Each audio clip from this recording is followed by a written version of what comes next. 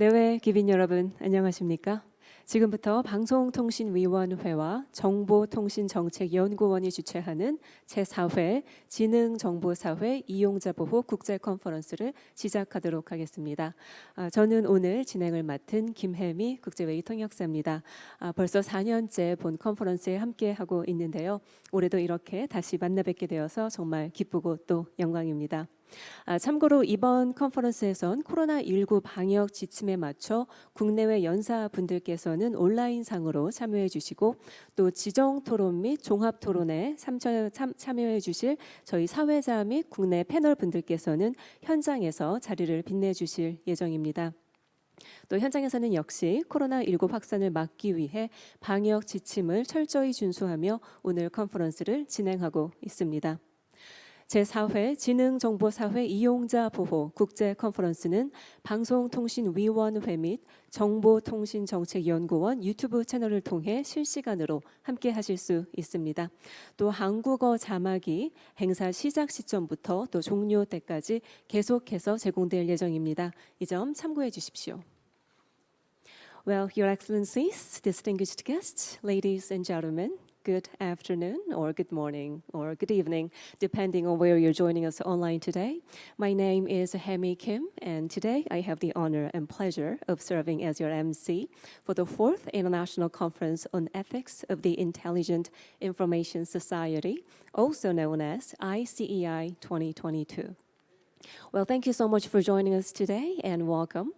And as you can see, the ICEI 2022 is being held as a hybrid conference in the presence of both online and offline attendees. And we are also abiding by the Republic of Korea's COVID-19 related precautionary measures. And for your information, our distinguished guests from home and abroad will be joining us online today, and our honored moderator and panelists will be joining us here on site to grace the occasion with their presence today. And finally, you can also watch the entire program today, real time, via the official YouTube channels of Korea Communications Commission and Korea Information Society Development Institute. And Korean subtitles will be provided from the beginning till the end of our conference today, so please keep this in mind. The AI Culture and Society, focusing on AI Cultural and Societal Frames를 주제로 진행되고 있는 이번 컨퍼런스는 인공지능 등 지능 정보기술 적용에 따라 변화하는 사회에 필요한 윤리적 고려사항과 또 이용자 정책에 대해 국내외 전문가들의 발표와 토론으로 구성되어 있습니다. 간략하게 오늘 컨퍼런스의 프로그램을 소개해드리자면 먼저 안형환 방송통신위원회 부위원장님의 개회사와 또 권호열 정보통신정책연구원 원장님의 환영사로 개회식을 진행하고 또 첫 번째 세션에선 미국 스탠포드 대학교 제프 행콕 교수님과 또 제레미 베일렌슨 교수님께서 기조연설을 진행해 주실 겁니다. 또 두 번째 세션에선 스웨덴 우메오 대학교의 버지니아 Dignum 교수님과 또 독일의 파사우 대학교의 마이클 Beurskens 교수님, 또 Future Designers의 최형옥 대표님께서 발표를 들려주실 예정입니다. 또 참고로 이번에 해외 연사님들께서 사실 직접 방한하시기를 굉장히 원하셨습니다. 하지만 지금 현재 코로나 상황을 고려해서 오늘은 온라인상으로 참여하기로 결정했습니다.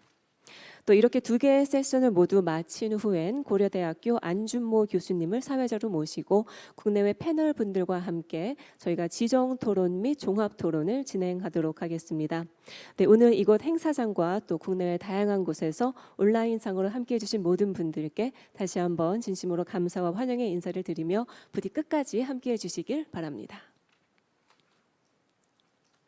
네, 그럼 지금부터 AI Culture and Society, focusing on AI Cultural and Societal Frames를 주제로 진행되고 있는 제4회 지능정보사회 이용자보호 국제컨퍼런스를 본격적으로 시작하겠습니다.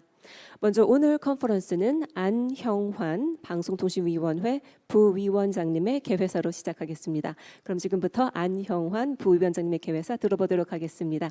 여러분 큰 박수로 환영해 주십시오.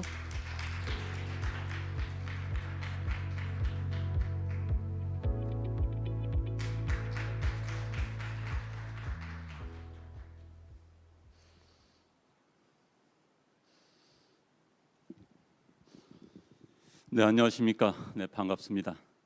방송통신위원회 부위원장 안형환입니다.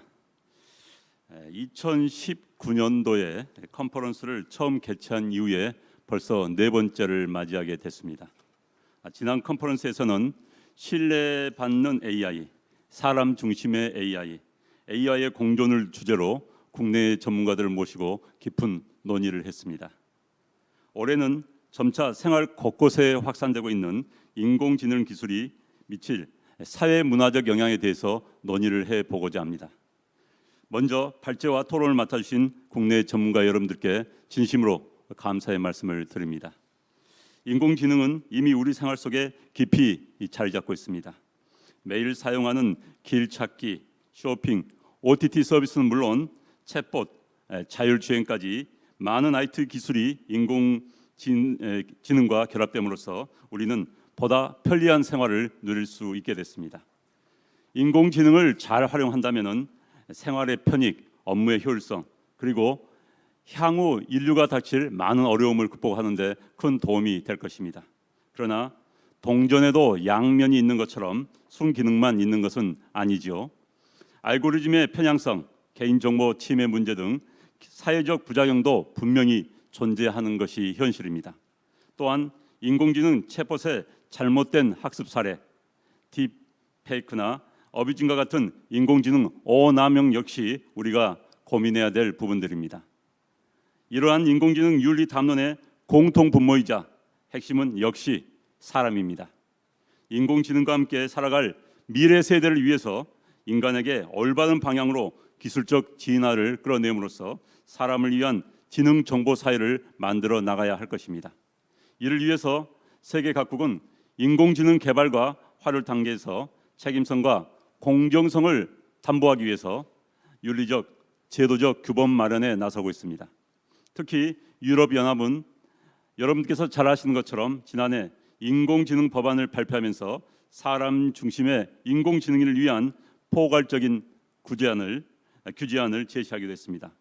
저희 방송통신위원회도 2019년부터 이용자 중심의 지능정보사회를 위한 원칙, 또 인공지능 기반 미디어 추천 서비스 이용자보호 기본 원칙을 마련했습니다. 인공지능 산업의 지속 가능을 위한 토대로서 이용자 보호를 위한 그러한 기반을 서서히 다져가고 있다는 말씀을 드리겠습니다. 오늘 컨퍼런스를 통해서 인공지능의 사회문화적 파급 효과와 정책 이슈를 살펴보고 정부, 기업, 시민의 역할을 다시 한번 생각해보는 그런 자리가 되기를 기대합니다. 방송통신위원회는 여러분들이 오늘 컨퍼런스를 통해서 제안해 주시는 다양한 의견들이 이용자 보호를 위한 정책적, 제도적 개선책으로 이어지도록 노력을 하도록 하겠습니다. 마지막으로 오늘 뜻깊은 행사를 준비해 주신 정보통신정책연구원 권혜일 원장님과 관계자 여러분들께 진심으로 감사의 말씀을 드립니다.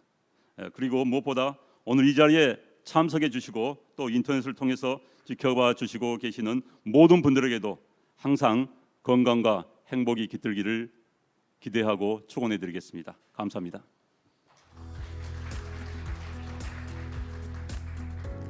네, 안형환 방송통신위원회 부위원장님께서 멋진 개회사로 오늘 컨퍼런스의 문을 활짝 열어주셨습니다. 감사합니다. 여러분 오늘 귀한 걸음 해주신 안형환 방송통신위원회 부위원장님께 다시 한번 큰 박수 부탁드립니다. 감사합니다. 네, 이어서 권호열 정보통신정책연구원 원장님의 환영사가 있겠습니다. 여러분 큰 박수 부탁드립니다.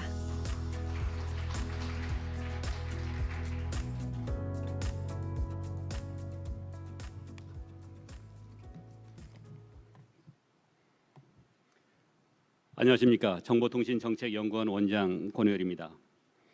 오늘 지능정보기술과 서비스를 조망하고 이용자 보호 이슈를 심층적으로 논의하는 2022 지능정보사회 이용자보호 국제컨퍼런스를 개최하게 되었습니다. 이번 컨퍼런스에 온오프라인으로 참여하시는 많은 내외 귀빈들, 특히 방송통신위원회 안형환 부위원장을 비롯한 귀빈 여러분, 그리고 함께해 주시는 청중 여러분께 환영과 감사의 말씀을 드립니다. 먼저 AI 유니버스를 주제로 기조 발제를 맡아주신 미국 스탠포드 대학교의 제레미 베일렌슨 교수님과 제프 핸콕 교수님, AI 윤리 원칙과 관행에 대해서 말씀해 주실 스웨덴 우메어 대학교의 버지니아 디그넘 교수님, 저작권과 크리에이터의 관계에 주목해 주실 독일 파사우 대학교 마이클 브루스컨스 교수님, 그리고 메타버스의 미래를 전망해 주실 퓨처 디자이너스의 최형욱 대표님께 깊은 고마움을 표합니다.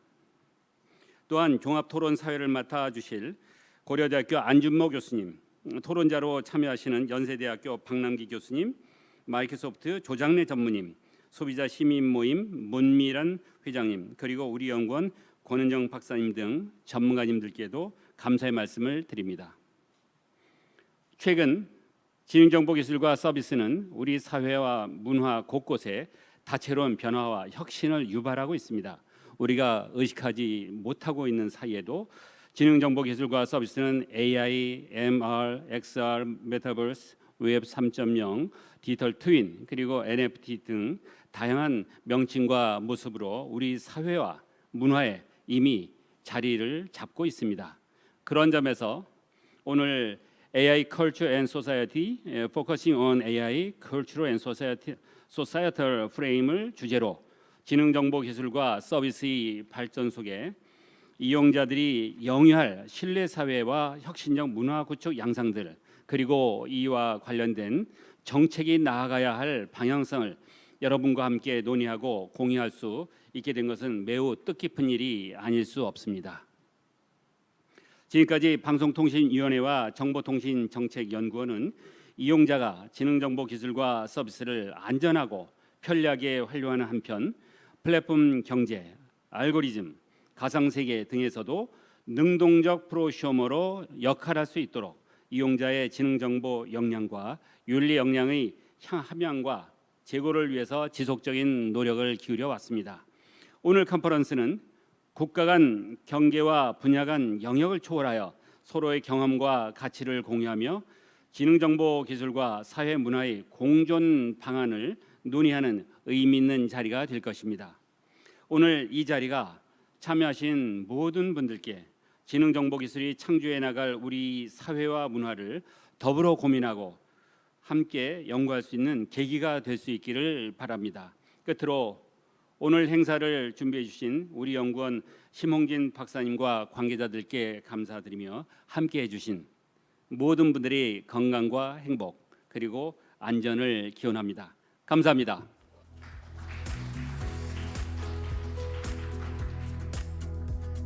네, 권호열 정보통신정책연구원 원장님께서 아주 뜻깊은 환영사를 전해주셨습니다.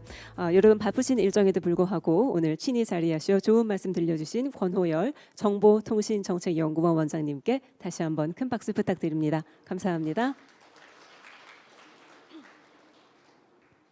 네, 제4회 지능정보사회 이용자보호 국제컨퍼런스를 본격적으로 시작하기 전에 먼저 오늘 행사의 순서에 대해 간략하게 말씀드리겠습니다. 우선 국내외 연사 5분께서 진행해 주실 2개의 기조연설과 또 3개의 발표가 준비되어 있습니다. 이후 모든 세션이 종료된 후에 약간의 휴식 시간을 갖고 나서 AI Culture and Society, Focusing on AI Cultural and Societal Frames를 주제로 국내외 전문가분들을 모시고 지정 토론 및 종합 토론이 진행될 예정입니다. 또 참고로 해외 발표 해외 연사님들의 발표 영상의 경우 화질이 완벽하게 깨끗하지는 못한 점 저희가 미리 양해 부탁드립니다. 네, 그럼 지금부터 첫 번째 기조 연설을 들어보도록 하겠습니다. 첫 번째 기조 연설의 주제는 AI 유니버스에 관한 고찰, AI와 VR, AR을 통해 사회는 어떻게 개선되는가입니다. 이 첫 번째 기조 연설은 미국 스탠포드 대학교 커뮤니케이션 학부의 제프 행콕 교수님께서 진행해 주시겠습니다. So Professor Jeff Hancock, the floor is all yours. 그럼 지금부터 첫 번째 기조 연설 들어보겠습니다. 여러분 큰 박수로 환영해 주십시오. Hello, everyone. My name is Jeff Hancock. I'm a professor of communication at Stanford University, the founding director of the Stanford Social Media Lab, and a faculty member of Stanford's Human-Centered AI Institute. And it's a delight to be here today with you talking about AI and its implications for society. I'm going to focus a lot on communication, but I'm here really to talk about AI and communication and how it may affect society. As many of you know, AI is becoming increasingly sophisticated, and it's starting to have a significant impact on how we communicate with each other. For instance, there are now AI-powered chatbots that can mimic human communication. This is just the beginning. In the future, AI will become even more involved in our communication. It will have a profound impact on our society. Now, I hope you thought that all sounded pretty good. It was a little maybe a bit on the boring side, but what's I think kind of cool about it is I did not actually write that. A machine that I asked to write something for me wrote that on my behalf. So even though I was presenting those words as if it was me, Jeff Hancock, behind it was a machine. Let me show you how this AI works. You can see here I've put in a prompt right at the beginning of a speech on AI and communication, how it may affect society. And this is GPT-3, one of the latest cutting edge technologies. And that is literally what I just said to you all in the opening of my speech. GPT-3 is one of several what are called large language models that have really advanced the ability for AI to communicate like human. So this has been a really big improvement, and there are some real new possibilities coming out in the next few months with the next version of GPT-4 and other language models that will make them even better. And you can see that even though it wasn't that necessarily interesting or surprising or unusual, it probably sounded really very much like something a speaker might say. And so we're seeing now how AI is playing a role in the way that we as humans communicate.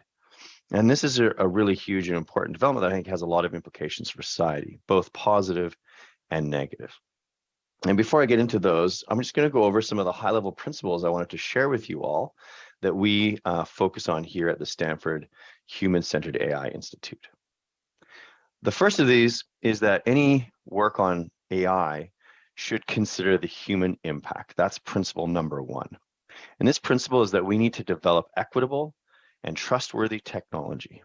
We must understand how artificial intelligence performs in practice and impacts humanity. In some of our initial work, we asked thousands of people from around the United States whether they had interacted with various kinds of AI like Alexa or Siri, these sort of chat systems that are quite common here in the United States. And what we found is that access to these technologies was not equally distributed across the population. People from poor households, more rural areas, were much less likely to be able to use or have seen these kinds of technologies, whereas wealthier and more educated people use them much more regularly. And this is going to be a huge problem if, in fact, AI can be used to improve human life. So that's principle number one that I wanted to share with you as a major takeaway from today's short talk. The next is that AI should augment human capabilities, not replace them, but to augment them. So artificial intelligence should effectively communicate and collaborate with people to augment their capabilities and make their work better and more enjoyable. And I think this is a really crucial thing. As you'll see, we'll focus much of my talk today on this principle. The last is intelligence. Here, the main idea is that we should be able to understand what AIs are doing for us or on our behalf. And the principle here is that current artificial intelligence systems resist explanation or interaction in terms that are comprehensible by humans. So when I showed you the GPT-3 system writing the intro to my speech, there was no understanding of how that took place. How was it that this system was able to so easily and quickly generate that text? We call this, it comes by several names, explainable AI, interpretable AI, but most AI systems right now are black box. We have a hard time understanding what's going on there. So those are three of the main key principles that I wanted to share with you that we hold as core principles here at Stanford. I'm going to focus on the area of work that I do primarily, which is the idea of augmenting human capabilities. And here I'm going to share with you some different ways that AI can augment communication within society. So the first way that it can do it is by interacting with a human. So here I'm laying out this idea of human AI interaction. Commonly, these forms of AI are called chatbots. I think chatbots are fine as a term, but they sort of underestimate what the potential here is. We now work with a number of different companies and startups, both in Silicon Valley, but across the world, that are developing conversational systems, chatbots, to do all kinds of amazing things with people. We've done research, for example, showing that when people interact with a chatbot that's designed to support mental health, it can have substantial improvements in that person's outcomes. So speaking to a bot, one that is human level capable, can lead to the same kinds of outcomes when engaging in clinical type conversations. And the ideas here is it's not, really that sort of crazy, right? When people disclose things that are important to them, when they reveal intimate things that they're feeling scared or worried about, and they share that with a bot in this case, we find the same psychological outcomes as if they were talking to a person, including improved self-affirmation, senses of relief, reframing of difficult situations, all the kinds of clinical outcomes that we're hoping for. And so there's a lot of potential here, given that around the world, there are severe shortages in human trained counselors that can deal with the mental health crisis that's currently gripping large parts of the world, especially young people here in the US. So there's a lot of potential there for help.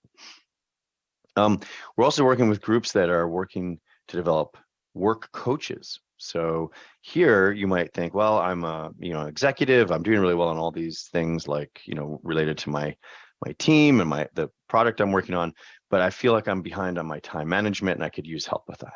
And so one company that I work with is we're building these chatbots that then try and help executives, workers, employees improve skills that they need to be better at their job. And here we often do human in the loop type work where you have a human that's interacting with a chatbot, but that chatbot is working on behalf of an actual coach who's sort of overseeing the interaction. And there's a lot of potential here because there's more demand for this kind of coaching than there are people available to provide it. And chatbots have some advantages too. They don't judge, right? And so sometimes people are willing to ask for help in ways that they wouldn't with another person. And finally, an area I don't do a lot of work in, I'm not a super creative person, but we're seeing a lot of new work around creativity and how AI can change music, the visual arts, and even things like dance and sport. There's the advent now of a lot of visual synthesizers with AI, including Stable Diffusion most recently, that can create really remarkable images and enhance artists' capacity. So there are a lot of really positive potentials here, and I'm going to wait until towards the end to talk about some of the possible negatives or threats. Now, another kind of AI that augments human capability is what we call AI-mediated communication. Here, it's not a human talking to another AI, it's that humans are talking to humans, but the AI is operating on the messages. So in the same way that I asked GPT-3 to write the first beginning part of my speech, that is AI-mediated communication. I was speaking as Jeff Hancock, but I was taking language, messages that was generated by AI. And so here we're talking about communication, interpersonal communication we often look at that's optimized, augmented, or even generated by algorithms to achieve specific communication or relation outcomes. In this case, it could be, I was like, I want you to write this entrance for me that will be a really positively viewed start to my speech. And so I'm using the AI to optimize some outcome. You could imagine if you were in sales that you might want to use AI that could help you optimize your ability to convince someone to buy your product, or optimize the trustworthiness of your language. And that's clearly already taking place. There are companies here in Silicon Valley that help you write those kinds of emails to make them as trustworthy, for example, as possible. To give you a sense of how that is going to influence things like trust, imagine that you're thinking of visiting Scotland, and you're going to go to Glasgow, and you're going to go on Airbnb and see if you can find an apartment. And here's somebody named Rick that's renting out a very nice looking apartment, and you think it would be nice to stay there. But you have to make a judgment on whether you trust Rick. So you read this, and because trust and our ability to sense trust is really fast, automatic, we'll make a judgment of, well, okay, this seems like a nice person. He talks about friends and travel, and that seems really nice. But then if I told you that it was actually generated by a software piece of AI that Rick just said, my name's Rick, I'm a student, I live in Glasgow, I like travel like friends, he just enters those things, and then the AI generates that. Well, now, how do we make decisions about trust? That text that we were looking at, where we were judging whether we could trust somebody like Rick, actually wasn't written by Rick anymore. It was written by a machine. And so this could really influence the way we trust one another. And that, although it seems maybe a little unusual, is not. There is AI in human-to-human communication all over the place. So here's an example. This is a PhD student that I work with. He's writing his PhD advisor, Moore, and he says, hey, Moore, my thesis is done, my dissertation's done. And you can see it says, looks great, I think it's perfect, right? And so it's suggesting things that Moore can say back to Maurice. And these are called smart replies, and there are at least 6 billion of these sent a day inside the US on Google's Gmail platform. And so there are many more worldwide. That's billions of messages sent as though they were human, right? So that's really amazing. We see them all over the place on things like LinkedIn. You can just enter a few pieces about your resume, and LinkedIn will write a paragraph that describes you. Or you can ask Google to call a restaurant or some other service, call on your behalf and try and book you an appointment. So now we have AI that's actually operating on your behalf, not just writing messages for you. So this has a lot of implications. Some of them really could be fantastic and good for our society, and some of them really problematic. In the positive way, we've just done a study that was looking at whether GPT-3 could write better pro-vaccination ads than the CDC. And so here are some. I'll show you it for a few minutes, and you can see they're all well written. They all do pretty well, but one of them was written by a machine. And what we find is that most people can't tell which one it is. In fact, it was the ones on the left. And amazingly, when we presented this to thousands of people and got them judged on how persuasive they were, we find that people preferred the GPT-3 ones over the CDC. They thought they were stronger arguments and more effective, in part because they were written a little bit more casually and less sort of formula and government sounding. But that said, when we told people that was written by AI, that it was a machine that wrote it, they were less trusted. They didn't like it very much. And so it's complicated.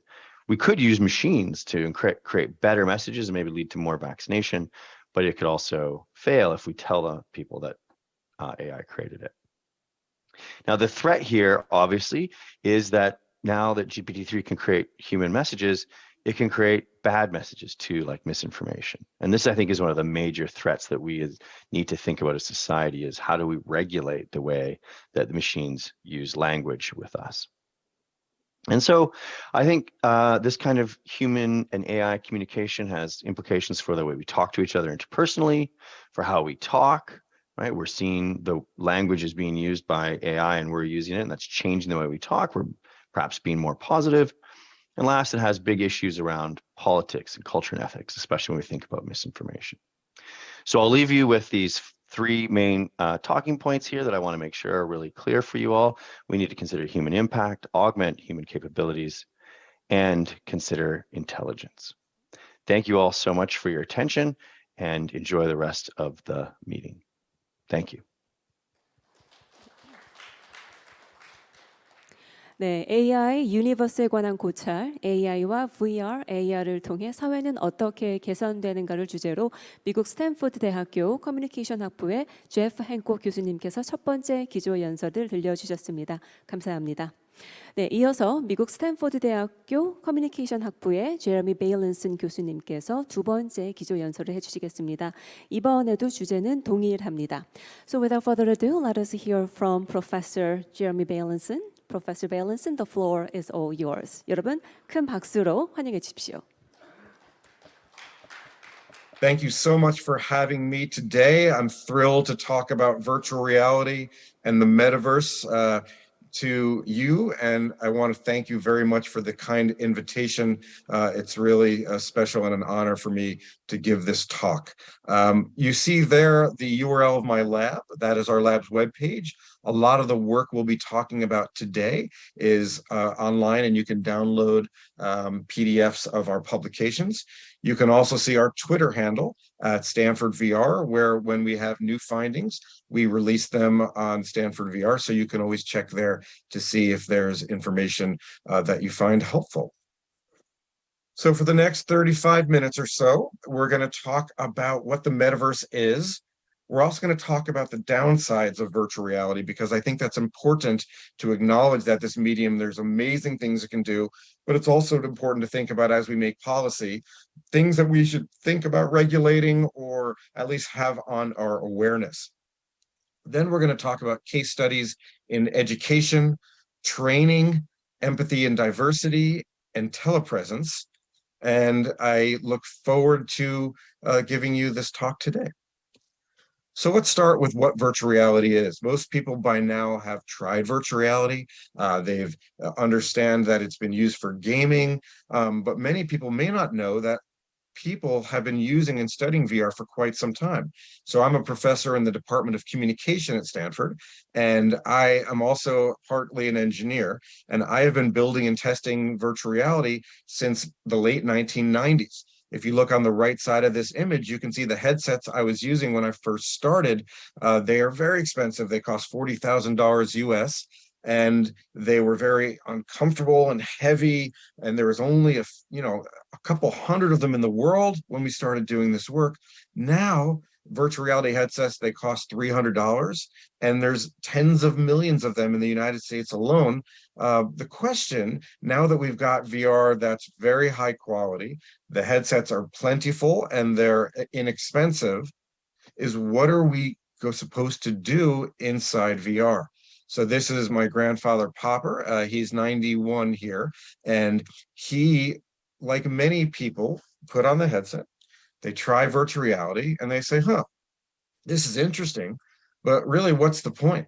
What am I supposed to do in here? And what we're going to talk about today are use cases that are truly worth using virtual reality for. In other words, it's a medium that is pretty intense, and we shouldn't use it for everything. So when I say we shouldn't use it for everything, to put that in context, I want to talk a little bit about things governments need to consider with virtual reality.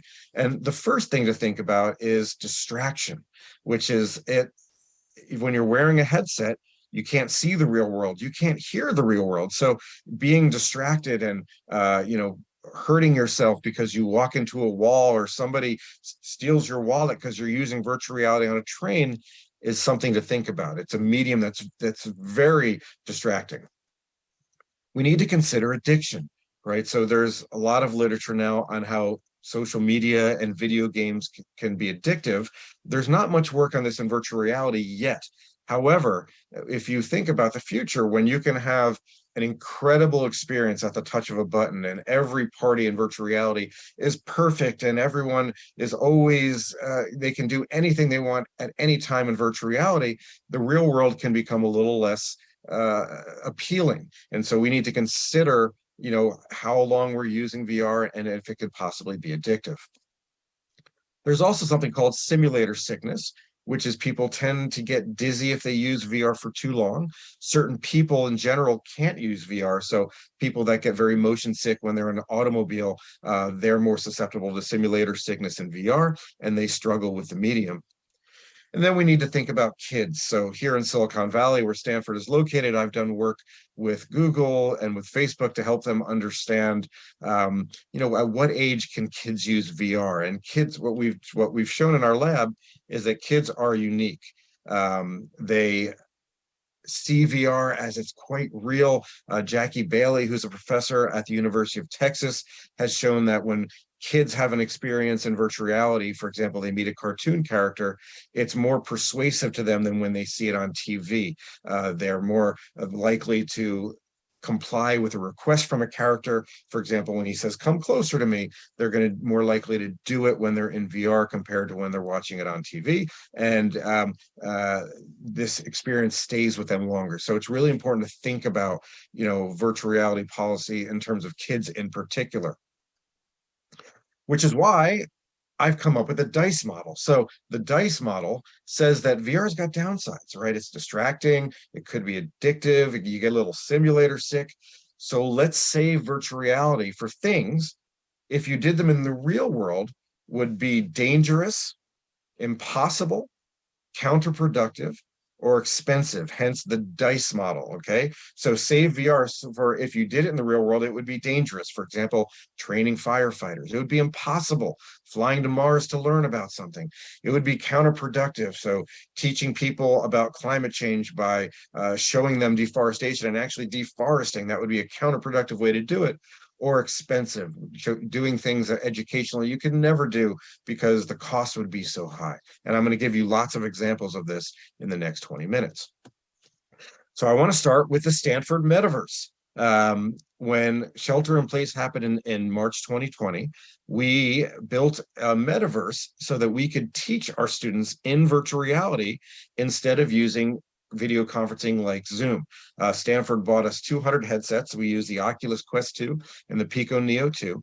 And for 6 months, we had 263 students spending a lot of time together in headsets, seeing each other as avatars.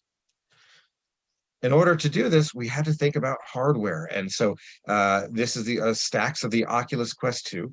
And you have to make a decision if you're going to implement the metaverse, which hardware are you going to use? There's pros and cons to lots of different headsets. We chose the Oculus Quest 2 because it was affordable at $299 and because it's called standalone VR. You can wear the headset without having to actually have a computer or personal computer to tether it to. It just works inside the headset. We had to think about what platform are you going to use. So if you're going to meet in VR, you've got to have all of the networking aspects of it and all the content creation tools have to work on a platform. And there's about a dozen VR platforms, maybe more right now. And each of them have their pros and cons. We ended up choosing the Engage platform, which is an incredible platform for teaching and learning. It really supports lots of actions that teachers would take to be able to have the students facilitated in a good discussion, to be able to travel from place to place, to be able to immediately create learning content. So we chose a platform called Engage, and I highly recommend people try that. We had to think about a curriculum. So we had to flip the classroom. What that means is that I don't believe that lecturing is a good activity to do in VR. Lecturing we can do fine over Zoom, and you shouldn't have to wear a headset just to hear somebody's voice. And this is this notion of DICE, which is we're not going to just lecture in VR. We're going to come up with activities together to do. So one example is on Wednesdays during our course, we would go on a learning journey. So if the topic of this week was medical VR, how you can use VR in medicine, what we would do on this journey is we'd go together to this is a platform called AltSpace VR, and that person there in the blue sweatshirt, he is the Reverend Jeremy Nickel. He teaches meditation and paced breathing, and so you can see all of my students on their own platforms, and Jeremy begins his lesson on how to do paced breathing, and then all the platforms raise up and we're in outer space and then looking down at the earth. And what we would do is, instead of using VR for teachers telling students things, we wouldn't do that. We would do things actively together. And that's the beauty of VR, is that it's interactive and that you can go places. And so we save the lecturing for Zoom or for asynchronous reading or video watching. And when we're together in the classroom, in the virtual classroom, we do go on journeys. We would also do small group discussions in VR. And why that's important is that in Zoom, you can't figure out what someone's looking at. If somebody turns their head all the way to the left, it looks to you like they're looking at a window to the left, but that's not what they're doing. They're actually looking off the screen. And what we love about VR and the metaverse is it brings the spatial aspects back to communication. In this image, when the woman in the red sweater looks at the man in the pink shirt, he can tell that she's looking at him.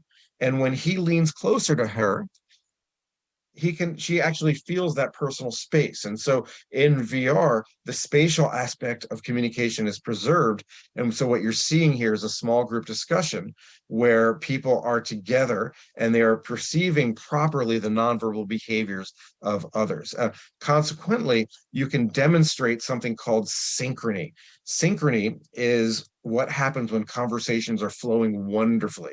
Synchrony is the secret sauce of all communication, and it's the correlation of people's nonverbal behaviors. And what we can demonstrate in this course is that people's nonverbal behaviors are correlated in VR to a way that shows that they're being very synchronous and productive. And we can actually have a quantitative measure of group performance by measuring their small group behavior, and we do show that they are synchronous.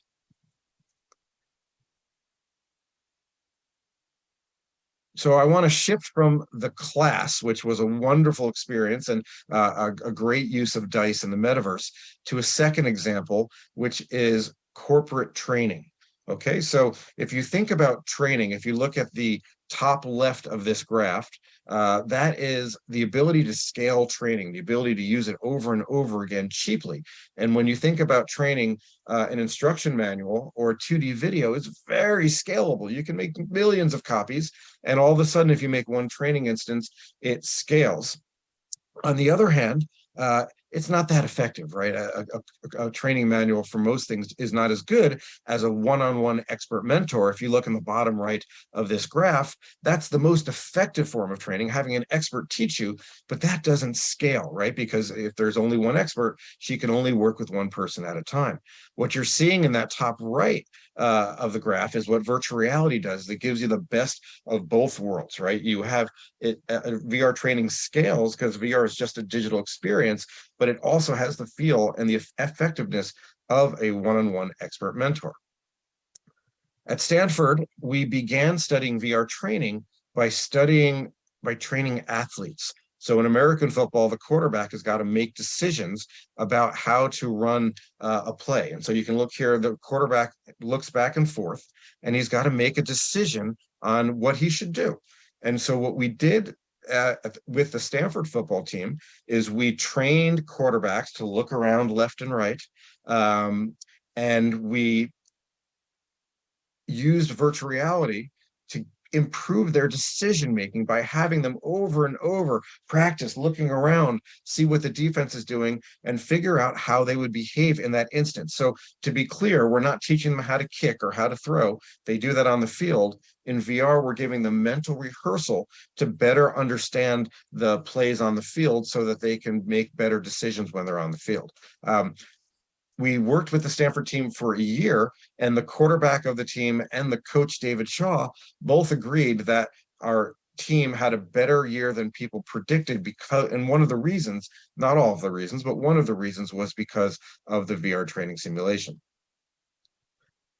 Now, when Derek Belch, who was the student who did the master's thesis with the football team, when he graduated, he formed a company. The company's called Striver, and Striver used VR for training all across sports. So we began with the National Football League, but we moved to other sports, for example, hockey and soccer or football, basketball, skiing. One of my favorite examples is the US Olympics. Our athletes, when they went to to train on the mountain. Every country gets 3 days. And so when we were there, in addition to practicing the runs, we filmed the run in VR. So we had a VR version of that specific run. So our Olympians came home and they got to train in VR and get the gestalt feeling of being on that specific mountain over and over and over again. It's a nice use case. But when the history of virtual reality is written, there's a moment that happens where VR training starts to really be used by millions of people. And that moment begins in Arkansas. So Arkansas is the home of Walmart, which is the largest company, Walmart. And in Arkansas, we were training the football team called the Razorbacks. And the head of training for Walmart, his name is Brock. Brock came to the football office. He put on virtual reality goggles, and he looked around and he was doing a sports demo. And he said, what you're doing here is training people to look around, see and hear a very complicated scene, make a decision about what they need to do, and then tell others about that decision. That is what every Walmart associate, every Walmart employee does every day. And so we started working with Walmart, and we would do things. For example, we'd build modules on how do you have a difficult conversation with a customer who's upset with you, and you practice it in VR to get better in the real world. Or how do you prepare for the most crowded day called Black Friday, which is the day after Thanksgiving, where it's a cacophony and there's all these people around. Can you put someone in that simulation to teach them how to cope with that very stressful day? Or can you teach someone, for example, how to find mistakes in the food aisle? Is the corn stack too high? Is there not enough bags? And have them practice quickly doing a scene hunt where they can find mistakes. And it's just a great application. After a year or two of working with Walmart in a few stores, we scaled up the training so that we deployed 17,000 VR training stations across the United States. So there's about 4,700 Walmart stores in the United States, and we installed 3 or 4 VR systems in every single one of them. And this is the moment in VR's history where it's not just gamers or technologists who are using VR, but for the first time, normal people in their day-to-day lives are using VR to get better at their job. So we've got these systems deployed in the back rooms, and Walmart employees, they just go back and they train and they practice. They don't do it every day. They do it once every week or two, but it's an actual use case where people are using it throughout their daily routine. And it's just a wonderful tool. VR is a great tool for training to do things you can't do in the real world, but it saves incredible amounts of time. So this is a new tool that Walmart built. It's called the Pickup Tower. And the Pickup Tower, when new employees had to train on it, they were spending 8 hours on training how to use this machine. It's a complicated machine, and the training they did was 8 hours. And every single employee had to fly to specific stores or drive to specific stores in order to do that training. In VR, we made the training be 15 minutes instead of 8 hours, 15 minutes instead of 8 hours, and they don't have to travel. And we maintained the same level of training efficacy. So if you think about that, Walmart has 1.5 million employees. They just gained over 1.5 million work days because people no longer have to travel, and the 8 hours was condensed into 15 minutes. So training efficiency is just a great application. We started working with banks. So Bank of America was the first virtual reality scaled use in a bank. And why that's important is in order to train people in banking, you've got to be financial technology secure. You've got to be fintech secure. And so we spent over a year doing all the measures one needs to keep data private and to actually allow virtual reality to be a banking device. Banks are using it all over the country now. We installed VR in 4,300 Bank of Americas, everything ranging from detecting fraud to improving conversational skills of people on helplines. It's just a wonderful training tool for employees. So when we write the history of VR and we say, when does VR actually start being used by regular people? Corporate training is the example. I want to talk a little bit about a wonderful use case around diversity and empathy. And I'm going to show you a video here where we do something called body transfer.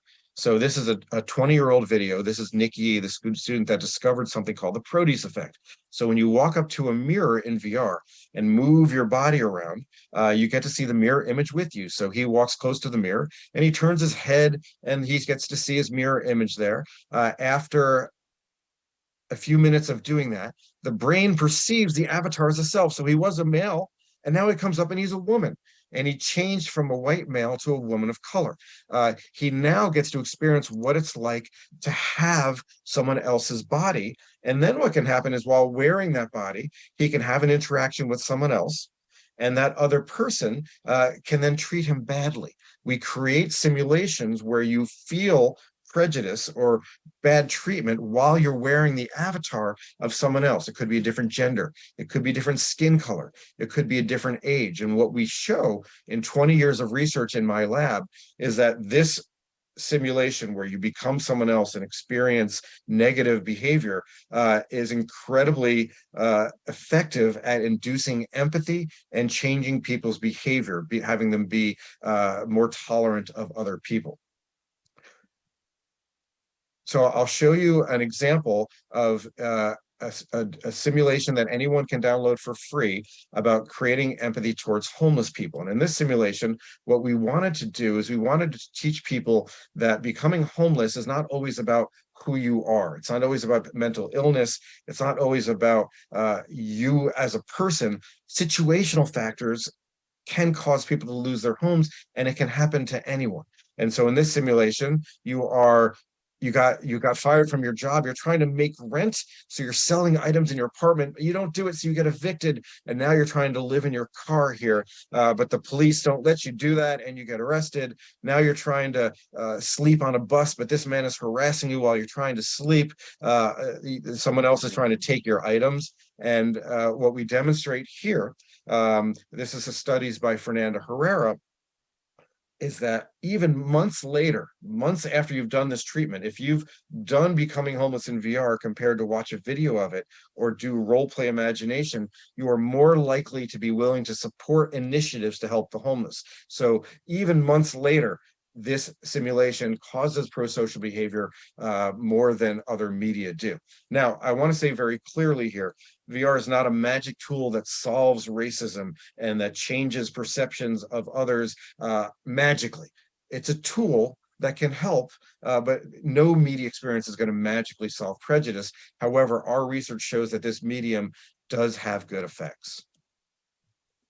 Okay, the final case study I want to talk about is telepresence. Okay, Hansul Joon, who actually did his undergraduate work at Seoul National, he just got his PhD with us, and Hansul has built an amazing telepresence system where in augmented reality, which is different than virtual reality. So augmented reality, you wear glasses where light from the real world can come in. So you see the real world, but you see a layer on top of it that augments it. So it's less about complete mental transportation of virtual reality and more you're just adding a digital layer to the real world. And what you can see here is Hansul has beamed another person into the room, and you get to see an avatar of someone in your own space. And it's an incredible demo. We've been studying the social interaction aspects of beaming in a hologram and how well that can work for communication. It's wonderful for what we were talking about earlier with the spatial aspect, better than a 2D video conferencing. And he has made available a telepresence system where anyone with an iPhone or with any camera that's got a 3D camera can actually beam in a hologram of someone else. So I'm going to put up a link to the app. It's a free app. It's free to the world. You can try this if you want to get a taste of what the future is going to look like in terms of having augmented reality, being able to beam in a hologram of another person. This works either using the web, or you can use any headset using an app called WebVR. So it's called Telegy. I encourage you to check it out to get a sense of what it's going to be like to beam in holograms in the future. So I wanted to thank you so much for this opportunity to speak. I went through lots of research and lots of findings over the last 30 minutes. I wanted to spend 5 minutes just talking about how governments can think about all this. I know I presented you with a lot of information. So I do a lot of work with the US government to help them start to think about this medium and, what are things that they need to be aware of? And I want to just talk about a few things that I think are important for governments to understand with virtual reality. The first is going to be privacy. So one of the things that we worked a lot with our metaverse class is how do you keep that data private? We've also accomplished that when we work with the banks at Striver. Virtual reality, there's a lot of data collected. In addition to social media where you get what people type, in virtual reality, you're getting people's body movements, right? In order to make VR work, you've got to track how they move their head and how they move their hands. And what we've studied in my lab, there's a fair amount of research on this data. We call it biometric data. We should think about it more in line with medical data. It's about your body and how your body move.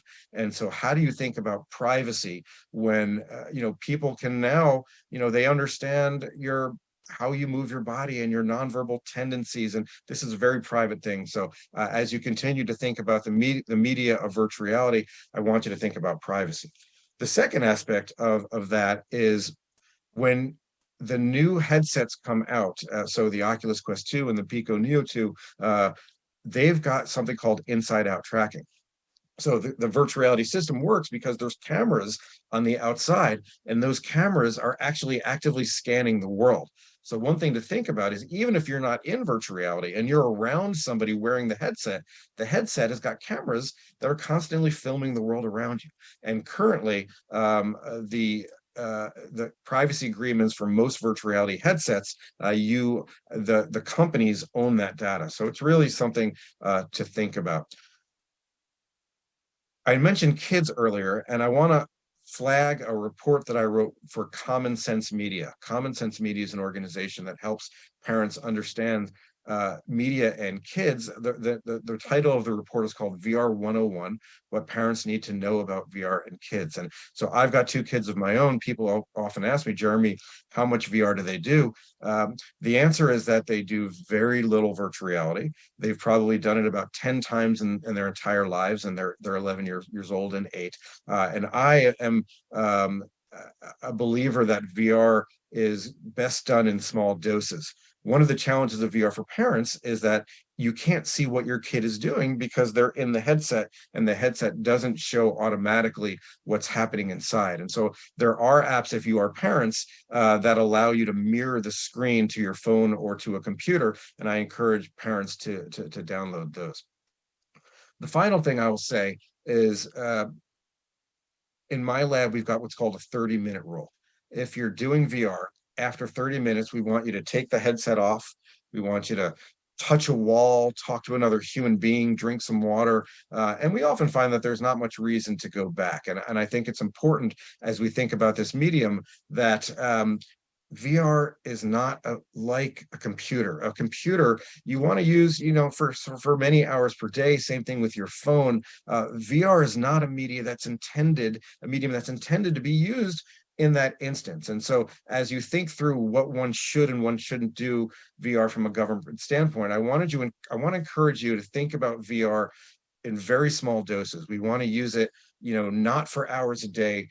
I don't want you to be reading your email in VR. If 5 years from now, everyone is using their headsets and they are, checking their email in their headsets, I don't think that I've done a good job here as a person that's trying to help people understand this medium. It's really good for, dice, dangerous, impossible, counterproductive, and expensive. It's not good for office work and everyday things that are better left on a computer.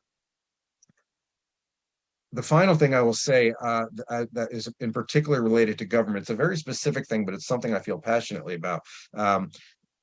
There are companies that are trying to make virtual reality work while you're in an automobile. For example, a driverless car or passengers for their entertainment. I feel very strongly that people who are driving should not be in virtual reality. So on that note, I do want to not end on a completely negative note. I want to highlight all the great things VR can do for training, for education, for diversity and empathy, and for bringing us closer together when we are using telepresence systems. The key, and I'm so glad that you invited me to speak with you on this topic, is to think about saving VR for applications where you avoid the downsides we discussed, but really leverage what it's good for. DICE, dangerous, impossible, counterproductive, and expensive. So I want to thank you again for your attention. Thank you for having me speak at this wonderful event, and good luck as you think through policy.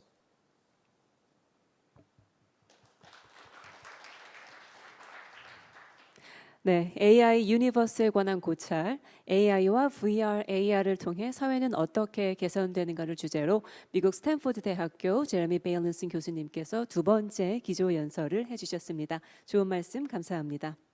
네, 그럼 지금부터 3개의 발표로 구성된 두 번째 세션을 시작하도록 하겠습니다. 이번 세션의 첫 번째 발표는 AI 윤리, 원칙부터 관행까지를 주제로 스웨덴 우메오 대학교 컴퓨팅 사이언스 학과 버지니아 Dignum 교수님께서 발표를 해주시겠습니다.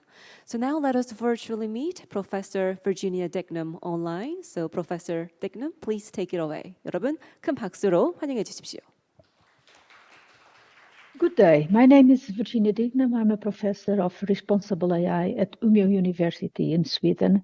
And today I will be talking to you about responsible artificial intelligence. What is it, why we care, and what can be done about it? Of course, to start talking about responsibility in artificial intelligence, we need to start to understand what is AI, and in particular, what is AI when we are speaking about the responsibility and the governance of AI systems in society. Many associate AI with technology, a type of methods and computational solutions to address several problems.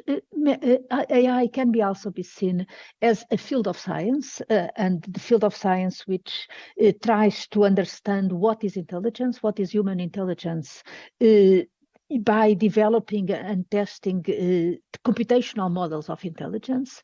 But also, if we look at what the media and many policymakers try to make us believe, AI is being seen as some kind of magic, some kind of systems which we don't really understand, we don't really know how they work, but they are doing all kinds of things in our behalf and affecting our lives in many different ways without we potentially having much way to control and to work with them. What is important from my perspective and from the perspective of regulating, of addressing the responsibility for the design and the development of these systems, is that whatever we think the AI system is, we cannot separate the AI system from the ecosystem, the societal ecosystem in which it is developed and used. So AI in itself, the software in itself, is not the focus of responsible AI, but we really need to look at the organizations, the people, the institutions that exist and make AI systems existing possible. It is also important to realize that there is not technology fix for all the potential problems associated with AI. So we cannot fix everything by improving the technology. We really need to address the social aspects and the organizational aspects around AI systems. It is important to realize that AI is, in its core, it's a very simple type of technology. It will develop a set of rules, and it acts based on a set of rules, and these rules are often designed or derived from the analysis of a huge quantity of data. So we look at a huge quantity, or we let the system analyze a huge quantity of images of cats, for instance, and the system will identify some patterns between these pictures. Then it uses these patterns as the rules to decide whether or not another picture that it hasn't seen before does show a cat or not. The interesting thing is that these rules, these patterns that the system identify, are often not at all the same type of patterns that we would identify. It is also important to realize that AI systems don't exist by themselves. They exist by the design, by the purpose that we give them. So it is extremely important for us to really understand what is that purpose. And to design these systems, we are dependent on many, many people. It's people who have to first tag or describe which pictures contain cats, which pictures don't contain cats, as a base for the learning that the system is going to do. This type of independent or dependence on the work of people, it is generating quite some problems, and it is increasingly a problem because it really is been shown to derive in situations of exploitation and power imbalance. It is also important to realize that whatever we design in AI is intrinsically linked to these power structures. It uses our resources, it uses our planet, it uses our work, it reflects our biases and our beliefs. So we really need to be very aware of what are we doing when we use an AI system. AI is not intelligent, like I say. It will identify these patterns on images or on other types of data, but it really doesn't understand what that data means, what those concepts are. So it can identify cats in pictures, but it still will have not an idea, at least not like we have, of what it means, what a cat means. So it is difficult to really go behind this pattern identification, these rules based on the patterns. For these rules, we do need a lot of data, and moreover, it is very easy to trick the systems into believe things which are not there. So if we turn around the image of the school bus in these photos, right away the system will get confused and will start trying to identify other patterns in these pictures. More difficulty, or more problematic even, is when the physical environment which the system is trying to analyze is altered for whatever reason, like the stickers on that stop sign. Then the system will also completely get confused and try to identify other types of patterns in that signal, and with the consequences that it might interpret that signal in a completely different way, in a completely inappropriate way. So we really need to understand this lack of understanding that the AI systems have, and the very contextualized a field of operation that the system can really operate. The moment the system is out of that field in which it has been trained, then things can go very, very wrong. And this means that all this, and we know it, developers of AI, people, policymakers and users of AI increasingly know that it's problematic to deal with this pure learning from data. It leads to bias and discrimination, depending on the types of data that we include or not in the training.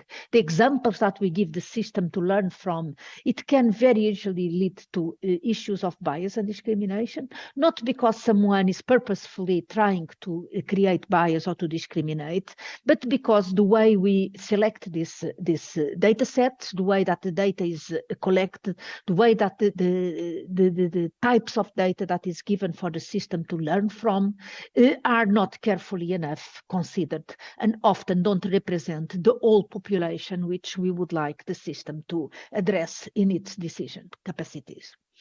It is, like I say, very easy to trick the system into believe all kinds of things, and to change and to identify patterns where we wouldn't see a pattern, and to quickly get lost in its decision capabilities if things are slightly changed. And sometimes it's so small, the changes, that we would not be able to see a difference between these two, the pictures in the top and the pictures in the bottom, only differ from by a couple of pixels, but still leads to a completely different type of interpretation by the system.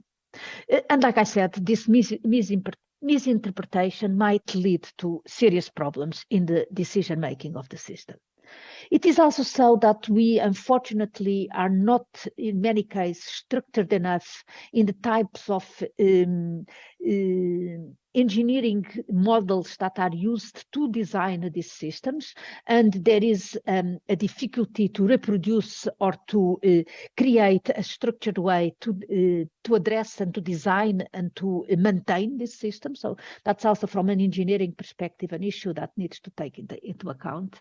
And of course, there are many fallacies that lay to the issue of learning from data. For instance, it believe that if a lot of people think in a certain way, then that the way people think about must be true. And of course, people might believe all kinds of things, and that's not necessarily true. And even if a lot of people believe the same thing, it not necessarily is relevant for the decision that the system needs to take.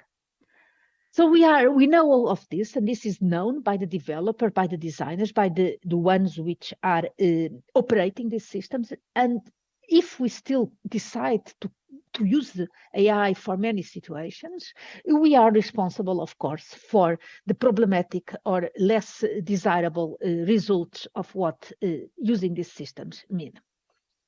So there are an increasingly number of concerns around the use of AI. The issue of datification, all this reliance on data and the reliance on the idea that if we have data, then it is a problem that deserves to be solved. It's problematic in the sense that we all know that data is only a representation of society. We and our societies and our lives and our world is more than the data that we can collect about it. And it is also important to realize that data is not a ground material. It's not an existing resource. It's something which is constructed, and is constructed by people for a specific purpose and with a specific type of assumptions. When we start using data which was collected for a specific situation in other situations to train systems to other ways, then many problems might arise. Moreover, data is by definition historical. We only can have data about the past. We cannot have data about the future.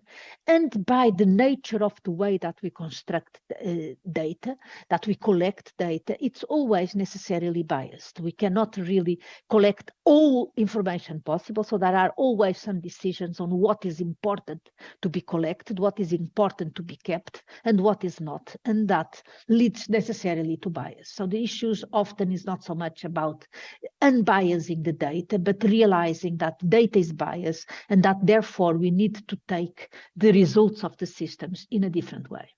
It is also important to realize the balance, the power balances or power imbalances in the way that AI is being developed. Who is developing AI has, for a large part, influence, a very strong influence in what type of AI systems and AI applications are being developed. What are the motivations of those to use AI, and who is deciding whether or not to use AI is really influencing the type of systems and the capability and the focus of the systems. In many cases, there is not enough of a democratic accountability in this type of decisions because they are done outside of the democratic process. And one issue which is really also increasingly important to consider is the cost of developing AI. AI as a computational system relies heavily on computational resources. These computational resources are huge users of energy resources, and also use natural resources to build the materials that we need to build the computers, the data centers, and the servers that are needed. So this environmental impact of AI, the cost, how much costs AI to be developed, is something which we do need to take into account. And also not only let's say the physical costs of AI, but also the costs of AI in terms of societal and human sustainability. So responsible AI is about the issue that we realize that AI can potentially do a lot good, realizing that there are all these concerns and problems with the use of the techniques and methods that we have currently at our disposal. So the main question, the question zero in many cases is, should we use AI for this specific situation? Who is going to decide about this? Which kind of values are going to be considered, and who holds these values? How those values are interpreted are at the core of the issues that we want to address with responsible AI. How do we deal with dilemmas? How do these values are prioritized? How you ensure that those that are concerning the results of the systems are also included and participate in the decision making? Those are all issues that are related to responsible AI.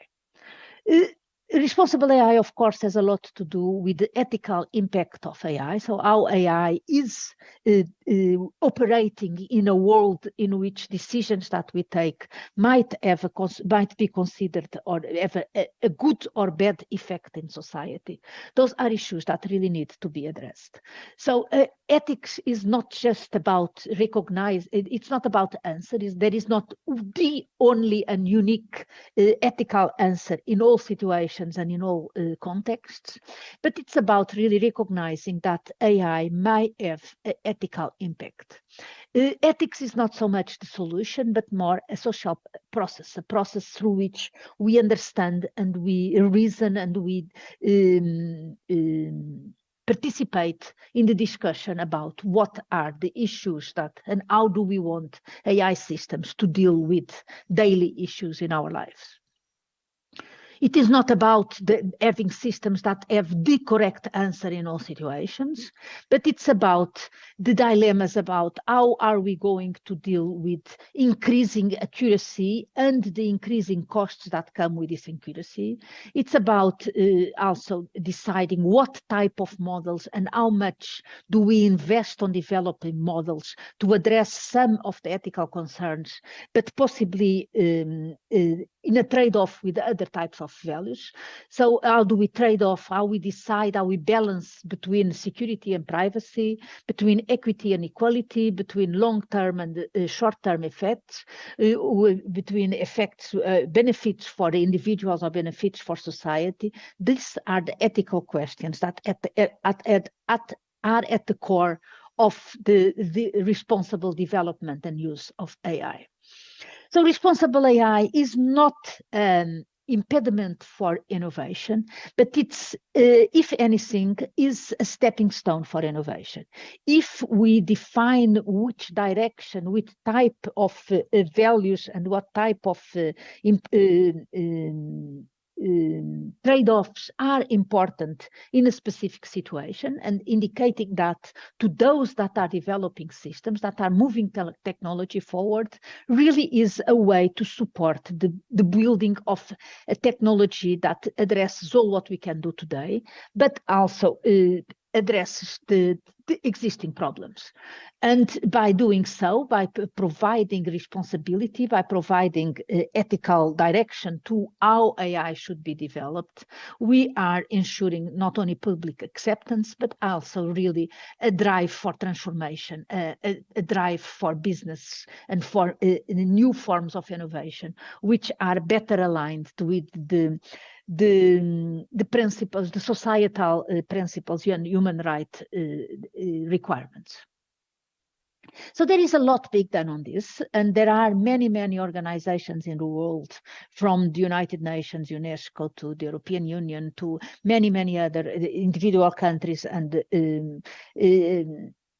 associations in the world, which are really coming forward with many different recommendations or principles or guidelines in terms of what kind of principles should drive the development and use of AI. All of those are about taking into account legal concerns. Of course, any system that is developed should be within the cadre of the frame of the law, but also taking into account ethical principles of fairness, of responsibility, of accountability, of non-discrimination, alignment with all types of human rights and societal requirements, ensuring that the systems that are developed are reliable, technically correct and robust, and that we can verify in many different ways, both formally, but as well as societally, that the systems are indeed doing, and there is some accountability for how the systems are being developed. So all these principles are quite abstract in terms of high-level description of these principles. It's easy to say that we want, for instance, a system to be fair, to ensure a just answers to all different types of groups. But it is, of course, much more difficult to understand how are we interpreting this issue of fairness, and how is fairness going to be at the end implemented into the computational systems that are being developed. So there are a lot of work as well, so not only at the level of the development of the principles, but also how can we move these principles, how can we operationalize these principles in more effective ways. The European Union, for instance, is working on regulation, really developing legal framework which will indicate what type of AI systems, what type of situations can AI be, and how should AI be designed for instance, high-risk types of environments.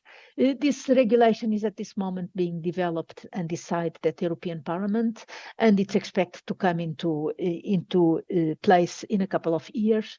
Takes a human-centered approach, and it really looks at a risk, the perceived risk of not only the technology being used, but also the domain, the sector in which the systems are being developed. Another approach to operationalize these principles is standards, developing standards which will support organizations to provide the due diligence and limit their liability, but at the same time provide better integration between different products and services, and in ensuring that all types of systems have a minimum level of quality as defined by the standards. Many organizations in the world, especially large companies and large associations, are coming forward with internal measures to set and monitor their own internal guidelines. Advisory boards, ethics officers, and so on, are ways that companies and organizations are setting for themselves to really adhere and define and adhere to what type of values and principles are relevant and are part of their own individual mission. Another way to going forward in this direction is the development of assessment tools to determine the trustworthiness of a specific system, which really also allows to assess the maturity of different systems, and also supports organizations moving forward to more mature approaches to the systems that they have. But of course, nothing of this can be done without bigger effort in education and training, which will allow for a better awareness of the general population and allow for the participation of citizens and consumers in all these type of discussions. So we take responsibility for AI in many different ways. We do it by, of course, looking at the behavior of the systems, the results that come out of the systems. But this in itself is not really enough. The ethics or the responsibility by design is not enough if we don't really take also into account the process through which the systems are developed. How are the decisions made? How are the assumptions taken? What kind of, who is participating in the discussion? What kind of options were there available, and how were the choices made? All of that influence at the end what kind of systems are being developed, and therefore what type of responsibility and ethical behavior these systems will have. And this, of course, is based on the responsibility of all of us, stakeholders in this process, on how do we ourselves, each one of us, takes our own responsibility for the kind of participation that we have in this process. Because at the end of the day, all design is political. We have, as well as we design societal systems like democratic process, we also design AI systems. All these systems might have or not the desired positive effect that we expect, but all of them are based on choices and on decisions that are taken in terms of how we formulate the choices, which are the choices available for discussion, how much are those participated and those informed about the possibilities, what is the legitimacy of those developing the systems, what is the involvement of all different stakeholders, and how are we going to aggregate in the many different opinions, the many different perceptions, and the many different interpretations of all these stakeholders. So in this, AI is not different from any other complex system in the world, and we really need to look at this type of questions not only from the perspective of the engineer, how can we build it, but from the perspective, from a multidisciplinary perspective, which really enables looking at these questions from a much broader societal and humane perspective. Thank you very much.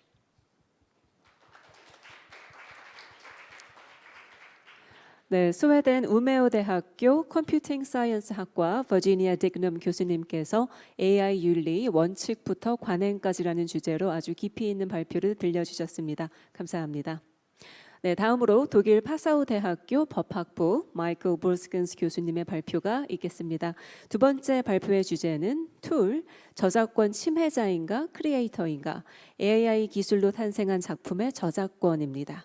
So without further ado, let us virtually meet Professor Michael Beurskens online. So Professor Beurskens, please take it away.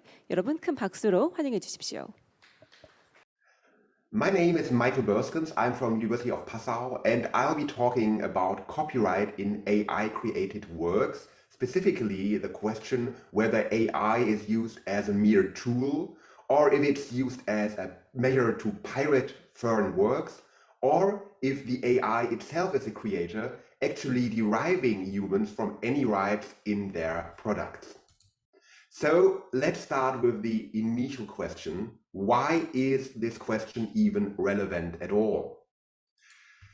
Initially, this was all about research projects. And if you take a look at Dolly and whatever you want, they were initially projects just done for research, and you had some internal uses, and then you could actually apply for access. And after some time, they made you available, I don't know, 3 or 4 pictures generators per day. And you had very little danger of copyright infringement. Nowadays, those tools become increasingly common.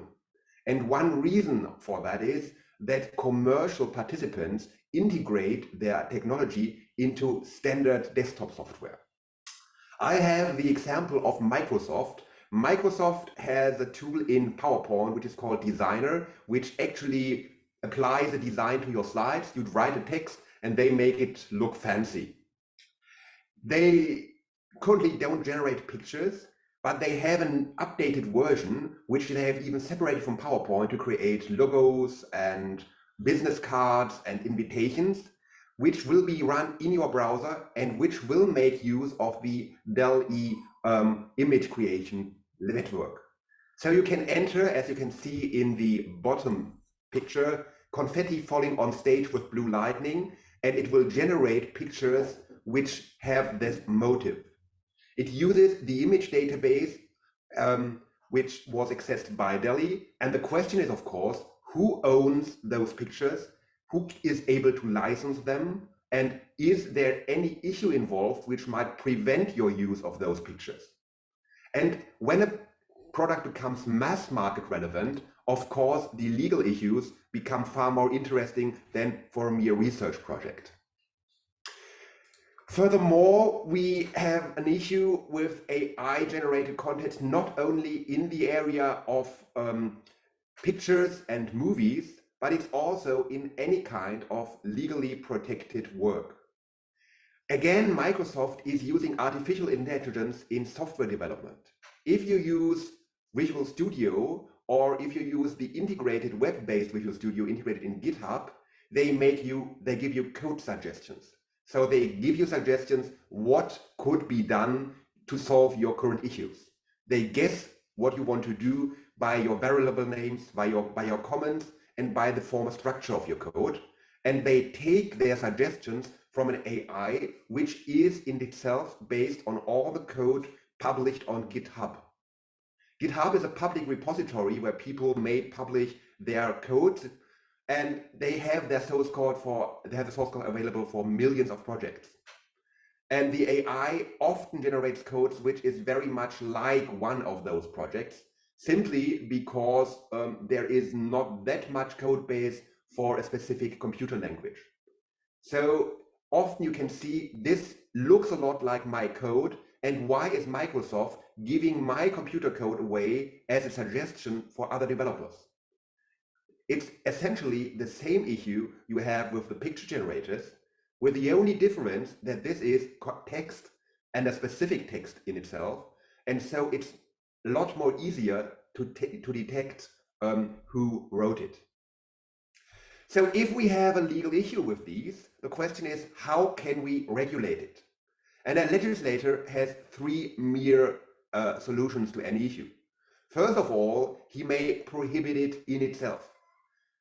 So you could have prohibitions for artificial intelligence. And if you take a look at the proposed AI Act of the European Union, you have certain areas where there is a prohibition on the use of AI, and that's it. So you have the same thing as you would have with military weapons. Nobody can buy them and sell them without a specific legal permit. You can have a lower level, you can have some kind of state supervision of the production. This is what I call the driver license model. You can actually drive a car without a driver license, but getting a driver license is far easier than getting a permit to trade in weapons. And of course, you have the same thing with the cars themselves. They have to be approved to be fit for use in public streets. So you have a review procedure and you have a licensing process where people know who are the participants. And of course, the lowest level of regulation is what we usually have in copyright. You have a mere warning telling you, well, be careful, don't do that. And then you have rights of the infringed person, which can be made use of ex post, especially compensation. If you take a look at fair use, this is what usually happens in copyright when something is very widespread and in the public interest. The copyright owner will only be compensated and he won't actually get a right to prevent the fair use. So if you have those three means of regulating, of course, you can apply them to any phase of the generation of the artificial intelligence content. You can apply them in the initial content gathering phase, what I call the input phase. You can say, well, it's prohibited to crawl websites. You can actually prohibit gathering of data. Or you could actually provide for compensation even at this stage. So the mere crawling of the internet would be required to be compensated. You would have to pay to look up information. Of course, it can be seen, this would be very, very hindering to search engines, to content sharing, to everything you do on the web. So it's very unlikely that this approach would prevail. So another approach would be to regulate the second phase, to say, well, you may crawl the web and gather the data, but once you process it and create something from it, that's a bad thing. And you could have a prohibition or right to compensation. And finally, you could regulate the result itself and say, well, you can actually process the data, but once you make use of the results, you have to pay someone or it may be prohibited. So you could only do internal research, but never actually sell it to someone else. Should we give any copyright at all? Or should this be a work in the public domain? And the answer is easy if the AI is really a mere tool and there is at least a minimum of creativity in 1 or 2 or 3 humans involved. Then it's easy and we can assign the copyright to those humans. However, the more independent an AI gets, the less it's dependent on input from a certain person, the more it is random, like nature, like an animal painting a picture, or like a flash cutting a tree in half. The more we get to a point where we can say there is no copyright at all, it's a work in the public domain. And this is a point which is mainly accepted.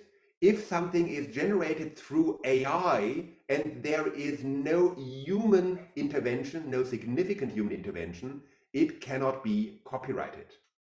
This was actually expressed by the US Copyright Office, and we have a similar paper by the EU Commission, who also says, well, if you have works created by an AI where there is not a minimum amount of human creativity involved, nobody gets a copyright claim to that, and the work is initially in the public domain.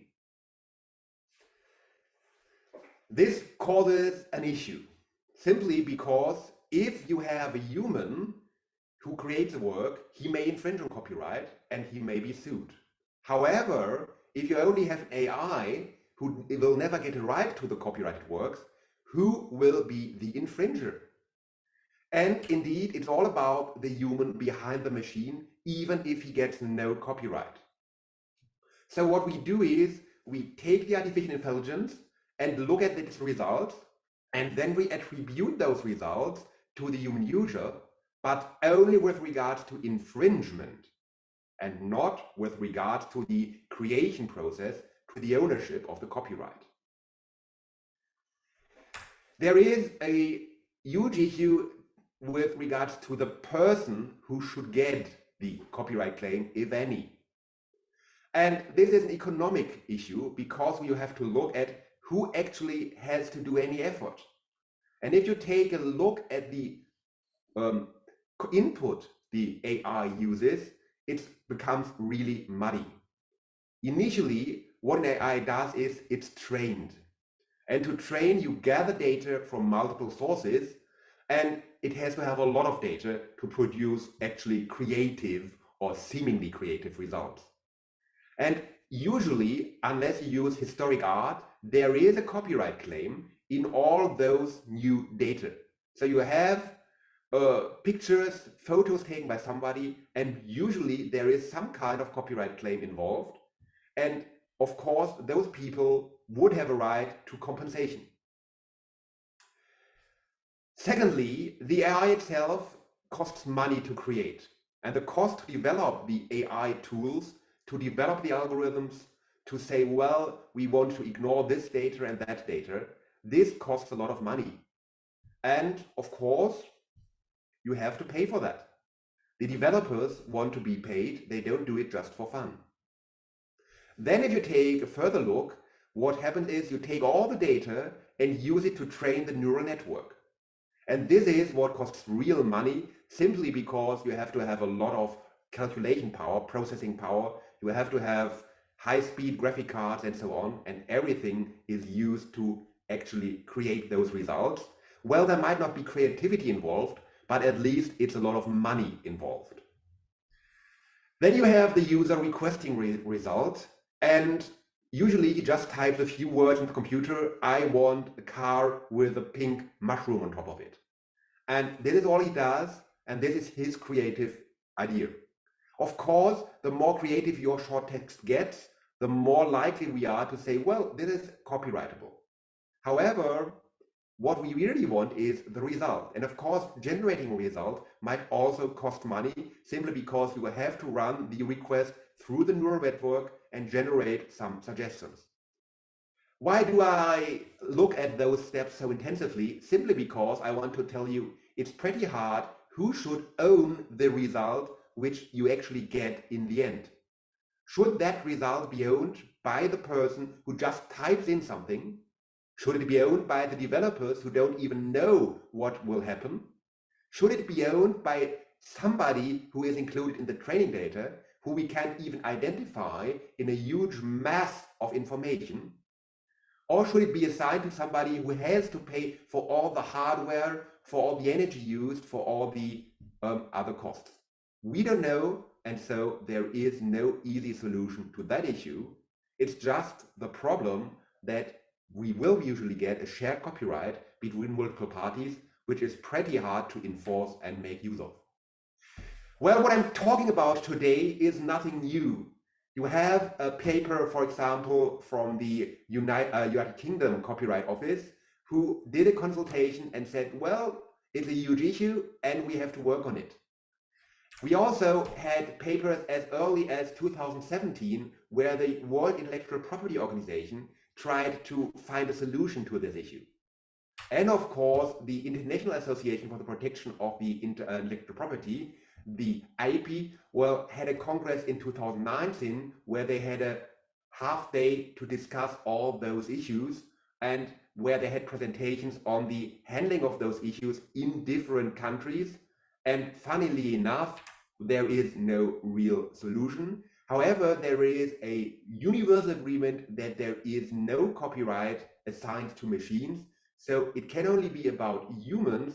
The question is only who in the human sphere. Well, that's it about the issues. Now let's look at a few specifically legal solutions. You might have heard about Bruce Willis selling rights to his AI twin to appear in new movies, which later was denied and said, well, this is fake news. He only allowed it to use for one Russian commercial. Without the question whether he did this or not, the question is, does he have a right to prevent others from using his appearance in movies, advertisements, and so on? And of course, there is the general idea that you have a moral right to be identified as a performer. And this applies to the original performance as well as any outtakes, remixes, and whatever. So anything you have which would be done simply by manually editing the movies. Furthermore, you have a right to prohibit any modification that would be prejudicial to your reputation. And of course, the idea is that you can prevent your appearance to be used in something like porn movies or used to actually threaten people. So you have a right to protect your appearance. This right is universally accepted. However, the Beijing Treaty on Audiovisual Performances has not yet been universally transformed. I said before that porn is a huge issue. This was what was discussed in the deepfake debate very early on. And of course, there have been people who said, well, let's make money out of it by selling porn with your face on it or the face of someone you know. As you know, this is a huge moral right issue. The porn actors might actually agree to have their body used in those videos.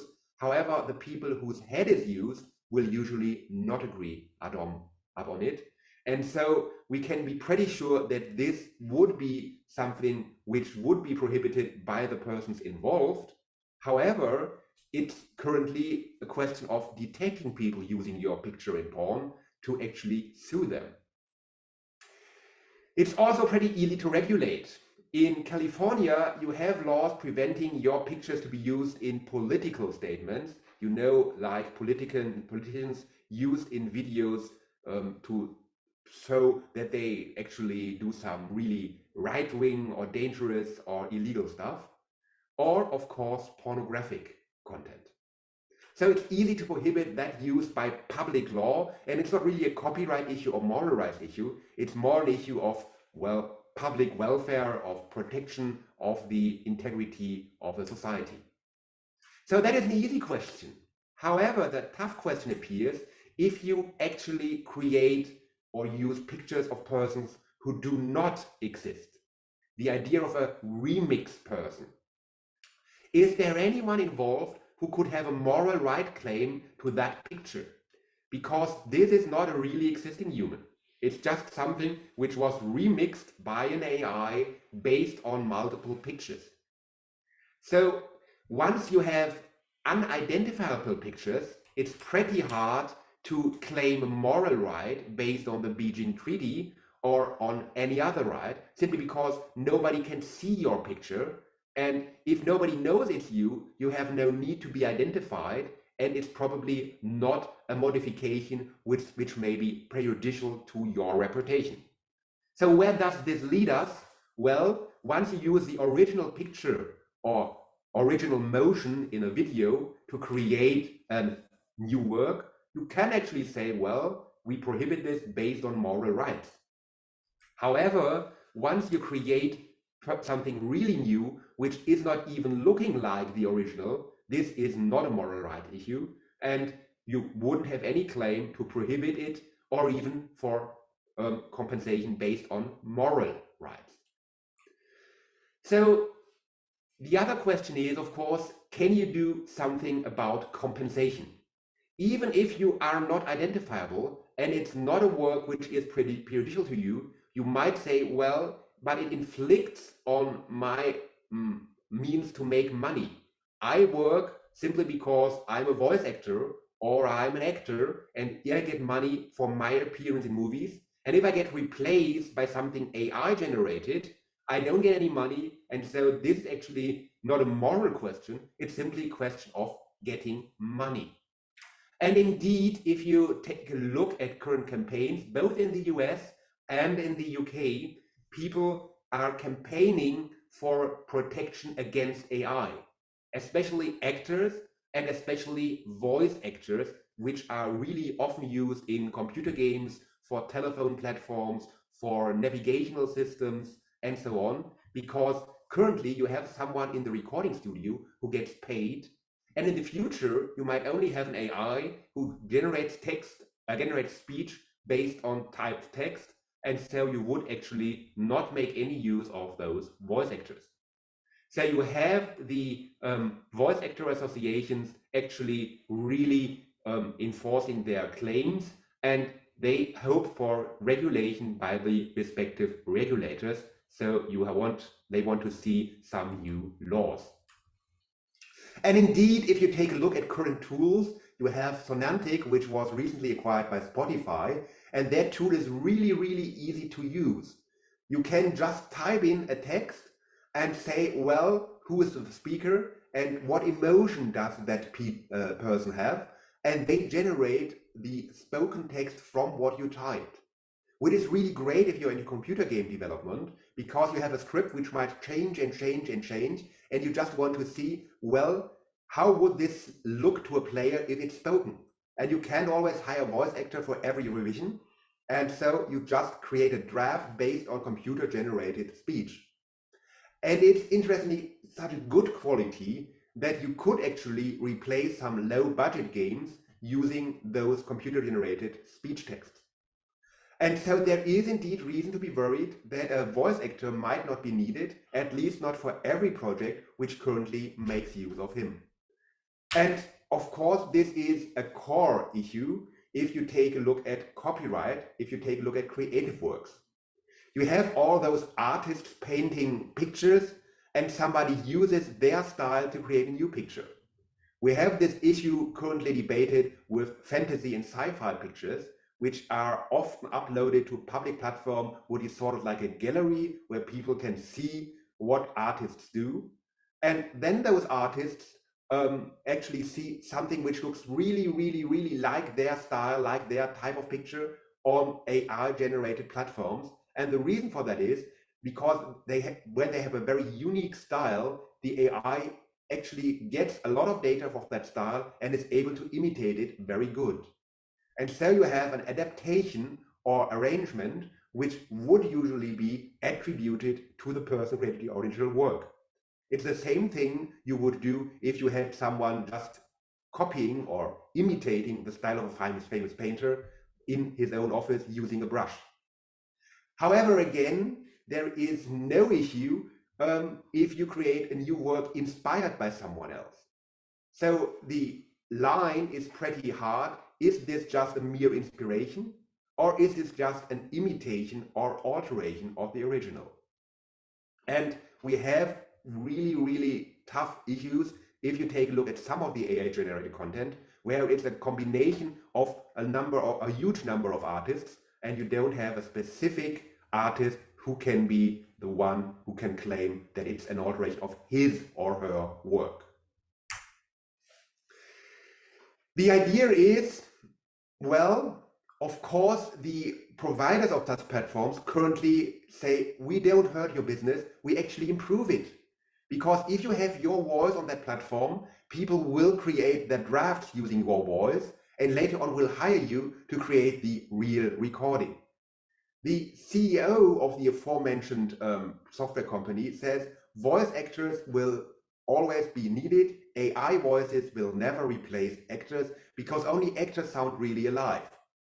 Furthermore, they say, well, we give you a share of the money we get. They also say, well, we are using something which sounds very much like your original voice.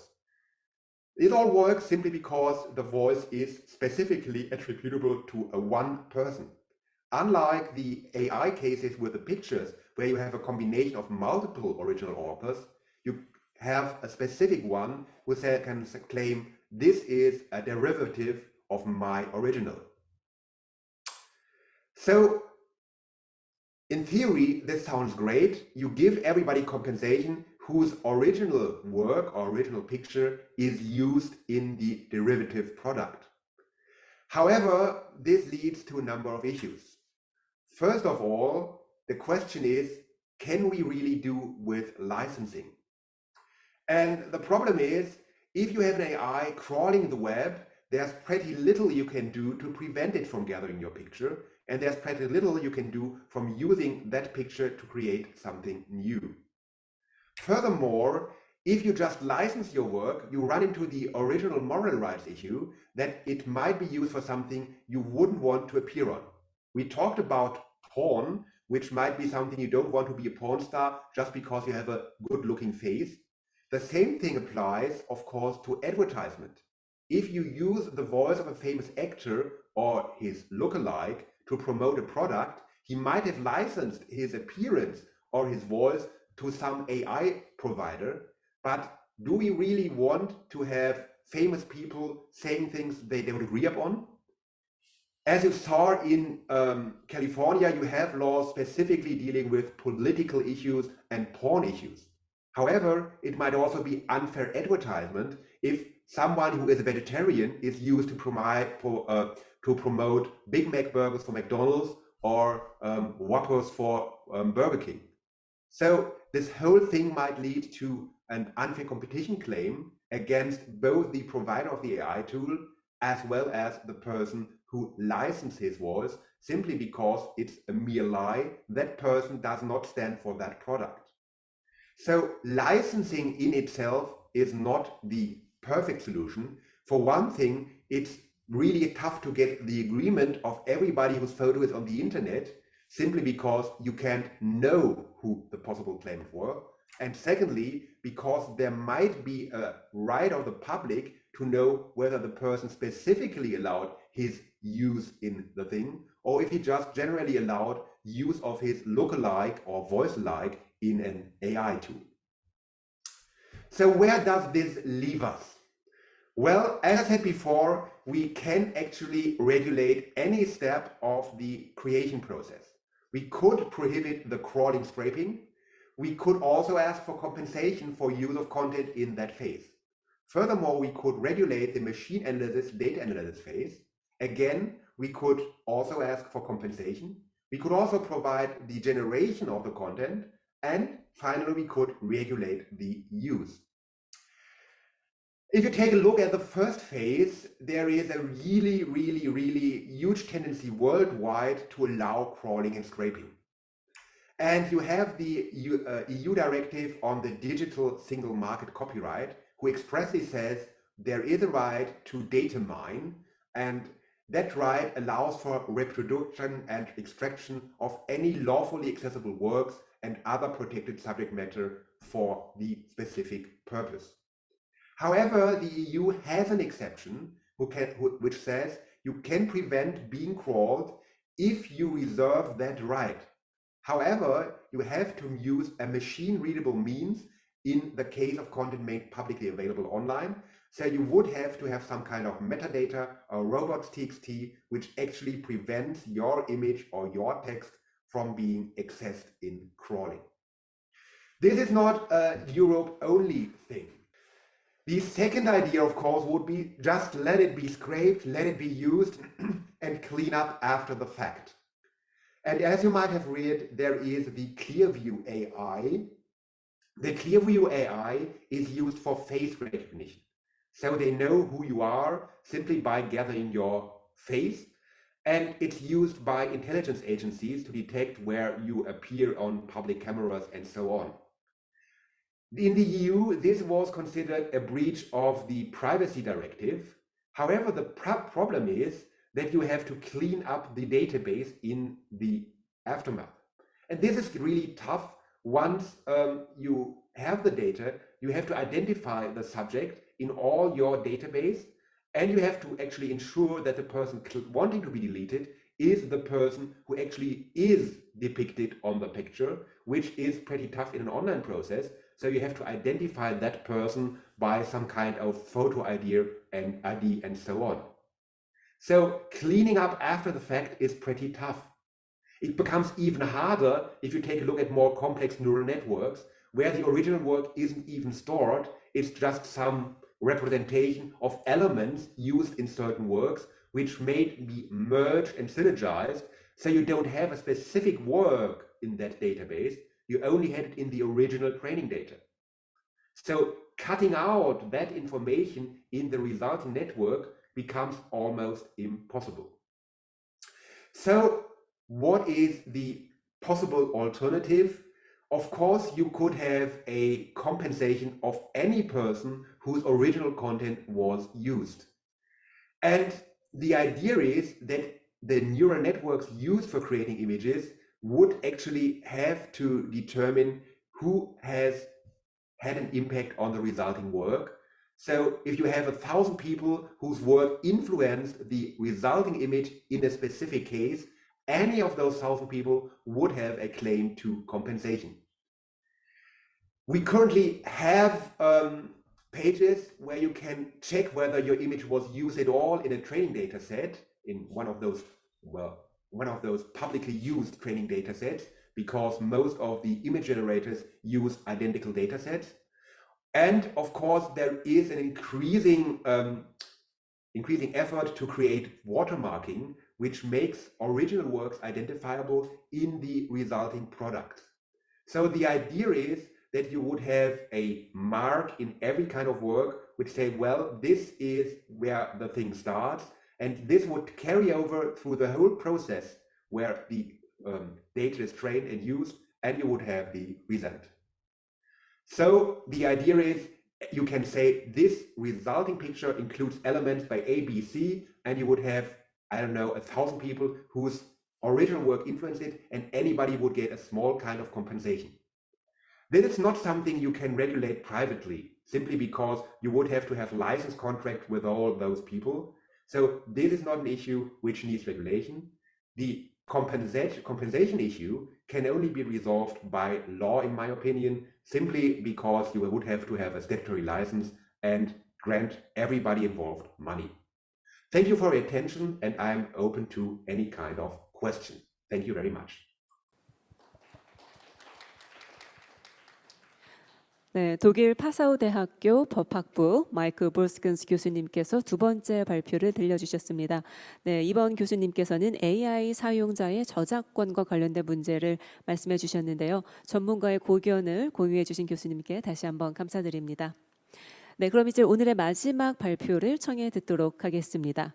마지막 발표의 주제는 컴퓨팅 플랫폼과 연결의 진화가 가져올 메타버스의 미래입니다. 마지막 세션 발표는 퓨처 디자이너스 최형욱 대표님께서 진행해 주실 건데요. 이번 발표 역시 영상으로 만나보도록 하겠습니다. 최형욱 대표님 발표 부탁드립니다. 여러분 큰 박수로 환영해 주십시오. 최근 2년간 코로나라고 하는 예상치 못한 세계 공통의 경험을 우리는 겪고 있습니다. 이 경험 덕분에 안전이라고 하는 것에 대해서 굉장히 많은 사람들의 관심이 생기고 있고요. 또 지금 우리 모두가 이렇게 마스크를 쓰면서 기존의 3년 전, 4년 전에는 살지 않았던 방식으로 살아가고 있습니다. 사실은 이런 그 코로나라고 하는 부분은 굉장히 많은 글로벌한 이슈들을 만들어냈는데요. 그중 가장 큰 이슈들이 우리를 함께 하지 못하고 무엇인가 만나지 못하게 하는 여러 가지 사회적 거리두기 같은 것들이 실제로 가속화된 올 디지털 세상을 지금 만들어내고 있고요. 덕분에 우리는 그 연결된 디지털의 힘으로 이 코로나라고 하는 시기를 겪어내고 지금 이겨내고 있습니다. 줌을 통해서, 웹엑스를 통해서 먼 곳에 떨어져 있어도 서로 연결되어 업무를 보고 수업을 듣고 그리고 많은 사람들이 무엇인가 함께 만들어낼 수 있는 그런 시대를 살아가면서 굉장히 많은 압축된 지금 경험을 하고 있는데요. 이 시간 동안 놀랍게도 우리 아이들은 더 큰 경험을 저는 하고 있다라고 생각합니다. 코로나 세대의 등장이라고 제가 표현을 했는데요. 2020년 코로나가 발발했을 때 학교에 입학했던 아이들, 정말 10대 또는 10대가 되지 않은 그 아이들이 실제로 학교에 직접 가서 선생님을 만나고 또 수업을 듣고 하는 시간보다 오히려 온라인을 통해서 선생님을 만나고 수업을 들었고 또 가족들과 해외여행을 간 시간보다 오히려 유튜브나 넷플릭스를 통해서 가상으로 경험을 한 시간들이 훨씬 더 지배적일 거고요. 또 이 세대들 같은 경우는 친구들을 만나서 놀질 못하다 보니 로블록스나 제페토 또는 마인크래프트 같은 곳에서 친구들과 만나서 많은 시간을 소비한, 사실은 온라인이 차지하는 비중이 오프라인보다 훨씬 더 컸던 세대들인데요. 이 세대들의 입장에서는 이 코로나라고 하는 올 디지털 세상은 완전히 다른 경험이라 저는 생각합니다. 그 이유 중에 하나는 바로 이 세대들이 실제로 온라인과 오프라인이라고 하는 어떤 구분이 별로 의미가 없는 세대이면서, 더 나아가서 최근에 우리가 알파 세대라고 얘기하는 2009년부터 2024년에 탄생한 아이들 보통 얘기하는데요. 이 아이들은 우리가 다른 말로 글래스 세대라고 합니다. 태어나서부터 수많은 스크린으로 둘러싸였던 세대들.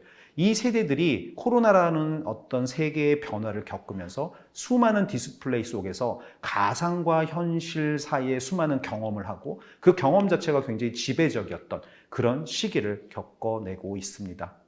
이 아이들은 마인크래프트, 로블록스에서 친구들을 만난다라고 아까 말씀을 드렸죠. 마인크래프트에서 친구를 만나서 시간을 보내고 로블록스에서 친구들과 게임을 하고, 미국의 10대 같은 경우는 하루에 2.6시간 이상을 저 로블록스에서 시간을 보낸다고 할 정도로 굉장히 지배적인 경험을 갖고 있는데요. 최근에는 이 아이들이 레고 히든사이드라고 하는 레고 블록입니다. 근데 이 블록을 조립을 하면 완성, 이렇게 되는 그 하드웨어적인 블록이라기보다 완성을 한 뒤에 스마트폰을 켜서 스마트폰 앱으로 이렇게 비추면 내가 만든 블록이 살아납니다. 변신을 하죠. 성이 살아나서 유령들이 날아다니고 자동차가 움직입니다. 그럼 나는 그 자동차를 경주를 하고 그 성에 나타난 유령들을 사냥하는, 사실은 이런 변화가 굉장히 두드러지는 그런 완구를 가지고 놀고 있는데요. 여기서 우리가 주목할 사실은 바로 메타버스라고 불리는 현상이 이 안에서 가속화되고 있다는 건데요. 지금 보시면 아시겠지만 이 아이들이 가지고 노는 레고 히든사이드에서 우리는 어디까지가 현실 세계이고 어디까지가 가상 세계인지 정확하게 인지하기란 사실 어렵습니다. 경계를 나눈다는 것 자체가 좀 말이 안 될 정도로 모호하다라는 생각이 드는데요. 이렇게 메타버스 현상이라고 하는 것은 현실 세계와 가상 세계의 경계가 흐려지고 무너지는 현상이면서 동시에 그 흐려지고 무너진 곳에서 새로운 가능성이 발견되고 또 그 가능성 속에서 새로운 가치가 만들어지는 현상이다라고 저는 생각을 합니다. 다시 말하자면 이런 거겠죠. 내 눈앞에 보이는 세상이 실제 존재하는 세상과 점점 더 달라지는 세상. 우리 기존에 있는 기성세대들은 그래서 내 눈앞에 보이는 세상과 실제 존재하는 세상이 달라지는구나 라고 얘기할지 모르겠습니다만, 앞서서 말씀드린 메타버스 세대들 또는 알파 세대들 또는 코로나 세대들, 이들은 이것을 어떻게 생각할까요? 아마도 내 눈앞에 보이는 세상은 그냥 모든 게 실제 존재하는 세상이다라고 인지하지 않을까요? 그래서 이 아이들이 바라보는 미래, 이 아이들이 생각하는 메타버스, 그리고 이 아이들이 생각하는 가상세계는 우리가 지금 인식하는 디지털 이주민 이런 관점에서 보는 가상세계랑은 사뭇 다른 모습일 것입니다. 이렇게 메타버스 네이티브가 부상하고 새로운 세대가 또다시 등장하는 것, 그리고 그 세대가 더 빠르게 가속화되는 것, 이게 코로나라고 하는 시기를 겪으면서 우리가 지금 느끼고 있는 현실이 아닌가 싶습니다. 이렇게 새로운 세대가 등장하는 것은 비단 코로나 때문만은 아닙니다. 앞서서 우리가 많은 기술적 그 변화에 대한 논의를 했었는데요. 그런 그 변화의 논의에 있어서 가장 중요한 동인이라 불릴 수 있는 건 사실 저는 연결의 진화다라고 생각을 하는데요. 연결이라고 하는 게 탄생하면서 사실은 굉장히 많은 산업에 또는 우리 라이프 스타일의 변화를 만들었습니다. 인터넷이 존재하기 이전과 존재한 이후에 굉장히 많은 산업의 지각 변동이 있었고요. 또 그 인터넷의 지각 변동 속에서 굉장히 많은 새로운 산업들, 새로운 서비스, 새로운 가치가 만들어졌음을 우리는 너무 잘 알고 있습니다. 유튜브가 탄생하고 페이스북이 탄생하고 또 수많은 서비스들이 탄생한 것이 연결 또는 그 인터넷이라고 불리는 게 있었기에 저는 가능했다라고 생각하고요. 이 연결은 계속 지금도 진화를 하고 있습니다. 2007년 스마트폰, 아이폰이라고 불리는 스마트폰의 대중화가 만들어지면서 이제는 모든 사람들이 상시 연결 시대를 살고 있고요. 그 상시 연결 속에서 연결의 중심을 통해서 우리는 굉장히 많은 것들을 제어하고 많은 리소스와 많은 자원들을 통제하면서 그 어느 때보다 더 똑똑하고 스마트하고 그 어느 때보다 더 많은 능력을 가진 인류가 되었고요. 또 이 연결은 계속 진화하면서 사물 인터넷이라고 불리는 수많은 사물들을 인터넷에 연결 지음으로 인해서 우리가 더 많은 것들을 통제하고 더 많은 것들을 억세스할 수 있게 만들어줬고요. 그리고 최근에는 가상현실, 증강현실 같은 메타버스, 사실 가상세계죠. 이 가상세계가 이 연결 속에 들어오게 되면서 우리는 이제 그 공간과 시간에 대한 부분을 가상세계까지 넓히고 있습니다. 블록체인이 들어와서 이제 분산 신뢰망이 만들어지고 있다라는 얘기도 우리는 지금 하고 있고요. 앞으로 시간이 지나면서 연결은 계속 진화해서 우리가 지금 이야기하고 있는 수많은 지능 또는 감정, 우리 오늘 인공지능이라고 하는 관점에서 고민하고 있는 수많은 요소들이 사실은 이 연결에 다 하나의 요소로 들어오게 되면 결국은 이 인터넷이라고 하는 것, 연결이라고 하는 것은 하나의 거대한 지능의 망 또는 감정의 망이 되는 미래가 올지도 모르겠습니다. 이렇게 연결은 진화하면서 사람들에게 힘을 부여했고요. 또 이 힘은 굉장히 다양한 계유의 패러다임의 변화를 만들어 왔습니다. 앞으로 이 변화가 어떻게 될 것인가를 우리는 주목할 필요가 있다라고 생각하는데요. 그중 특히나 메타버스라고 불리는 이 현상, 이것이 많은 사람들에게는 약간 의문의 대상이기도 합니다. 무엇인가 모호하고 실체가 없어 보이는 현상이기 때문인데요. 그럼 과연 이 메타버스는 계속 지속될 수 있는 메가 트렌드인가? 라고 하는 부분에 있어서 우리는 어떤 답을 생각해 볼 수 있을까요? 저는 첫 번째 이유로 전 세계 인구의 이미 60%가 인터넷과 연결이 되어 있고요. 그중 92.8%가 스마트폰을 통해서 상시 연결되어 있습니다.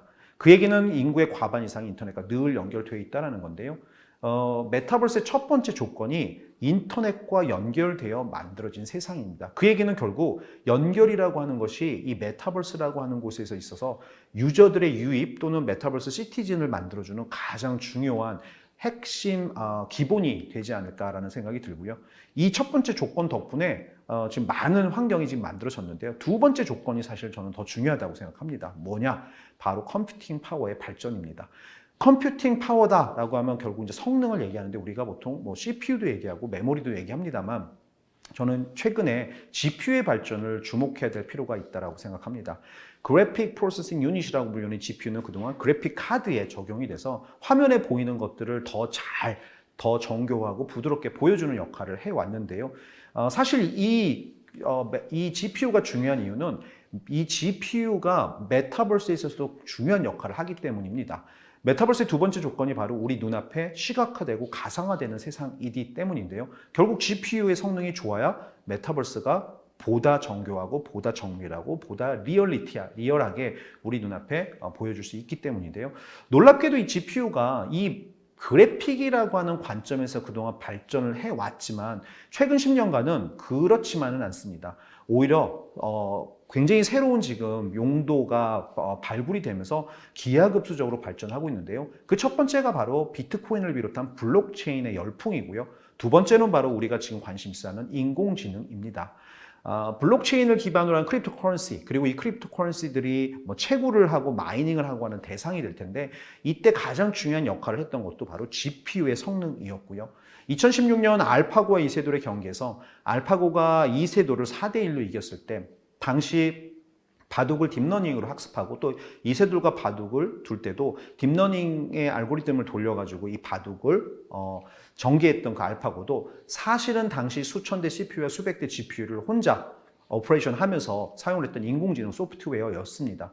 그 얘기는 무슨 얘기냐면 GPU의 발전이 결국 블록체인과 인공지능의 발전에 굉장히 중요한 동인이 되었다라는 말씀을 드리고 싶은 거고요. 최근 엔비디아의 CEO 젠슨 황은 젠슨의 법칙을 부르짖고 다닙니다. 젠슨의 법칙이라면 10년마다 GPU의 성능이 1000배쯤 좋아진다라는 그런 의미이기도 한데요.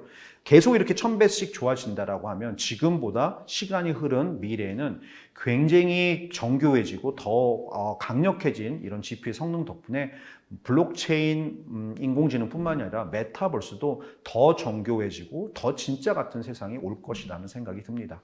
이렇게 컴퓨팅 파워가 발전하면서 결국 또 함께 발전하는 것이 바로 디바이스들인데요. 메타는 2020년 10월에 오큘러스 퀘스트 2라고 하는 VR 헤드셋을 출시를 합니다. 올인원 스탠드얼론 VR 헤드셋으로 가성비도 굉장히 좋고요. 굉장히 다양한 애플리케이션들이 실제로 굉장히 사용 가능한 수준으로 드디어 이 세상에 공개가 되었고 확산이 되기 시작하면서 불과 2년 만에 1,500만 대가 넘는 판매량, 확산을 지금 만들어내고 있습니다. 결국 가상현실이라고 하는 세계도 지금 굉장히 빠르게 대중화의 일로에 들어가 있고 확산이 되고 있다라는 의미인데요. 이미 전 세계 굉장히 많은 사람들한테 평면 디스플레이 기반의 스마트 디바이스들이 주어져 있습니다. 스마트폰, 아이패드, 태블릿 PC 또는 노트북들, 이 안에도 아주 막강한 CPU 파워 그리고 굉장히 빵빵한 컴퓨터들이 들어있는데요. 이것들을 활용해서 우리는 무한한 사이버 스페이스에 접속해서 굉장히 다양한 일들을 지금 해내고 있습니다. 이렇게 컴퓨팅 디바이스들이 발전을 하는 것이 지금 굉장히 중요한 이슈인데요. 그 이유가 뭐냐면 메타버스라고 하는 세계는 세 번째 조건이 디바이스를 통해서 접속해야 되는 세계이기 때문입니다. 디바이스 없이는 지금 우리는 메타버스에 접속할 수가 없고요. 스마트폰이나 평면 디스플레이 기반의 디바이스로 제페토나 로블록스 또는 마인크래프트를 지금 접속해서 굉장히 많은 유저들이 상호작용하고 그 안에서 많은 시간을 보내고 있는데요. 가상현실이라고 불리우는 디바이스 또는 증강현실이라고 불리우는 새로운 형태의 메타버스 디바이스들이 보급이 되고 대중화가 되기 시작한다면 우리에게는 또 다른 채널을 통해서 또 다른 세계로 들어갈 수 있는 가능성이 열리게 됩니다. 이런 이유들로 인해서 저는 메타버스라고 불리는 현상이 일시적인 어떤 현상이라기보다는 굉장히 오랫동안 지속되면서 굉장히 큰 변화를 만드는 메가 트렌드에 가깝다라고 생각을 하고 있습니다.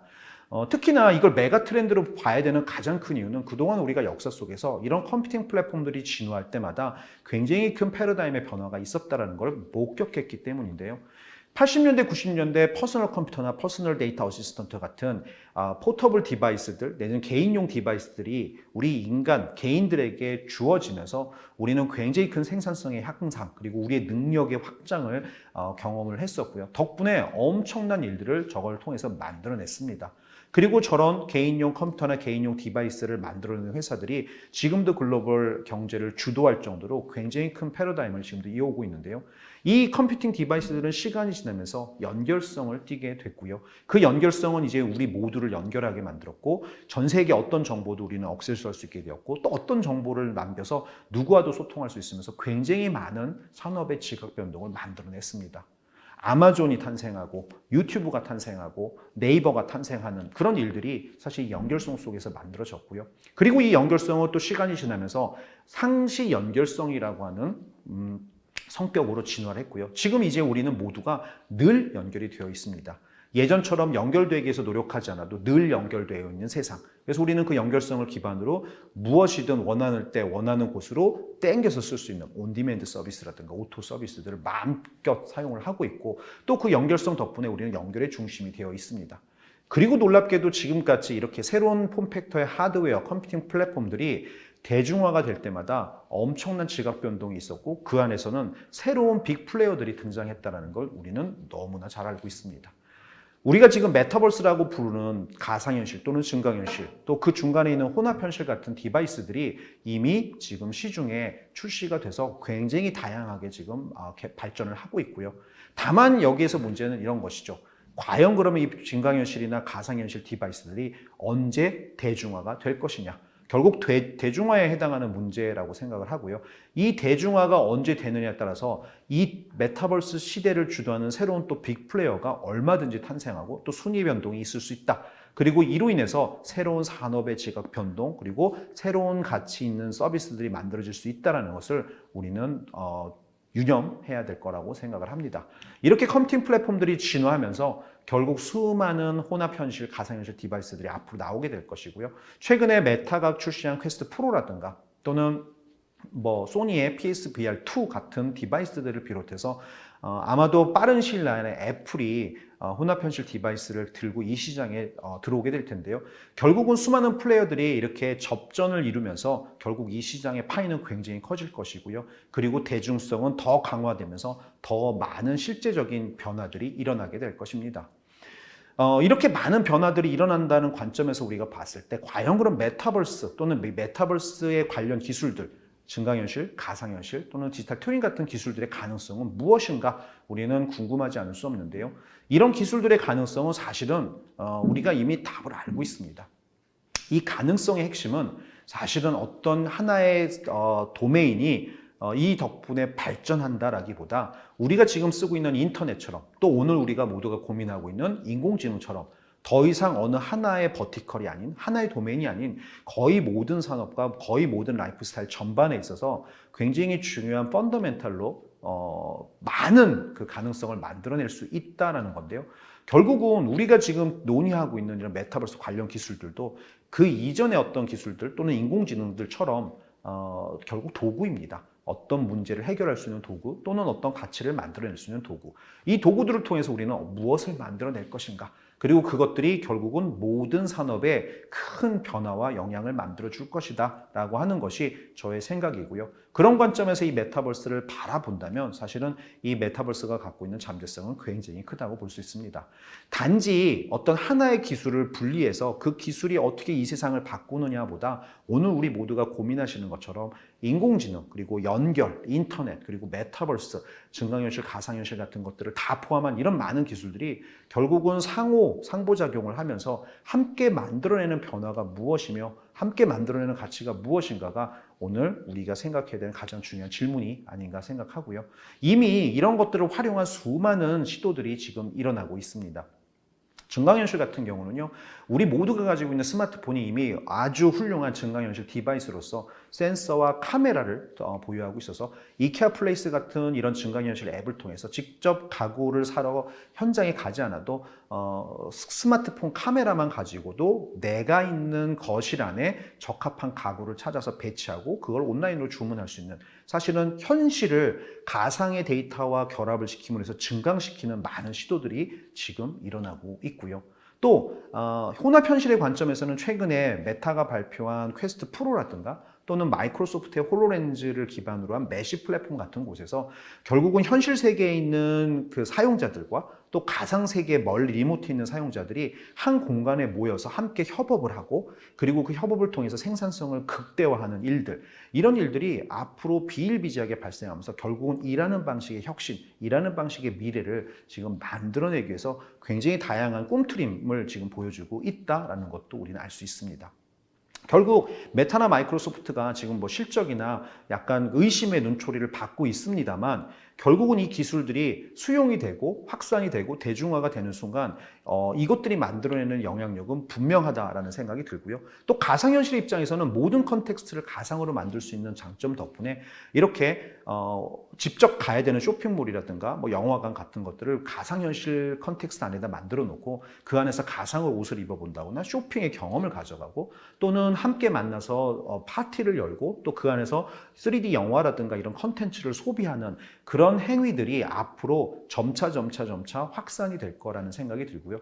결국은 고객 경험을 혁신하고 그리고 다양한 버티컬의 도메인에서 가상현실을 통해서 트레이닝이라든가 의료라든가 교육이라든가 이런 영역에 활용이 되면서 다양한 계류의 혁신이 일어날 것이다 라고 볼 수 있고요.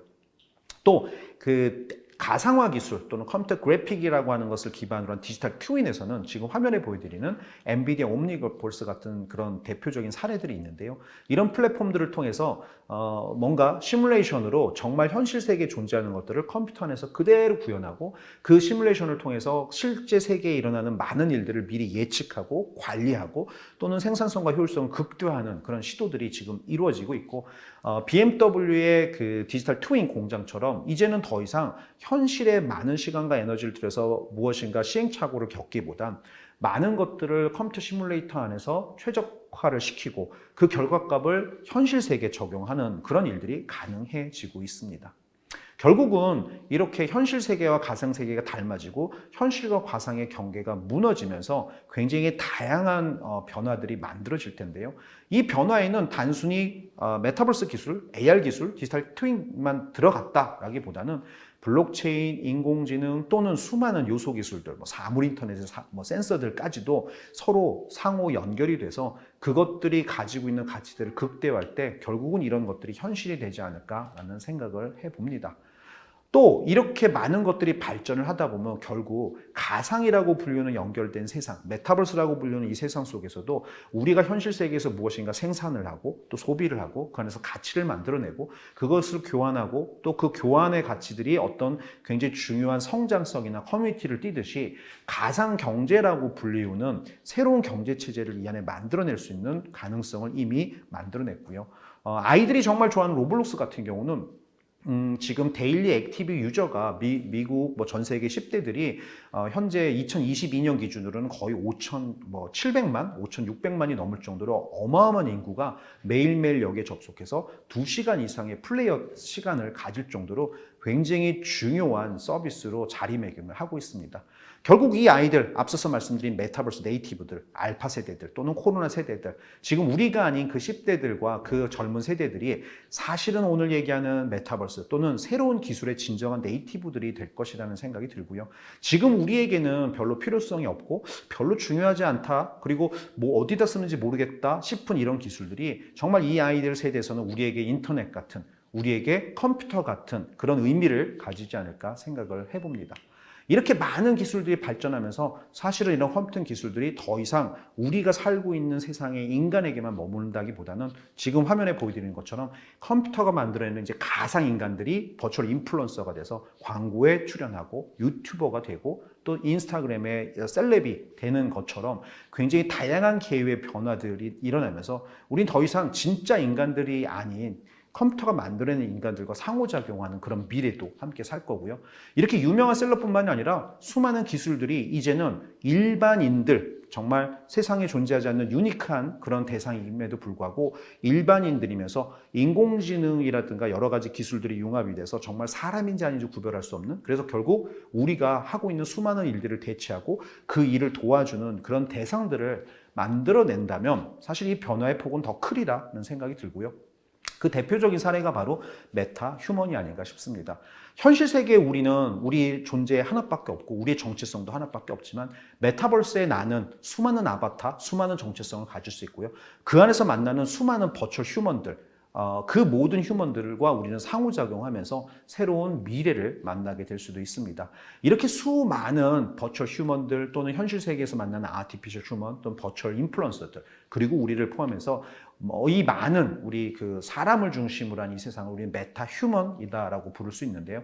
결국 이것들이 가능한 이유는 메타버스, 현실에 존재하지 않는 가상세계를 만들 수 있는 기술이 결국 사람도 만들어낼 수 있기 때문에 일어나는 현상이 아닌가 싶은데요. 결국 이렇게 우리는 상호작용하면서 과거에 인터넷이 그랬고 과거에 컴퓨터가 그랬고 과거에 수많은 기술들이 우리에게 그랬던 것처럼 우리에게 또 다른 도구로서 개인을 확장하고 우리의 능력을 더 성장시키면서 생산성과 효율성을 극대화하는 역할을 해주게 될 것이라는 생각이 듭니다. 더욱이 인공지능과 클라우드를 기반으로 해서 이 메타버스는 앞으로 계속 발전을 하게 될 텐데요. 가상현실은 시간과 공간의 확장을, 그리고 증강현실은 현실 공간과 정보의 결합을 통해서 가상과 현실의 경계를 무너뜨리면서 무한한 확장을 만들어낼 텐데, 결론적으로 이것은 결국 우리 인간이 살고 있는 이 시간과 공간을 확장하면서 더 나아가서는 결국 우리 인간을 더 능력 있는 존재로 확장하는 그런 변화가 아닌가 싶습니다. 지금 세계는 굉장히 크게 압축적으로 변하고 있습니다. 18세기 산업혁명 이후에 굉장히 많은 변화가 있었고 엄청나게 큰 경제적 성장이 있었습니다. 다양한 변화들이 지금 진행이 됐었음에도 불구하고, 그러면서도 가장 중요하다고 생각하는 부분은 바로 이 변화가 지금도 일어나고 있다는 거고요. 세계 유명한 석학들도 이 변화에 대해서 주목을 하면서 이 변화가 지금 우리가 살고 있는 이 시기, 2000년대, 지금 현재 이 시기에 가장 극대화되고 있고 이 변화가 어쩌면 산업혁명 이후에 가장 큰 변화가 될 것이다 라고 예측을 하고 있는데요. 게다가 지금 최근 코로나가 우리 삶에 지대한 영향을 미치면서 이 변화의 속도와 밀도를 어마어마하게 압축하고 가속화하고 있습니다. 결국 굉장히 큰 변화가 기하급수적으로 일어날 것이라는 의미고요. 그 기저에는 연결이라고 하는 동인, 그리고 그 연결을 통해서 지능이 연결이 되고 메타버스가 연결되고 우리 인간이 그리고 시공간이 확장되는 그런 일들이 앞으로 더 빠르게 더 많이 일어나게 될 것이라는 의미이기도 합니다. 두려운 점은 그 모든 것들이 불확실하고 그 모든 것들이 예측 불가능한 점이라고 볼 수 있는데요. 다행스럽게도 좋은 점은 그 불확실성, 그 굉장히 큰 변화의 폭 속에서 우리에게는 더 큰 기회와 더 큰 가능성이 함께 존재한다는 의미이기도 합니다. 결국 이 변화 속에서 가상현실 또는 증강현실, 메타버스가 만드는 세상, 그리고 기저에 흐르는 수많은 기술들을 우리가 어떻게 현명하게 활용하고 수용하고 그것들을 통해서 어떻게 새로운 가치를 만드느냐가 우리에게 주어진 숙제가 아닌가 싶습니다. 여기서 제 이야기는 마치도록 하겠습니다.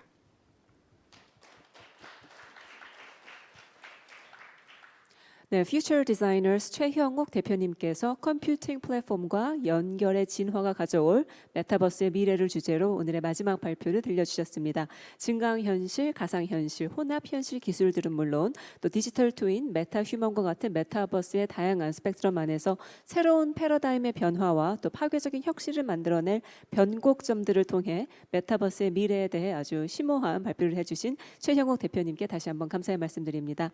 네, 지금까지 5분의 연사님들을 모시고 2개의 기조연설과 또 3개의 발표를 모두 들어봤습니다. 멀리서나마 영상으로 함께해 주신 모든 해외 연사님들과 또 열정적으로 마지막 발표해 주신 저희 최형욱 대표님께 다시 한번 감사드리고요. 그럼 지금부터 잠시 휴식 시간을 갖고 나서 오후 4시 40분부터 저희 계속해서 이어가도록 하겠습니다. 지정토론과 종합토론 남아 있으니까요. 즐거운 휴식 시간 보내시고 늦지 않게 자리로 돌아와 주십시오. 감사합니다.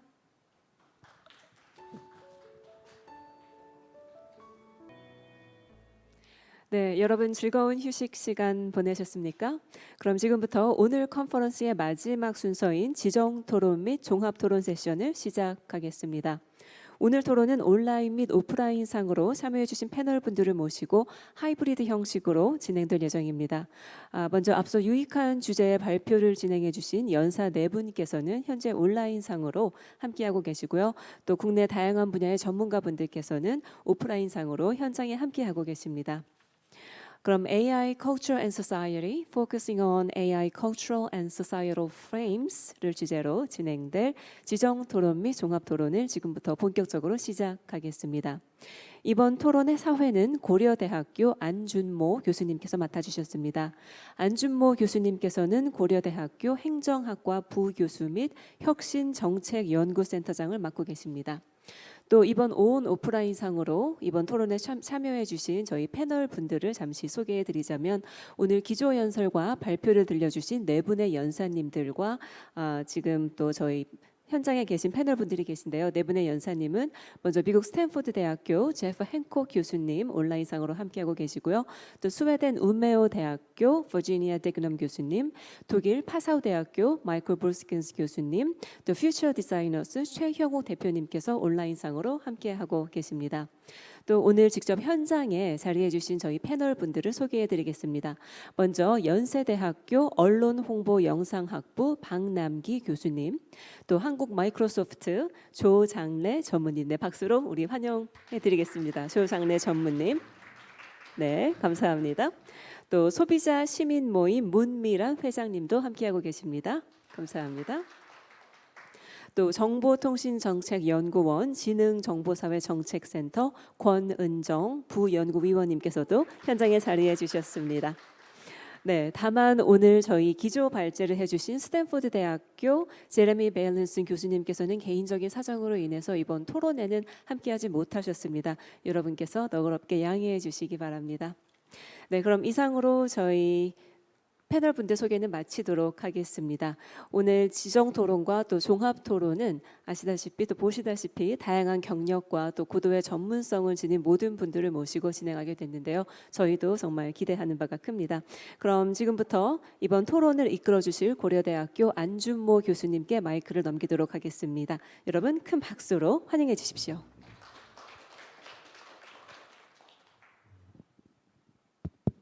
예, 안녕하십니까. 패널 토론을 맡은 고대 행정학과의 안준모라고 합니다. 오늘 주제가 인공지능하고 인공지능과 문화, 사회적 변화, 굉장히 방대한 내용을 담고 있는데요. 두 분의 기조연설하고 그 세 분의 발표를 통해서 저희가 인공지능부터 AR, VR, 그다음에 뭐 지재권이라든가 책임감 있는 인공지능이라든가 이런 메타버스라 이런 다양한 이슈들을 살펴볼 수 있었고요. 정말 2시간 남짓한 그 발제 시간이 어떻게 지나가는지 모를 정도로 많은 내용을 배울 수 있었던 것 같습니다. 사실 저희가 그 기술적인 진보가 일어날 때는 어려운 어떤 경제적인 충격이나 아니면 경기 침체가 있을 때 이런 기술적 진보가 일어납니다. 흔히 말해서 이제 소위 난세의 영웅이 난다고 하죠. 저희가 이제 디지털 전환 같은 것도 이제 코로나 시대를 겪으면서 아까 발제나 연사께서도 말씀 주셨겠지만 다양한 변화가 있는 것 같습니다. 인공지능 같은 경우도 사실 저희가 이제 코로나 때문에 뭐 정부가 예를 들어 이제 국민들하고 대화를 할 수가 없고 의견을 나눌 수가 없어서 이런 사례가 있었습니다.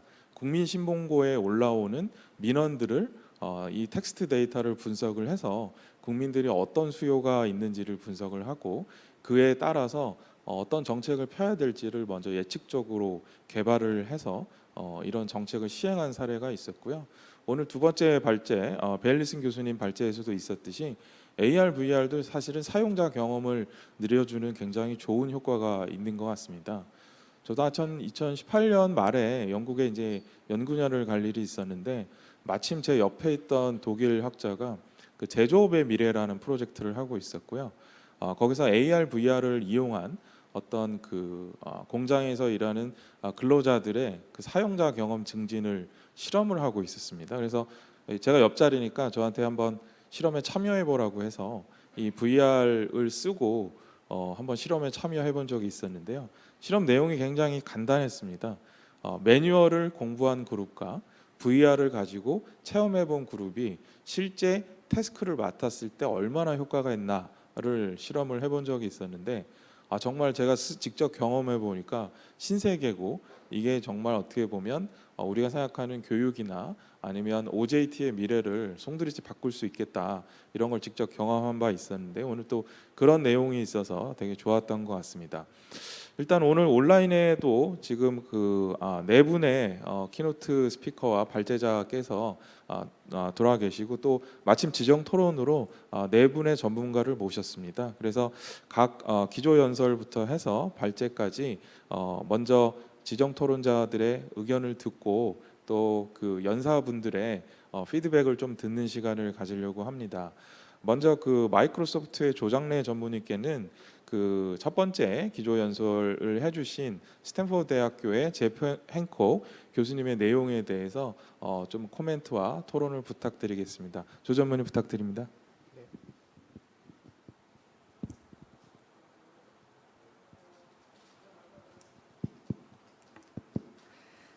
네, 안녕하세요. 마이크로소프트 조장래입니다. 영어 이름은 레이조입니다.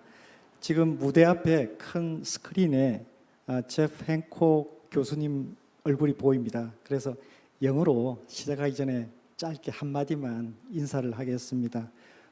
Professor, it's an absolute pleasure to meet you virtually and get involved with discussion with you. 제프 행콕 교수님의 기조 발제는 무척 인상적이었습니다. 교수님께서 AI 개발 시 유념해야 할 세 가지 핵심 원칙을 말씀하셨는데 저는 그 부분을 하나하나 되짚어 보면서 제 의견과 그리고 질문 한 두 가지를 드리고 싶습니다. 우선 휴먼 임팩트를 언급하시면서 AI에 관한 모든 연구는 인간에 미치는 영향을 고려해야 한다고 말씀하셨습니다.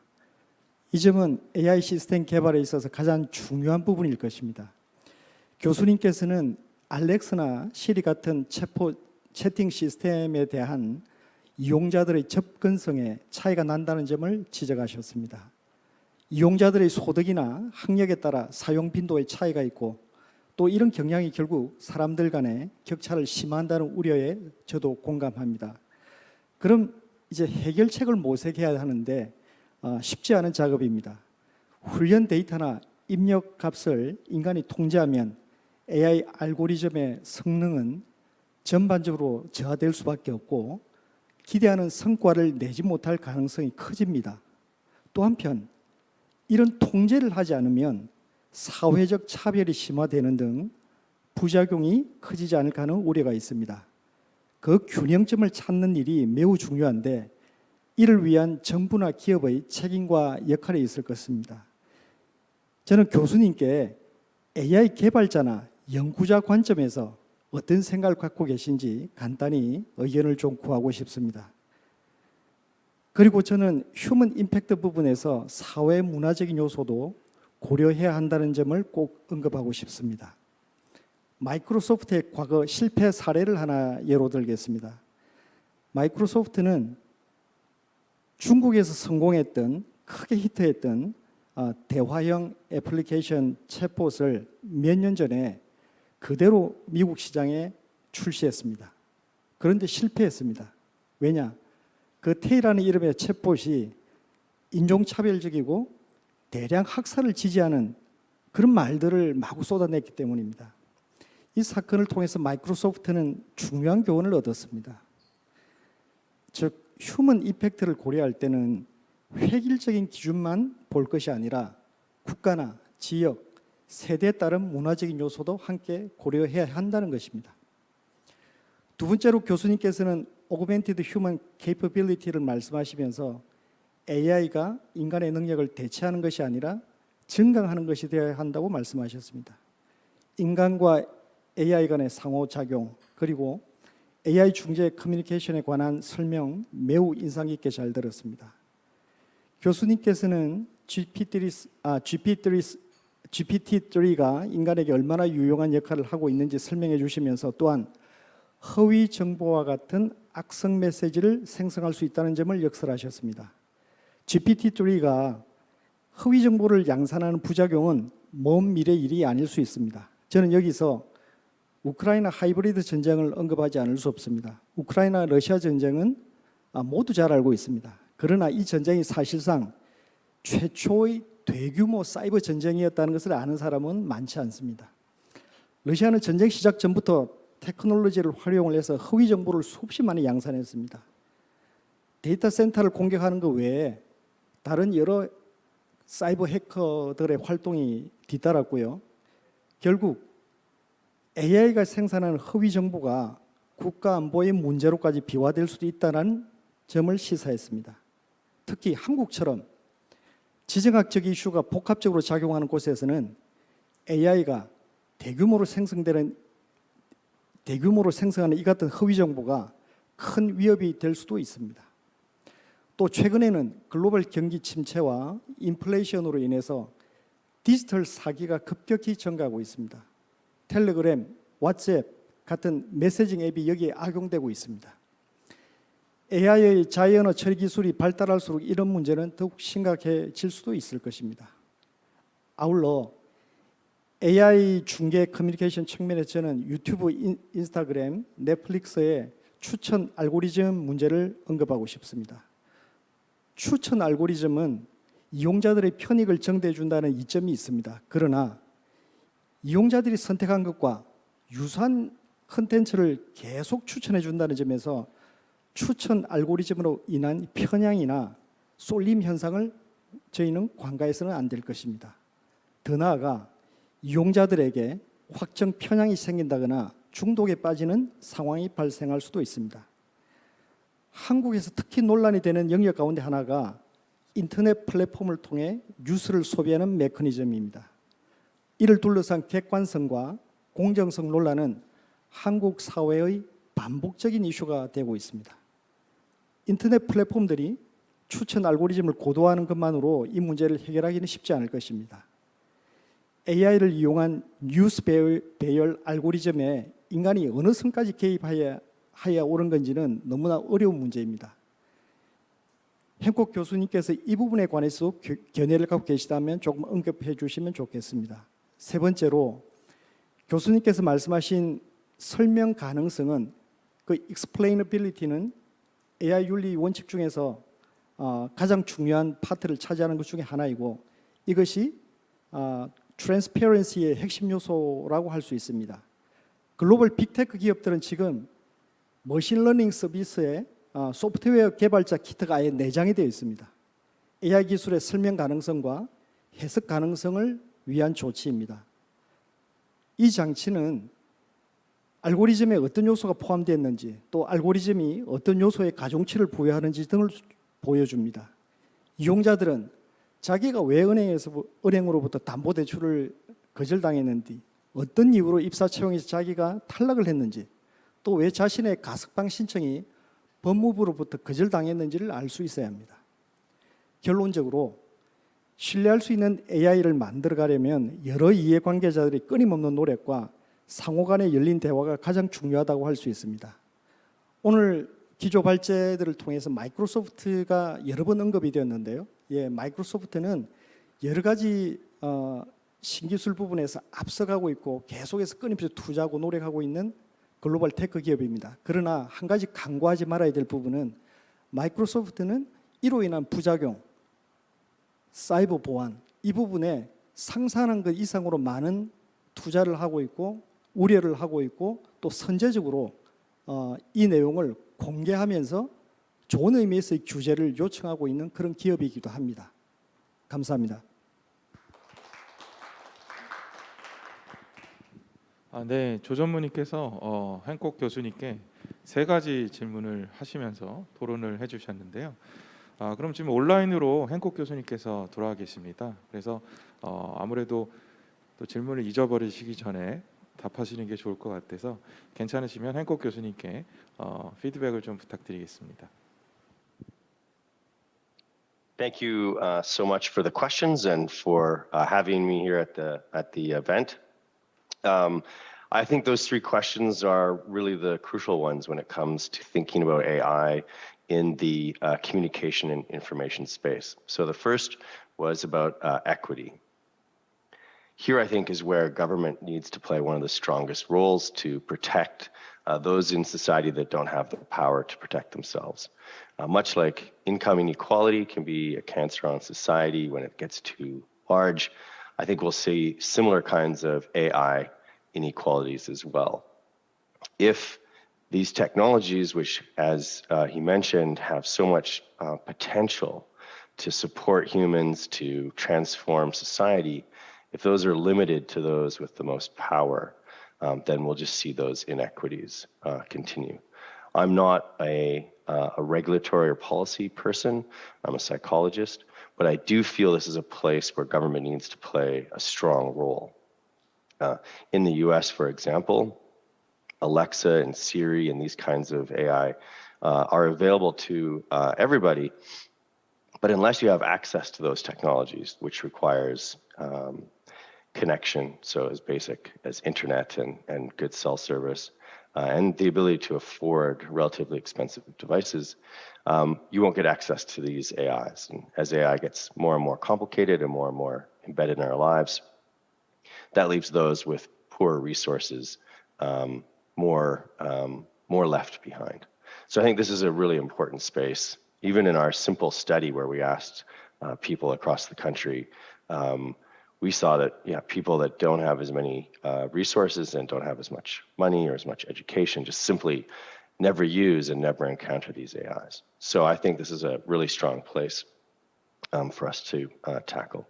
The next question was around factors like explainability of AI. This one is a real important question and a bit of a conundrum from a psychological point of view. The reason it's a conundrum is, as you mentioned, this is really important. People have to understand how these technologies work, and in order for them to be able to use them to do better at their work, be more productive, etc. On the other hand, we see technologies like Google's search or Microsoft's Bing search, and they're incredibly simple. They're really designed to allow people to ask, fairly important forms of AI search to get information out of them, and that's it. There's very little explainability about it. And one of the reasons there is because users want to accomplish their task. So on the one hand, we want people to be able to understand what's going on and be able to see inside the AI. On the other hand, they are just trying to do a job. They're trying to accomplish a task. And so here, I think the role for government policy is less clear, but a mandate in which people's ability to dive deeper if they would like is, I think, a powerful idea. So Google, for example, now, after doing some work on what we call folk theories, how people understand algorithms, how they understand the way it works, they can dive deeper on why they got the search results that they ended up getting. And so I think that's really really key and really important, is that ability to allow people to dive deeper. On the one hand, most companies may resist that because that's their sort of secret sauce. That is their technological innovation and intellectual property. But to the degree to which it can help people use their tech, I think they'll be supportive of that. So that ability to dive deeper on explainability, I think, will be important going forward. The last question, I think, is the big open one. And I have to tell you, I'm an optimist generally, but here I get a little worried. GPT-3, to me, is an amazing example of AI. They just released a new version of GPT-3 that's learned more since it was originally released, and is even more powerful and impressive. And on the one hand, while I can see it used in many, many different domains, already is being used to support everybody from providing mental health to answering questions. There is this fear that he mentioned, I think, that is really important around the use of it for disinformation. So to me, and you think about information space, Ukraine as an example, we can adapt pretty well as humans to understanding what is disinformation or not. So I can assess sources. I can also realize that person isn't somebody that I've heard from before, understand. But campaigns where there are many, many people, producing disinformation, that becomes harder as an individual to decipher and to detect. GPT-3 will allow that increase in the ability to produce disinformation, to make more of these kind of campaigns possible. On the one hand, we need to support the development of systems like GPT-3 because of their value. And on the other hand, as GPT-3 and OpenAI have done, I think, very carefully with Microsoft's assistance, really try to constrain any kind of negative uses of that. How long that can last, I'm not sure. I think government support is certainly required here. And I think some threat assessment of what happens when these capabilities sort of get out further into the wild and are no longer under strong controls. So I think these are all really excellent questions. I think that the government needs to play important roles here around equity, explainability, and these sort of disinformation threats. The reason that last one I think is so important is it comes down to trust. Will the world of AI be one built on trust and continue to enhance and support trust? Or will it undermine trust and therefore make society more difficult and less comfortable for all of us in it? So thank you so much for those questions, and I appreciate all your attention. 네, 행콕 교수님 감사합니다. 행콕 교수님께서 발표로 이제 AI의 긍정적인 면을 많이 말씀해 주셨고, 우리 조 전무님께서 여러 가지 이제 어려운 면들, 디스인포메이션 스트레스나 아니면 AI 알고리즘에 대한 트러스트 이슈 이런 점들을 지적을 해주셨습니다. 사실 저희가 이제 인공지능의 영향력이 굉장히 커지고 예전과 다르게 이제 비정형 데이터를 다루면서 새로운 이제 가치 창출까지 가게 되니까 이 비례해서 저희가 이런 여러 가지 부작용을 또 보게 되고 부작용이 또 사회적인 규제로 만들어지면서 이런 인터액션이 커지고 있는 것 같습니다. 감사합니다. 두 번째 지정 토론자가 이제 권은정 박사님이신데요. 그 버지니아 디그님 교수님께서 말씀을 해주신 소위 말해서 책임감 있는 AI가 사실은 아까 조 전무님께서 말씀해주신 명과 어느 정도 닿아 있는 것 같습니다. 먼저 그 권 박사님께 지정 토론을 부탁드리고 디그넘 교수님께 피드백을 부탁드리도록 하겠습니다. 네, 반갑습니다. 정보통신정책연구원의 권은정이라고 합니다. 딕남 교수님께서 말씀하신 책임 있는 AI에 관해서 토론을 준비하면서 굉장히 그 중요한 메시지를 전달해 주신 데 대해서 매우 공감하면서 재미있게 들었습니다. 사회적 구조적 관점에서의 책임 있는 인공지능이 무엇인지에 대해서 생각해 보면서 한국에도 잘 알려진 니콜라스 니그로폰테의 유명한 말이 떠올랐습니다. Computing is not about computer anymore. It is about living.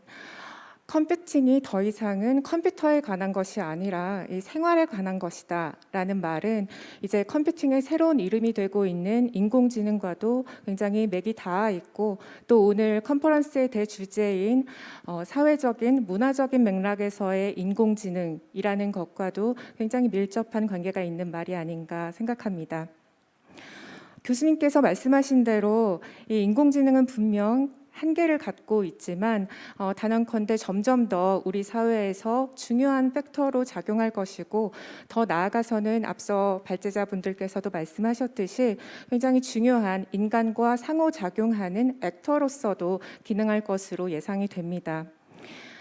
그렇다면 이렇게 인공지능을 개발하고 이용하는 일 자체가 인간의 삶에 적극적으로 사회적인 영향력을 만들어내는 일이라고 하겠습니다.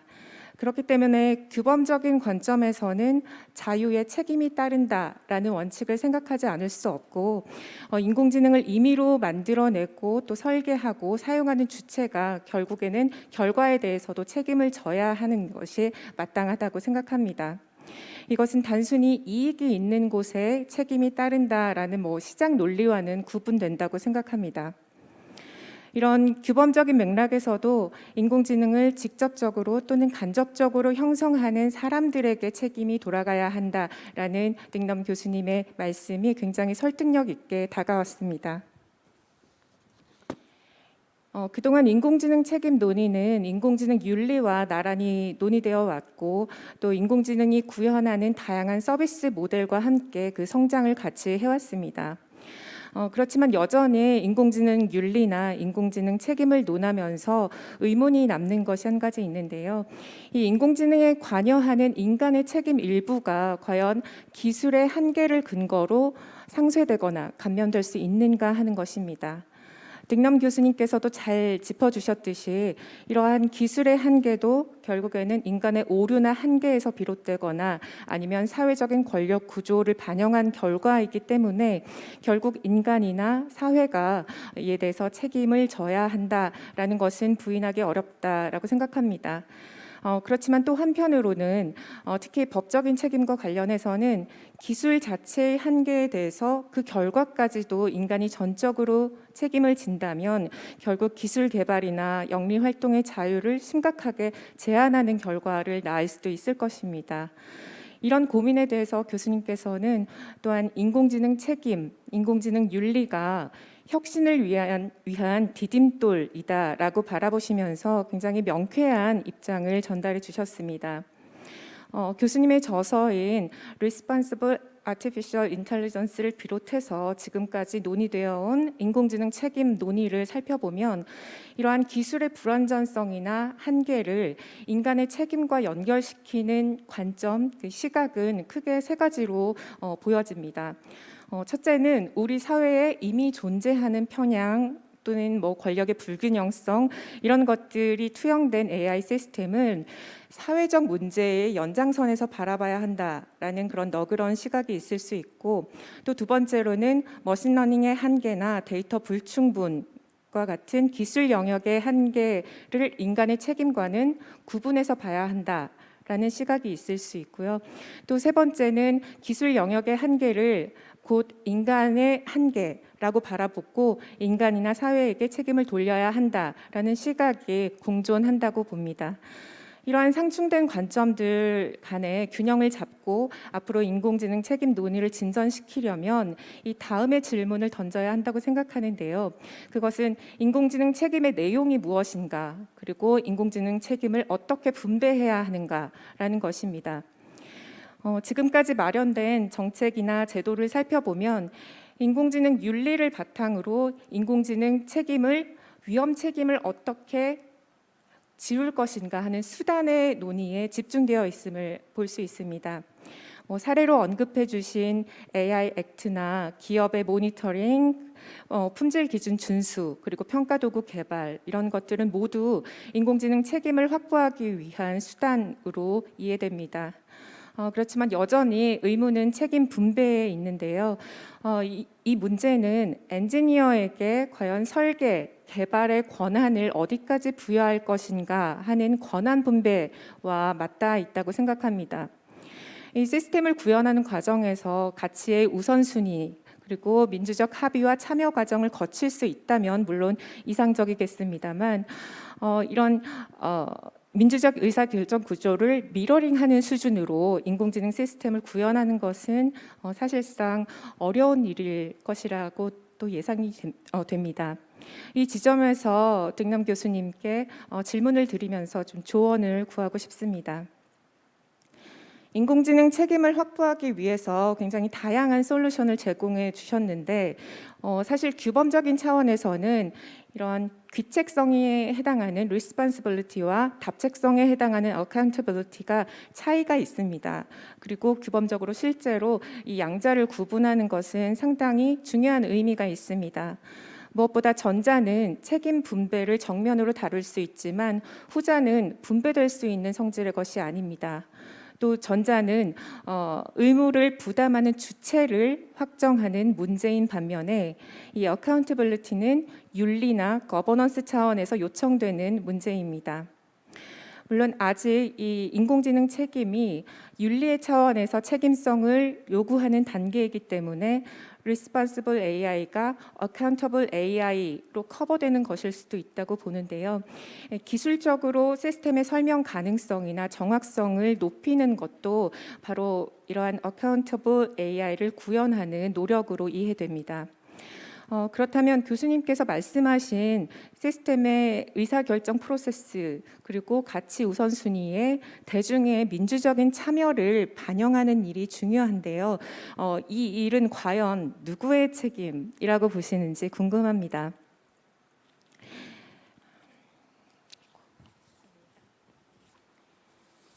한국에서도 이 문제에 대해서는 정부, 기업, 시민이 입장을 각각 달리하고 있는데요.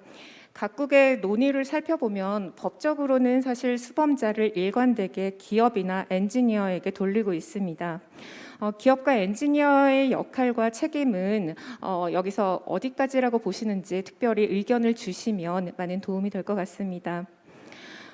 또 짧은 사견으로는 사실 이러한 민주적 의사결정 프로세스를 반영하는 일은 차치하고라도 시스템 자체의 문제로 좁혀서 생각해 보더라도 이 어카운터빌리티가 모든 법적인 책임을 벗어나게 할 수는 없다고 생각이 됩니다.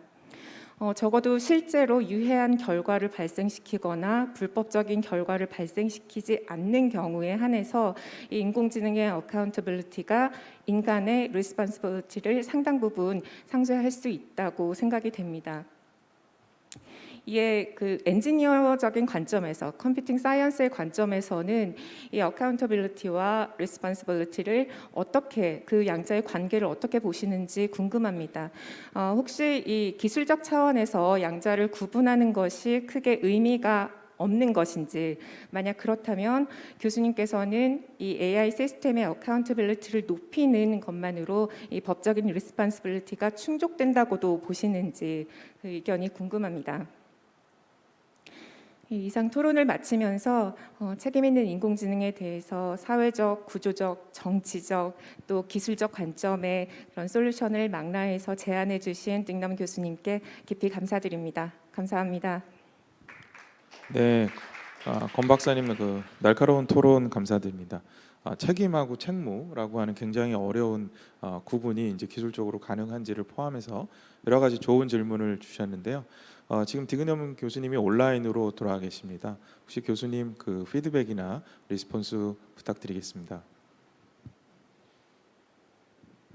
Thank you very much. Thank you for the questions. Thank you for inviting me to be here. It's my pleasure to join you online from Sweden today. Yes, you asked many questions, many interesting questions, many challenging questions. I don't know if I will have time to go into detail in all these questions, but I think it starts by the understanding the role and the function of AI in society at the moment. We first need to understand that AI systems, the most intelligent or the most technically developed they are still very far from what we would consider an intelligent person. So a lot of what these systems do, what these systems can, are a mimicking of intelligence in a very limited way. And therefore, the use of the systems cannot be, and the results of the system cannot be dealt by the system itself. So we cannot give the responsibility for the results to the system itself. The systems are tools. All these AI systems are tools that we will use. And as any tool, it provides us with some power, some capabilities that we wouldn't have without using the tool. It enhances our human capabilities, like Jeff Hancock just said. But at the same time, we are responsible for how we are using the tools and for the result of these tools. And when I talk about we, I talk about those that, firstly, the ones that allow the use of tools, so governments, regulatory bodies, agencies that allow that we can use these tools. That is where it starts, the responsibility. Then it continues with the responsibility of those that build the tools, which then have to ensure that the tool is as robust and as accurate and as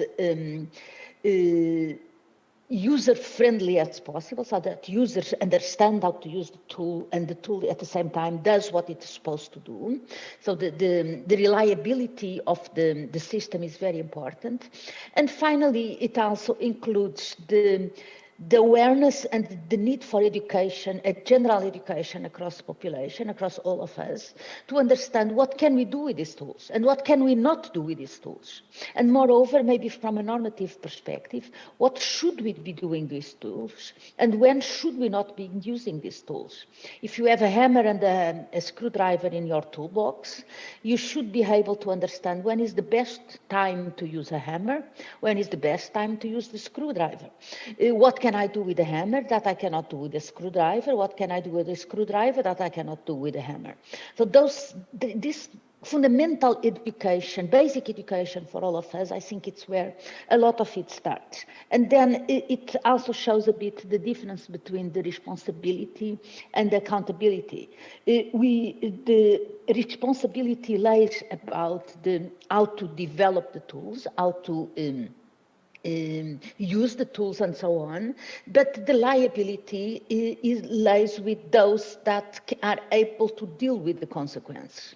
So you talk about the developers. Yes, of course, each an individual developer of AI in the world should be trying to do their utmost to provide the most accurate, the most high quality tools and systems that they can, but at the same time, the accountability, like in any other complex system, like in a car or an airplane or so on, the accountability in case that things go wrong is often not directly, or at least at first instance, not directly geared to a specific developer, but for the organization that employs and takes the accountability for what happens. So if a certain company employs a person A, B, and C to develop AI, and something goes wrong with AI, the body, the agency accountable is the company, at least at the first instance, and then inside the company they can see how to do it. We people, society, we have already for quite some time dealt with understanding responsibility and liability of very complex systems. So we need to, in a sense, not think that AI is such a special thing in itself. It's just a technology like many other ones. And we have already the constructs and the organizations and the knowledge about how to deal with responsibility and accountability for very complex systems. One thing which we see and that I describe is all this regulation that is coming forward, especially here in Europe, but across the world as well, in terms of having some more legal tools to deal with accountability, to deal with responsibility, to deal with the consequence, to deal with the design, what type of the use and I believe that we'll see more and more of this type of regulations, maybe not at the country level or at the region level like here in Europe, but at sector level. Many sectors are working in their own standards, their own regulations, their own self-regulation, and that is being that will define and support the understanding of when should we use AI, when should we not use AI, what kind of steps should we demand from companies to make open. And transparency in AI doesn't mean that everybody should have access to all the code of AI, but it means that first there should be some type of audit processes in place in which specified and certified organizations are able to audit in detail the internal developments of a company, but then keep it within the auditing organization, so not making it public to everybody. And at the same time, transparency also means a level of openness about the motivations and the rationale that and the values that companies hold when they are using or developing AI. So this regulation, I think that it will come, like I say, not all necessarily at country level, but at sector level, at organizational level, self-regulation and it's coming forward, but also a sense of co-regulation in which different actors in the same sector hold each other responsible and hold each other in check across different organizations. For instance, here in Europe, we just launched a code of conduct for journalism and news reporting for the large online platforms. It's a code of conduct, so it's not legally binding. It's asking organizations, take care and make your utmost possible to ensure that misinformation and disinformation is not spread across the citizens.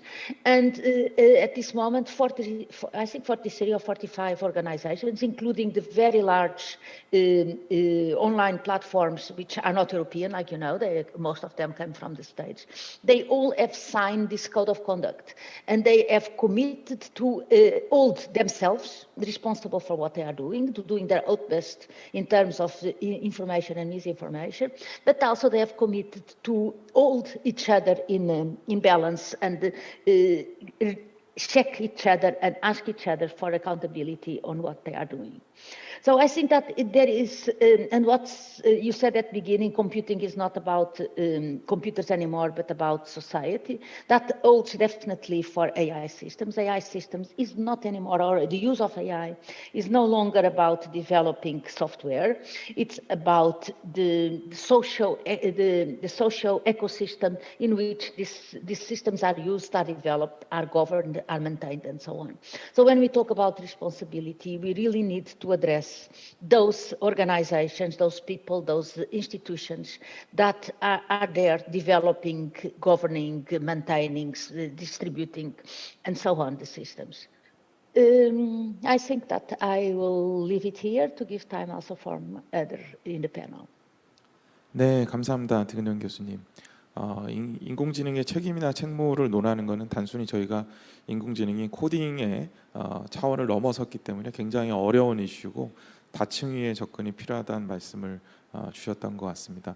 사실 이런 이슈가 불거지는 것은 결국은 인공지능의 영향력이 커지면서 어떤 컨트롤이 사람한테 있냐, 인공지능한테 있냐 이런 이슈가 아닌가 생각이 되고요. 사실 이 이슈가 세 번째 주제와 또 자연스럽게 연결이 되는 것 같습니다.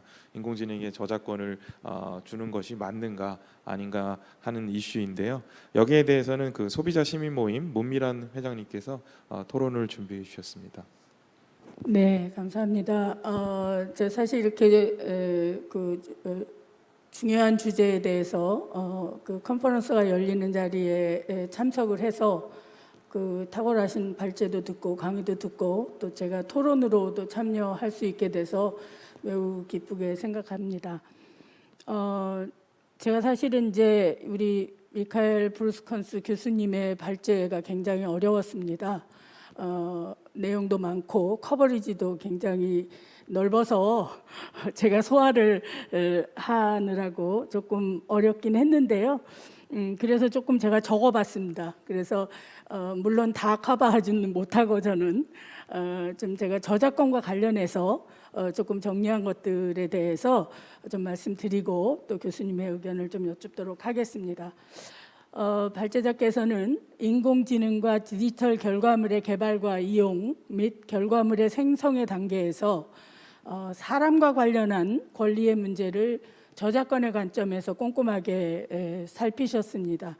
그리고는 다양한 사례를 들면서 인공지능의 학습 과정과 결과물 생성에 관여한 모든 사람에게 정당한 대가가 지급되어야 한다는 측면에서 여러 가지 제안을 하고 계십니다. 저는 소비자, 이용자의 관점에서 이 발제를 관심 있게 들었고 인공지능의 개발과 이용의 과정에서 데이터를 제공하거나 제공당하는 사람의 권리와 인공지능을 이용한 결과물의 생성에 참여한 모든 사람의 결과물에 대한 권리, 즉 저작물에 대한 권리를 저작권적인 관점에서 보호하고 그에 대한 사용료를 지급하자는 제안은 소비자 입장에서 볼 때 상당한 의미가 있다고 생각을 했습니다. 이러한 측면에서 브루스컨스 교수님이 발제하신 저작권 문제와 관련해서 몇 가지 의견을 말씀드리겠습니다. 인공지능과 디지털 혁신이 산업과 사회 및 소비자의 전통적인 관계를 새롭게 규정을 하고 있습니다. 소비자는 인공지능과 디지털 혁신의 환경에서 단순한 이용자, 구매자의 지위에서 나아가서 인공지능 개발과 디지털 관계망에 개인 및 집단으로 참여해서 기술의 발전과 결과물의 생성에 함께 기여하는 주도적인 참여자로 인정이 되기 때문입니다. 그러므로 소비자는 인공지능과 디지털 이용자로서 권리 보호의 대상이 되는 것과 동시에 인공지능의 혁신의 참여자로서 결과물 창출에 기여한 부분에 합당한 대우를 받아야 한다고 생각을 합니다. 이러한 소비자의 지위는 사람을 인공지능과 디지털의 중심에 놓고 연대와 포용, 선택의 자유, 시민의 참여, 안전 및 보안, 지속 가능성을 내세우는 EU의 디지털 권리 원칙에서도 드러나고 있고 또 인간의 존엄성을 중심으로 자유, 평등, 정의, 교육, 안전, 지속 가능성 등등의 원칙을 지향하는 우리 한국 정부의 디지털 정책 방안에도 반영하는 것으로 기대할 것으로 기대하고 있습니다. 따라서 우리가 법률 혹은 자율 규정 등에 의해서 개별 권리가 구체화되는 과정에서 정부나 학계 그리고 산업계는 소비자, 이용자를 논의의 주체로 참여시킬 것을 보장해야 하고 그 권리의 보호와 권한의 배분을 세심하게 마련해야 한다고 생각합니다. 브루스컨스 교수님의 제안은 이러한 점에서 중요한 의미를 갖는다고 생각을 합니다. 인공지능과 소비자주의에 관하여 많은 쟁점이 있지만 브루스컨스 교수님의 설명과 제안에 토론을 국한하겠습니다. 우선 발제자께서는 제가 이해한 게 맞다면 인공지능의 개발을 위한 학습용 데이터 사용에 관해서 인공지능 개발자에게 광범위한 사용권을 개방할 것을 전제하고 있습니다. 미국 및 EU도 그러한 입장이고 우리나라 대법원도 금년 5월에 개방된 웹사이트에 대한 크롤링을 허용하는 판결을 내린 바 있습니다. 따라서 개발자들이 인터넷에 개방된 정보를 크롤링할 때 우려했던 형사처벌의 위험, 예컨대 정보통신망법 위반, 데이터베이스 제작자 권리 침해, 그다음에 형법상 업무방해죄 같은 것은 대체로 해소된 걸로 보입니다. 그러나 타인의 데이터베이스를 이용하는 데 대한 민사적 위험, 예컨대 부정경쟁방지법이라든지 민법에 의한 손해배상, 그다음에 이용금지의 위험과 같은 민사적 위험과 데이터베이스의 목적 외 사용 등과 관련해서 개발자의 이용이 제한되는 문제는 여전히 남아 있고요. 그리고 목적 외 사용으로 인한 이용자의 피해도 여전히 문제입니다. 발제자께서는 인공지능 개발자가 인공지능 학습을 목적으로 하는 경우 크롤링을 광범하게 인정해야 한다는 견해를 가지고 있는 것으로 보이는데 혹시 이러한 사용을 페어 유즈로 보는 것인지 아니면 음악 저작물의 강제 실시, 예컨대 컴펄서리 라이센스와 같이 타인의 데이터베이스를 비용을 내고 사용할 수 있도록 한다는 것인지 혹은 퍼블릭 도메인의 데이터베이스에 한해서 임의 사용을 허용해야 한다는 것인지 제가 분명히 이해하지 못했습니다. 타인의 데이터베이스를 페어 유즈 혹은 컴퍼설리 라이센스의 대상으로 인정하는 경우 데이터베이스 제작자나 이용자의 의사와 무관하게 머신 러닝이 가능한 형태라면 온라인에 제공된 모든 정보의 이용이 가능해질 것으로 보입니다. 공공 영역에서 임의 사용이 이루어지는 경우에는 사실 정보나 저작물의 주체에 대한 사용료 지급을 요구할 수 없습니다. 페어 유스 혹은 컴퍼서리 라이센스를 인정하는 경우에는 데이터베이스의 사용에 관한 등록 고지 보상을 위한 별도의 절차와 관리기구가 준비되어야 한다고 봅니다. 소비자와 이용자는 이러한 절차의 마련과 관리기구에 참여할 수 있어야 한다고 생각하고요. 그래서 이제 관리기구는 우리나라의 한국음악저작권협회라든지 미국의 ASCAP, 그다음에 BMI인가요? 영화 관련한 그런 것들과 유사한 형태의 자율적 기구가 바람직할 것으로 생각이 되는데 이와 관련해서 전반적으로 발제자님의 의견을 조금 듣고 싶습니다. 나아가서 학습용 데이터의 소재가 되는 정보나 저작물의 주체가 가지는 권리를 어떻게 설정할 것인지도 문제가 됩니다.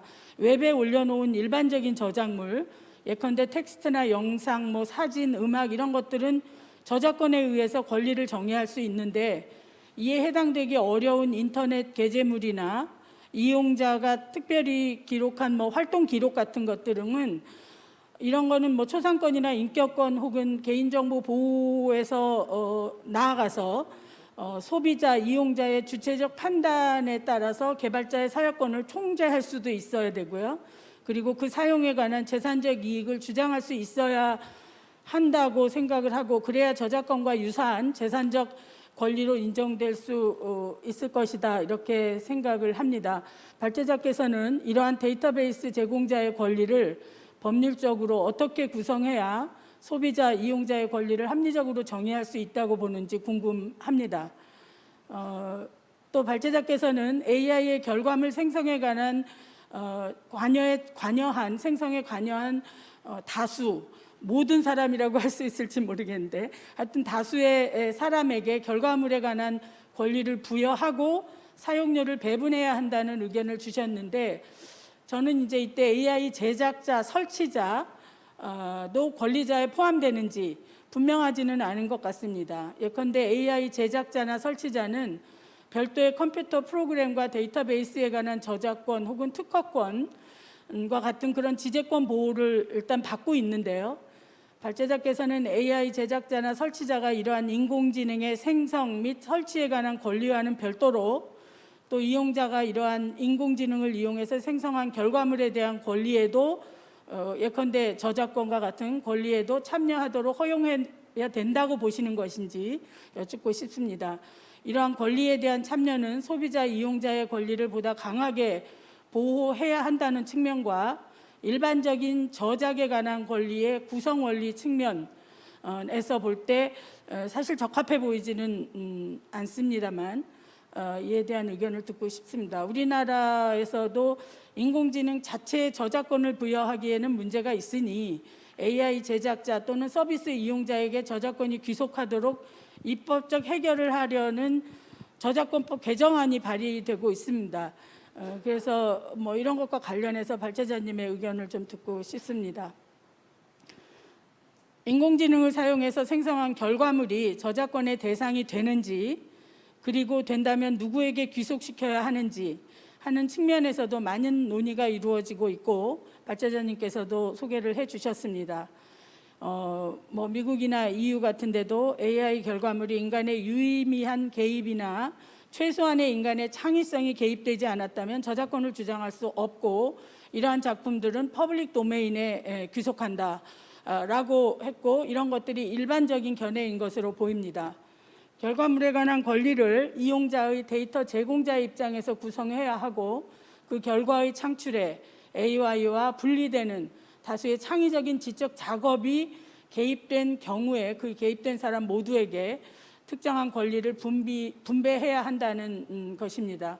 그러나 현실적으로 보면 공동저작이나 직무저작 혹은 2차 저작 등과 같이 저작권법에서 일반적으로 채택하고 있는 법리에 의해서 AI를 이용하여 생성된 결과물에 대한 저작권을 법적으로 구성하기는 좀 어렵고, 그다음에 뭐 우리 발제자님께서도 말씀하셨듯이 사적 계약에 의한 라이센스 이론으로도 이 권리를 제대로 구현하기가 어렵습니다. 그래서 이러한 결과물에 관한 권리를 저작권법상 어떠한 권리로 설명할 수 있을지 또 답변 가능하시면 말씀 주시면 도움이 될 것 같습니다.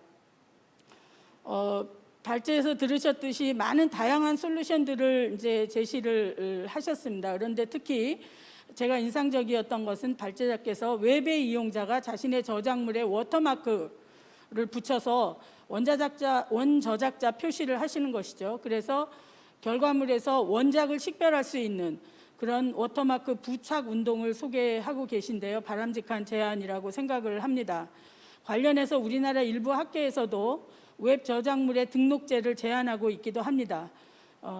웹 저작물을 관리기관에 등록하고 강제 실시나 공정 사용, 그러니까 컴펄서리 하고 이제 페어 유스를 대비하도록 하는 방안에 관해서 발제자님의 생각을 좀 듣고 싶습니다. 많은 제안도 하셨고 여러 가지 솔루션들을 제시하셨지만 저는 여기서 토론을 마치도록 하겠습니다. 탁월하고 분석적인 그런 발제에 의해서 많은 영감을 얻었고 큰 도움이 돼서 감사하다는 말씀을 다시 한번 드리겠습니다. 감사합니다. 네, 감사합니다, 문 회장님. 아마 저작권 이슈 같은 경우는 뭐 우리나라를 포함해서 전 세계적으로 굉장히 이제 논의가 치열한 이슈이기 때문에 이런 질문들이 나왔고요. 브루스컨스 교수님께서 혹시 가능하시면 피드백이나 응답을 좀 해주시면 감사하겠습니다. Yes, thank you very much. Let's start with the prosumer perspective. So you have those consumers who are actually producing content. We had that thing since the 1990s when everyone went online, and producing content has become much easier by use of technology, and AI makes it really intuitive. You just type a text and generate media, videos, audio, pictures, whatever, without any work behind it. Anybody can have his ideas expressed very easily nowadays.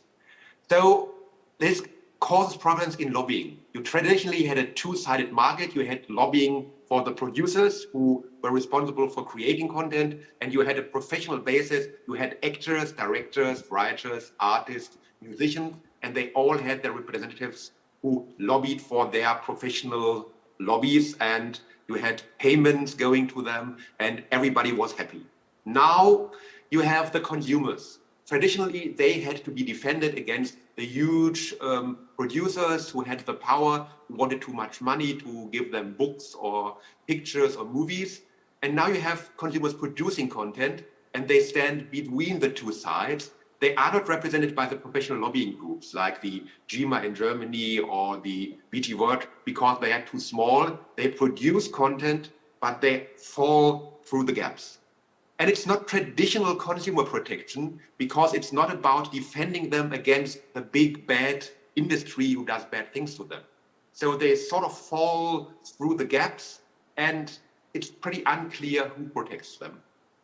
And of course, you have the issue that all copyright does is protect ideas who are expressed in a certain form. And the traditional perspective was you want to reward people for the effort. But if creating content becomes so easy, suddenly the barrier to get a copyright is very low.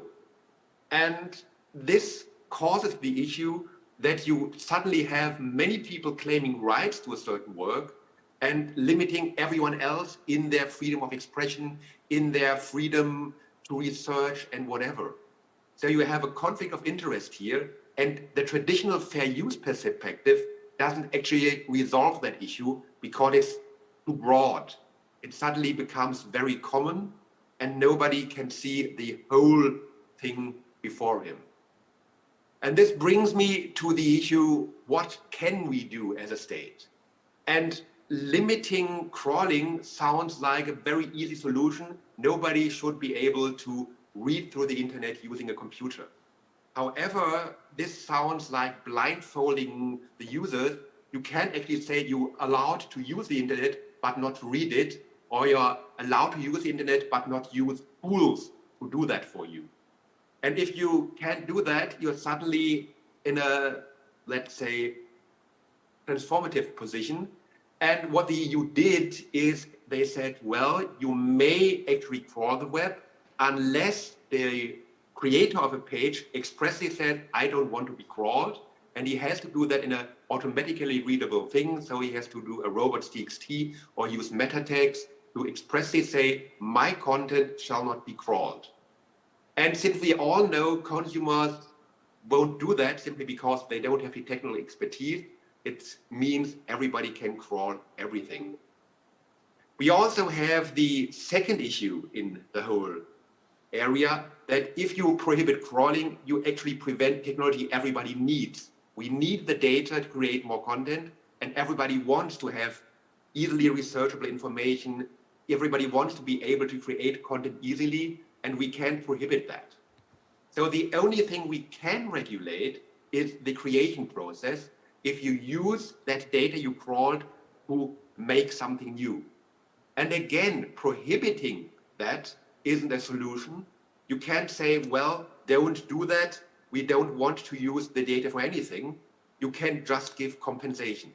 And this leads us to the whole problem. The AI doesn't take one picture and another and combines them. It's not two pictures. It may be data from 100 or 1,000 people. And how would you pay 1,000 people for a license?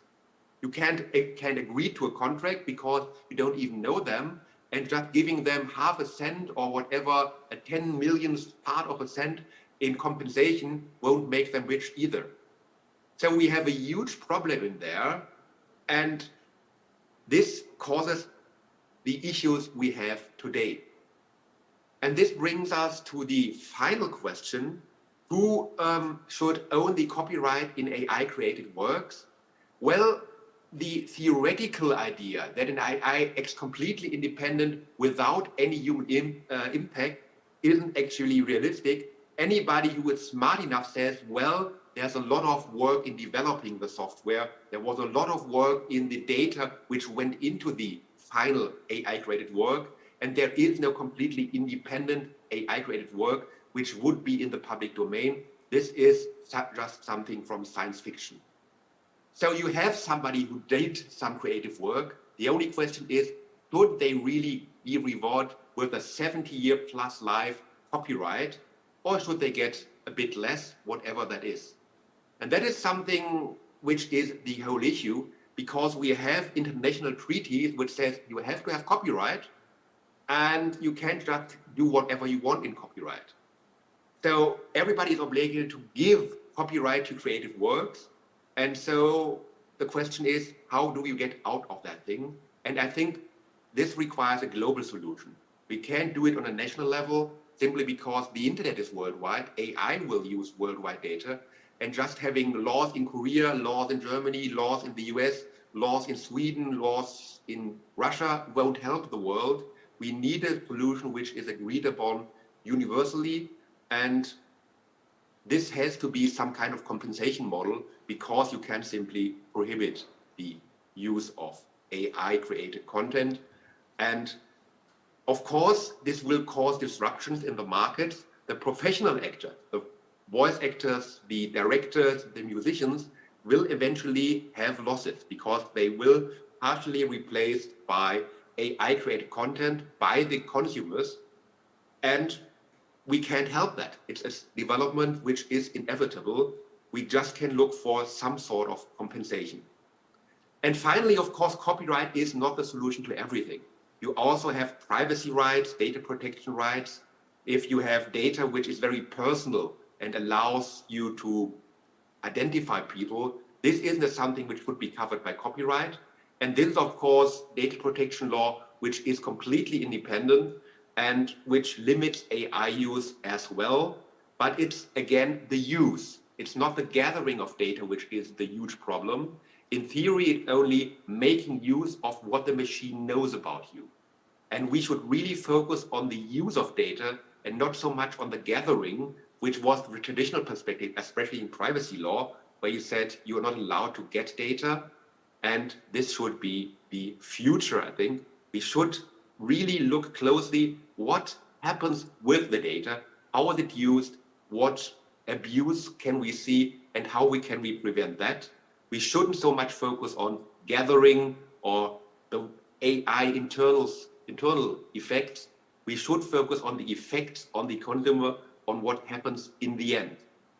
So I've already talked too long, and I thank you very much for being at this conference, and I hope I could make myself a little clear. It's a real complex issue. Thank you very much. 네, 감사합니다, 브루스컨스 교수님. 이게 참 지재권, 카피라이트이 어려운 이슈인 것 같습니다. 결국은 이제 창의성에 대해서 우리가 생각을 해보는 건데요. 창의성이 이제 결국은 사람의 고유한 영역인지, 이미테이션과 인벤션의 구분인지와 이슈와 맞닿아 있는 것 같습니다. 자, 마지막 저 토론은 저 박남기 교수님께서 해주시겠는데요. 주제가 최영욱 대표님께서 발표해주신 메타버스입니다. 사실 인공지능이나 AR, VR 이런 것 모든 디지털 기술이 공간적 차원에서 엮이는 게 메타버스라고 할 것 같은데요. 박남기 교수님 토론 부탁드리겠습니다. 예, 감사합니다. 예, 저기 방금 소개받은 연세대학교 언론홍보 영상학부의 저 박남기 교수입니다. 예, 먼저 시간이 별로 없는 것 같아서요. 가능하면 최대한 빨리 저 토론을 하도록 하겠습니다. 먼저 이제 이번 저기 지능정보사회 이용자보호 국제컨퍼런스에서 참여하게 돼서 개인적으로 아주 저 영광으로 생각하고요. 또 최영욱 대표님 저기 발표를 맡아서 저 토론을 준비하면서 저도 개인적으로 이제 많이 배웠습니다. 그래서 몇 가지 사항들을 이제 좀 조금 논의를 해보고자 합니다. 근데 이제 시간이 없긴 하지만 개인적으로 제가 여기 계시는 저 제프리 행콕 교수님한테 좀 인사를 좀 하고 있습니다. 그래서 say hi를 하고 싶은 게 제가 이제 그 US에서 이제 박사 과정을 할 때 저도 이제 전공이 이제 미디어 사이콜로지, 미디어 심리학, 그다음에 컴퓨터 미디에이티드 커뮤니케이션을 공부를 해서 제프리 행콕 교수님 아티클을 엄청 많이 읽었습니다. 그리고 이제 스탠포드로 가신 이후에도 인공지능 관련해서 이제 연구를 많이 하시는데 제가 어제도 이제 저 대학원에서 제가 인공지능과 커뮤니케이션이라는 과목을 강의를 하고 있는데요. 제프리 행콕 교수님 아티클이 몇 개나 있습니다. 그래서 이 자리를 빌어서 정말 영광이고 인사를 한번 드리고 싶습니다. 예, 그다음에 이제 저 최영욱 대표님 이제 그 발표에 대해서 이제 말씀을 드리자면 제가 이제 그 토론을 준비를 하면서 최근에 이제 메타버스에 관한 어떤 트렌드가 어떻게 되는지를 좀 저도 이제 나름 좀 살펴봤습니다. 봤더니 이제 어떤 이제 리포트들은 메타버스가 뭐 향후 몇 년 사이에 지금 시장의 뭐 10배가 넘는 어떤 그런 큰 산업으로 분야로 이제 확장이 될 거다, 이제 그런 이야기가 있고요. 또 한편으로는 2, 3년 내에 이게 별로 좀 많이 이제 좀 축소될 거다. 이제 그런 이제 의견들이 있더라고요.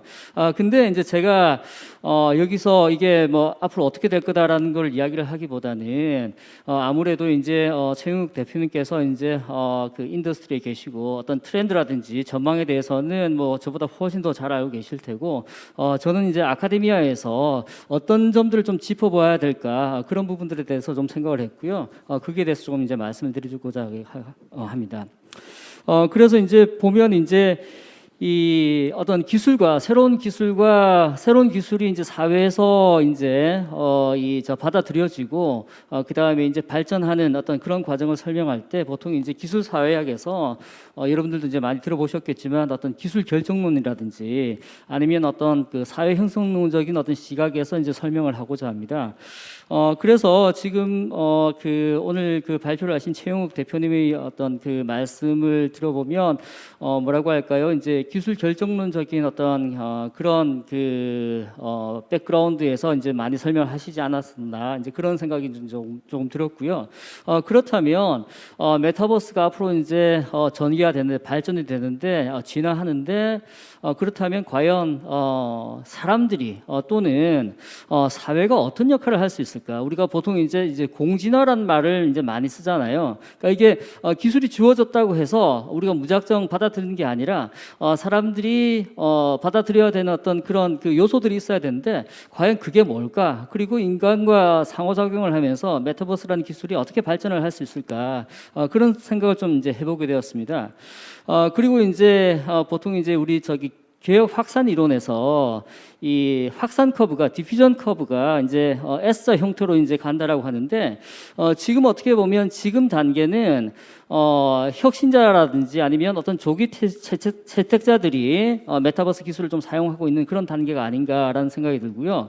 그러면 메타버스 기술이 어떤 early majority, 그러니까 그 초기 다수가 이제 받아들일 정도로 어떤 그 크리티컬 매스의 포인트가 어디냐 이런 부분들 좀 생각을 해봐야 될 텐데 그 최영욱 대표님께서 이제 그 발표를 하시면서 대중화라는 이제 말씀을 하셨어요.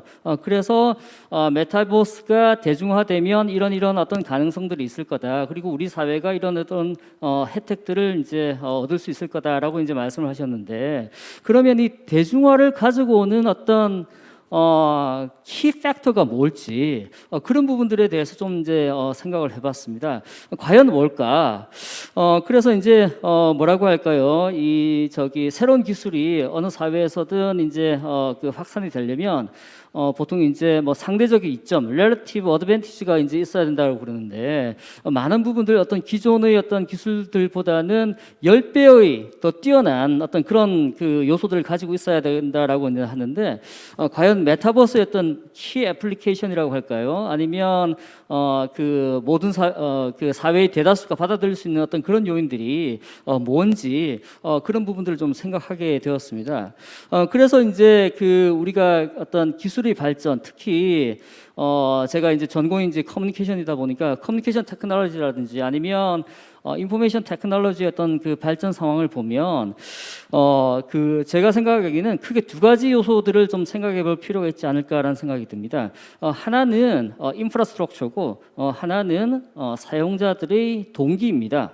여기서 이제 인프라스트럭처라고 그러면 어떤 기술적인 어떤 측면에서의 제반 여건들뿐만 아니라 어떤 사회적인 여건들도 이제 그 포함이 된다라고 하겠는데요. 우리가 이제 19세기 말 이후로 가장 어떤 핵심적인 어떤 기술들을 보면 전화라든지 아니면 라디오나 텔레비전이라든지 그리고 이제 최근에 어떤 뭐 인터넷, 스마트폰, 소셜 미디어, SNS 이렇게 이제 뭐 여러 가지 이제 기술들이 있다라고 이제 하겠습니다.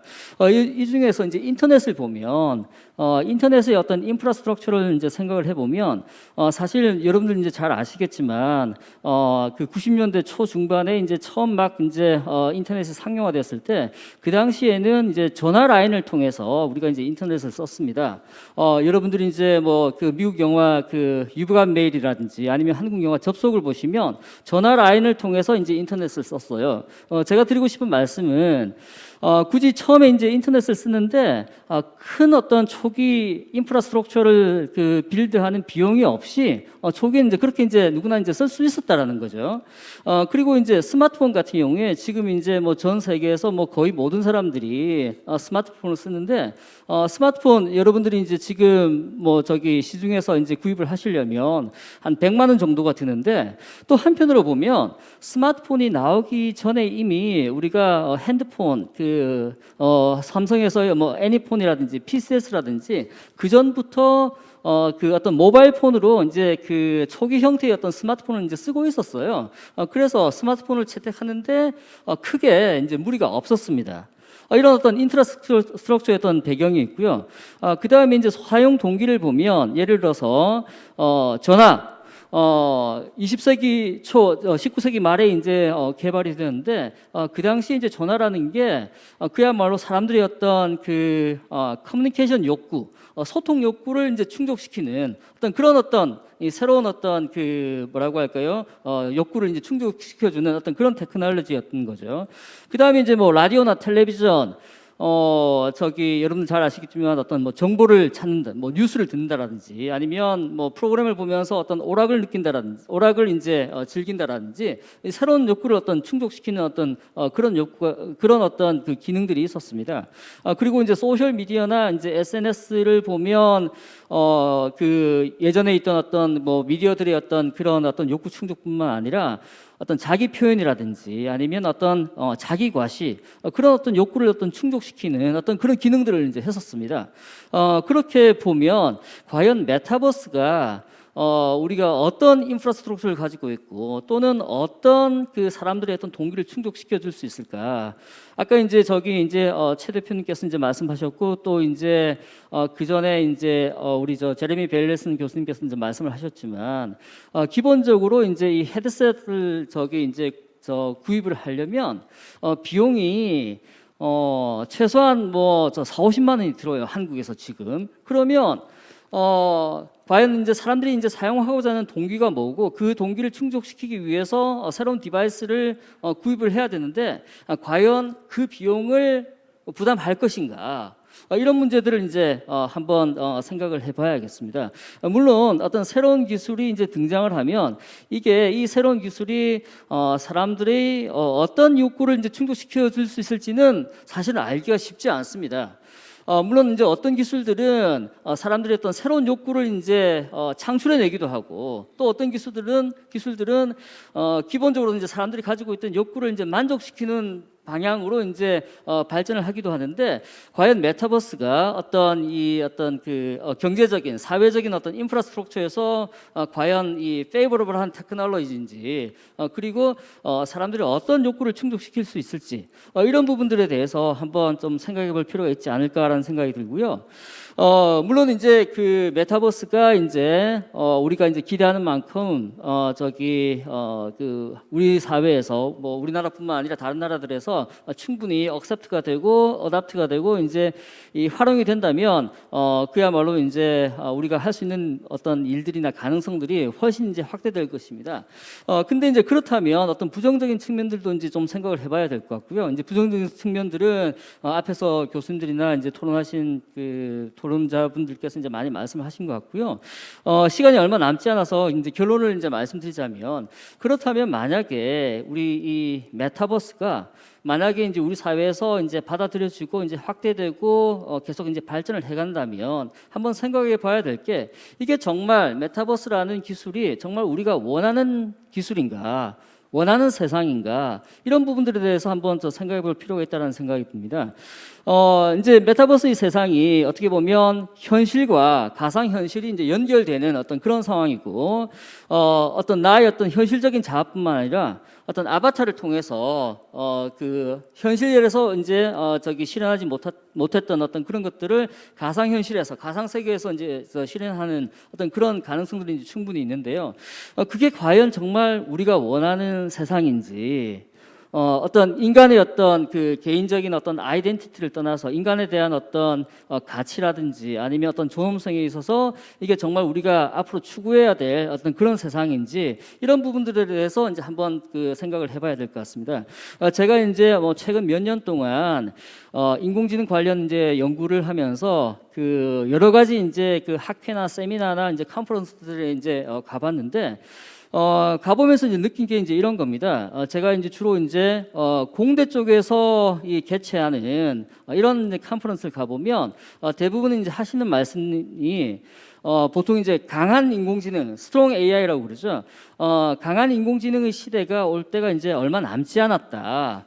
처음에 이제 2045년을 이야기를 하다가 기술적으로 한 2035년이면 이제 가능하다. 이제 그런 이야기를 해요. 그러니까 정말 멀지 않았다. 그런 이야기를 하는데. 또 이제 인공지능 관련 컨퍼런스를 인문학 쪽이나 아니면 어떤 그 사회과학 쪽에서 이제 개최하는 쪽을 가보면 또 한편으로 이제 하시는 이야기들이 그런 세상은 올 수도 없고 와서도 안 된다라는 이야기를 해요.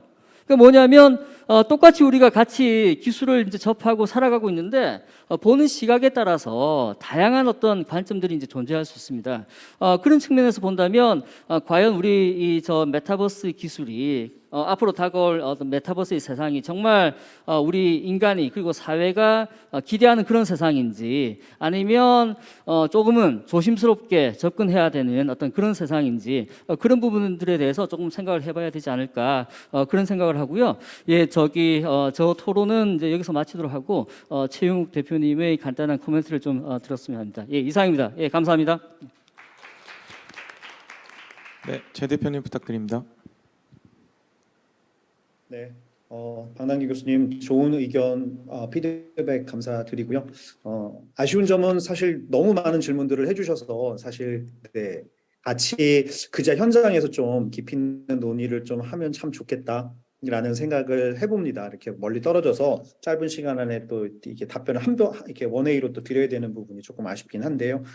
주신 질문을 뭐 하나하나 라인 바이 라인으로 답변을 드리기보다 좀 크게 세 가지로 좀 묶어서 답을 좀 드려보고 싶습니다. 첫 번째는 앞서서 말씀하셨던 이제 메타버스라는 시장 또는 그 산업이 과연 앞으로 메가 트렌드로서 계속 성장할 것이냐 아니면은 그렇지 못하고 축소되거나 내지는 뭐 유지되지 못할 것이냐라는 질문에 있어서 사실 이제 이 질문을 굉장히 많이 받습니다. 뭐 산업에서 제가 일을 하고 있고 그러다 보니 이제 굉장히 많은 분들이 비슷한 질문을 해주시는데요. 사실 여기에는 이제 어떻게 이 메타버스라고 하는 산업 또는 메타버스라는 시장을 정의하느냐가 선제적으로 먼저 논의가 돼야지만이 되는 부분이 있습니다. 왜냐하면 메타버스라는 게 단순히 가상 세계를 뜻하는 그런 뭐 의미이기도 하지만 이 안에 구성으로 이 메타버스를 만들어내고 구성할 수 있는 기술들은 사실 뭐 거의 모든 기술이라고 말할 정도로 오늘 우리가 논의하는 뭐 인공지능뿐만이 아니라 뭐 블록체인 그리고 인터넷, 뭐 모바일, 웨어러블 컴퓨팅 등 수많은 기술들 또 AR, VR, 뭐 MR 같은 수많은 뭐 또 메타버스 관련된 또 여러 가지 기술들이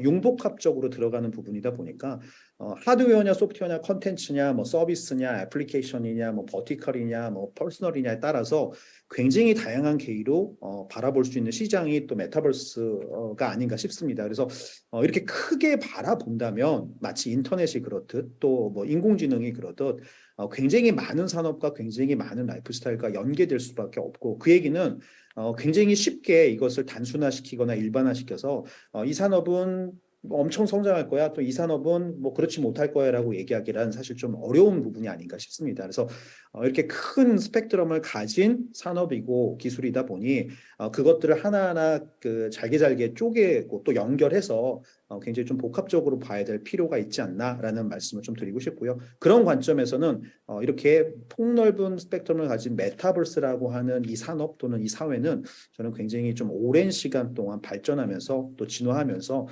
우리들의 삶 또 산업에 연관되어지고 영향을 미칠 것이다라는 저는 개인적으로 생각을 하고 있고요. 두 번째 주신 질문을 이제 조금 묶어서 그럼 이제 이런 메타버스 관련 기술들이나 이런 사회 이런 뭐 디바이스 같은 것들이 과연 그럼 이 사회 또는 개인에게 수용될 것이냐, 또 수용된다면 언제 수용이 되고 또 어떤 계기로 또 어떤 동기로 대중화가 될 것이냐라는 질문을 해주셨는데 사실 굉장히 어려운 질문이죠. 왜냐하면 이제 그것을 어느 누구도 답을 알고 있지 못하기 때문인데요. 저는 이제 그것을 두 가지 관점에서 좀 나눠서 본다면 기술적 관점 또는 아까 언급해 주셨던 인프라스트럭처의 관점에서 본다면 기술의 관점에서 우리가 지금 사용하고 있는 스마트폰, 모바일, 뭐 컴퓨터들 또는 인터넷 이런 것들의 그 기본적인 철학이나 컨셉들은 사실은 뭐 1980년, 90년대 나왔던 이미 많은 사람들에 의해서 논의됐던 그런 컨셉들이었고 실제로 이것들이 구현되기 위해서는 여러 가지 기술들이 동시다발적으로 같이 함께 발전하면서 레버리징이 돼야 되는 부분들이 있었는데 그런 것들이 사실 시간이 굉장히 많이 걸렸죠. 그리고 인공지능도 사실 뭐 처음에 컨셉이 제한된 시기보다 굉장히 오랜 시간이 걸리면서 축적되고 진화하면서 지금 우리가 바라보는 어떤 시장의 진전이라는 게 이제 만들어졌는데요. 그런 관점에서 본다면 뭐 1980년대, 90년대 논의했던 뭐 유비퀴터스 컴퓨팅이라든가 뭐 캄 컴퓨팅 또 웨어러블 컴퓨팅 이런 것들의 컨셉이 지금 사실 우리가 얘기하고 있는 메타버스의 전형이라고 볼 수 있는 사실 프로토 컨셉이기도 하고요.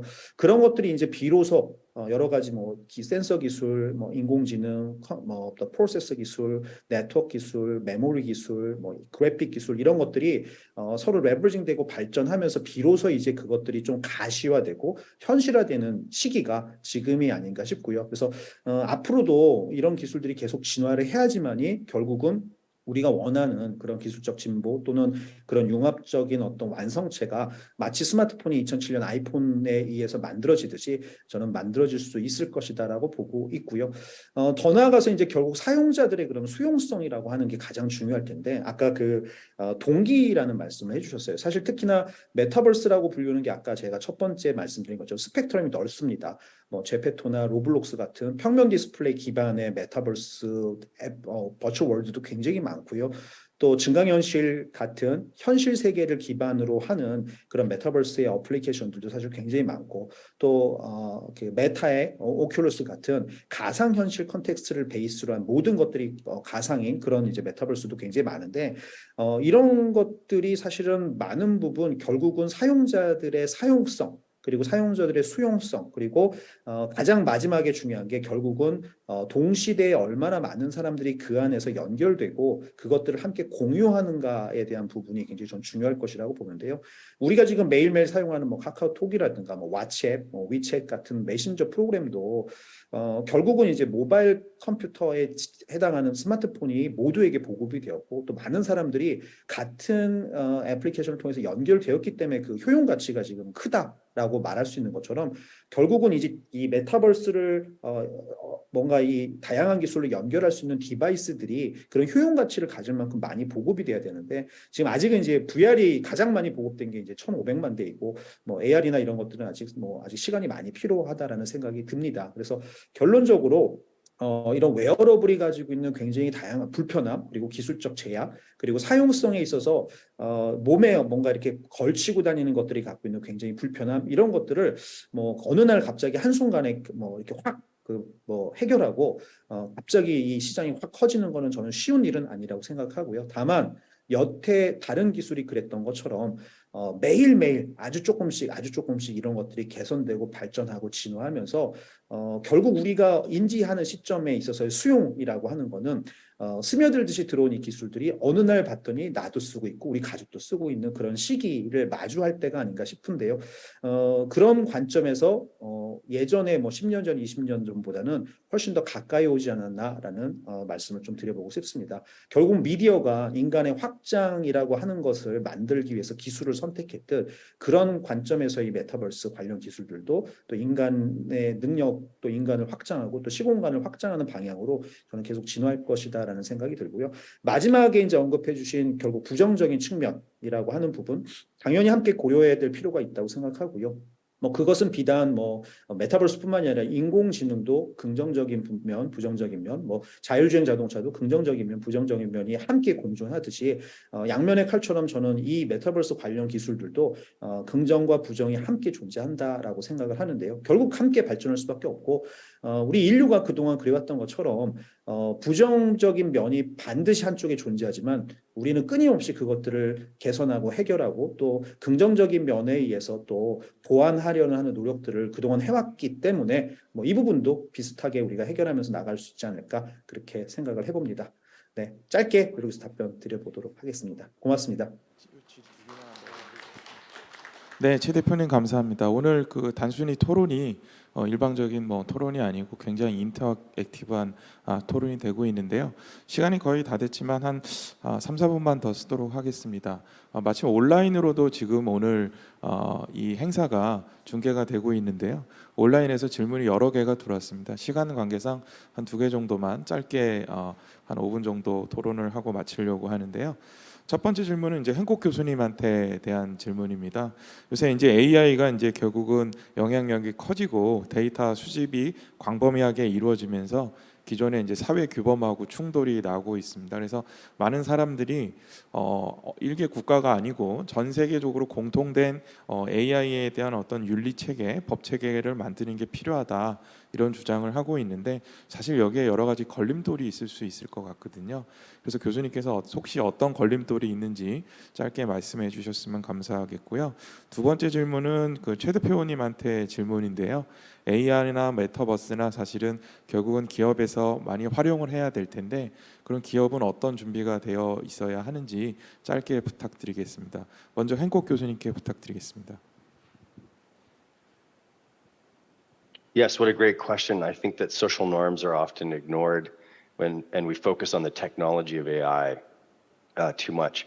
But I think as Mr. Joe pointed out, when Microsoft's Tay was introduced to the US after tremendous success in China, it ended in disaster within a few days. And it was because the social norms weren't considered. And as Mr. Cho pointed out, the norms and the context and the cultural background differs a lot. So as one quick note, what makes things go viral here in the US, really high intensity, negative arousal, that is not what makes it go viral in Japan, for example. My colleague is showing that in Japan, it's quite the opposite. And so I think we need to take into account social norms, but I doubt that they'll be universal. And so in Korea, we would want to think about how the social norms within Korea will interact with AI. Thank you. 네, 감사합니다. 최 대표님. 되게 좋은 질문 해주셨는데 짧게 그냥 2가지로 답변을 좀 드려본다면요. 첫 번째는 결국 고객 사용자에 대한 고려라고 생각합니다. 많은 기업들이 메타버스라고 하는 것 또는 인공지능이라고 하는 여러 가지 트렌드라고 하는 조류가 있을 때 늘 그냥 빨리 뭔가 해보겠다, 어떻게 쓰겠다, 어떻게 활용하겠다라는 관점으로 좀 접근하는데 사실 가장 중요한 질문은 그 기술, 사실은 기술은 도구죠. 그 도구를 통해서 고객의 문제를 어떤 문제를 풀 것이냐, 또 어떤 가치를 줄 것이냐라고 하는 그 질문을 반드시 하고 그 질문에 대한 답으로서 이 메타버스, AR, VR 또는 AI 같은 기술들이 활용이 돼야 된다라는, 그러니까 결국은 도구로서 활용이 된다는 측면이 저는 가장 중요하다고 생각하고요. 두 번째는 결국 이것들을 실행해야 되는 거는 각 기업이 실제로 직접적으로 해야 되는데 이것을 하는 거는 디지털 트랜스포메이션과 저는 궤를 같이 한다고 생각합니다. 결국 그 조직과 문화가 이런 기술에 친속하지 않고 기술을 이질적으로 바라보고 또 기술이라고 하는 것들을 좀 뭔가 이렇게 스며들듯이 받아들여지 못한 상황이라고 하면 무엇인가 그런 것들을 통해서 만들어내는 것들도 좀 충분하지 않고 효과적이지 않은 경우들이 많아서 무엇을 하기보다 먼저 앞서서 과연 그 조직이 얼마나 디지털에 친화적이냐, 기술에 친화적이냐, 그것들을 얼마나 잘 수용해서 잘 활용하고 있느냐, 문화적으로 이걸 얼마나 받아들이게 만들 것이냐를 반드시 고민해 주셨으면 좋겠습니다. 네, 감사합니다. 오늘 그 열띤 토론이 있었는데요. 굉장히 저는 모더레이터로서 오늘 토론을 굉장히 입체적이었다고 평가를 하고 싶습니다.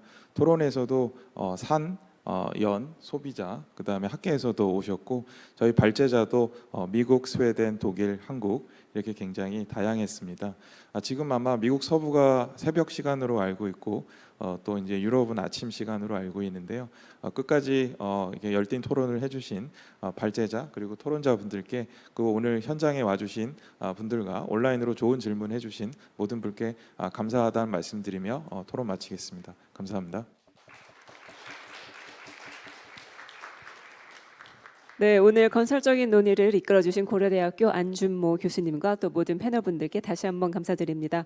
오늘 컨퍼런스가 이용자 중심의 지능정보사회 실현을 위해 국제사회가 정립해 나가야 할 정책 방향을 논의하고 또 이용자 보호 이슈를 공유하는 좋은 자리가 되지 않았나 생각해 봅니다. 국내외 다양한 장소에서 유튜브 홈페이지 등 여러 채널을 통해 끝까지 함께해 주신 모든 분들께 다시 한번 감사드립니다. 그럼 이상으로 제4회 지능정보사회 이용자보호 국제컨퍼런스 모두 마치겠습니다. 편안한 저녁 시간 보내십시오. 감사합니다.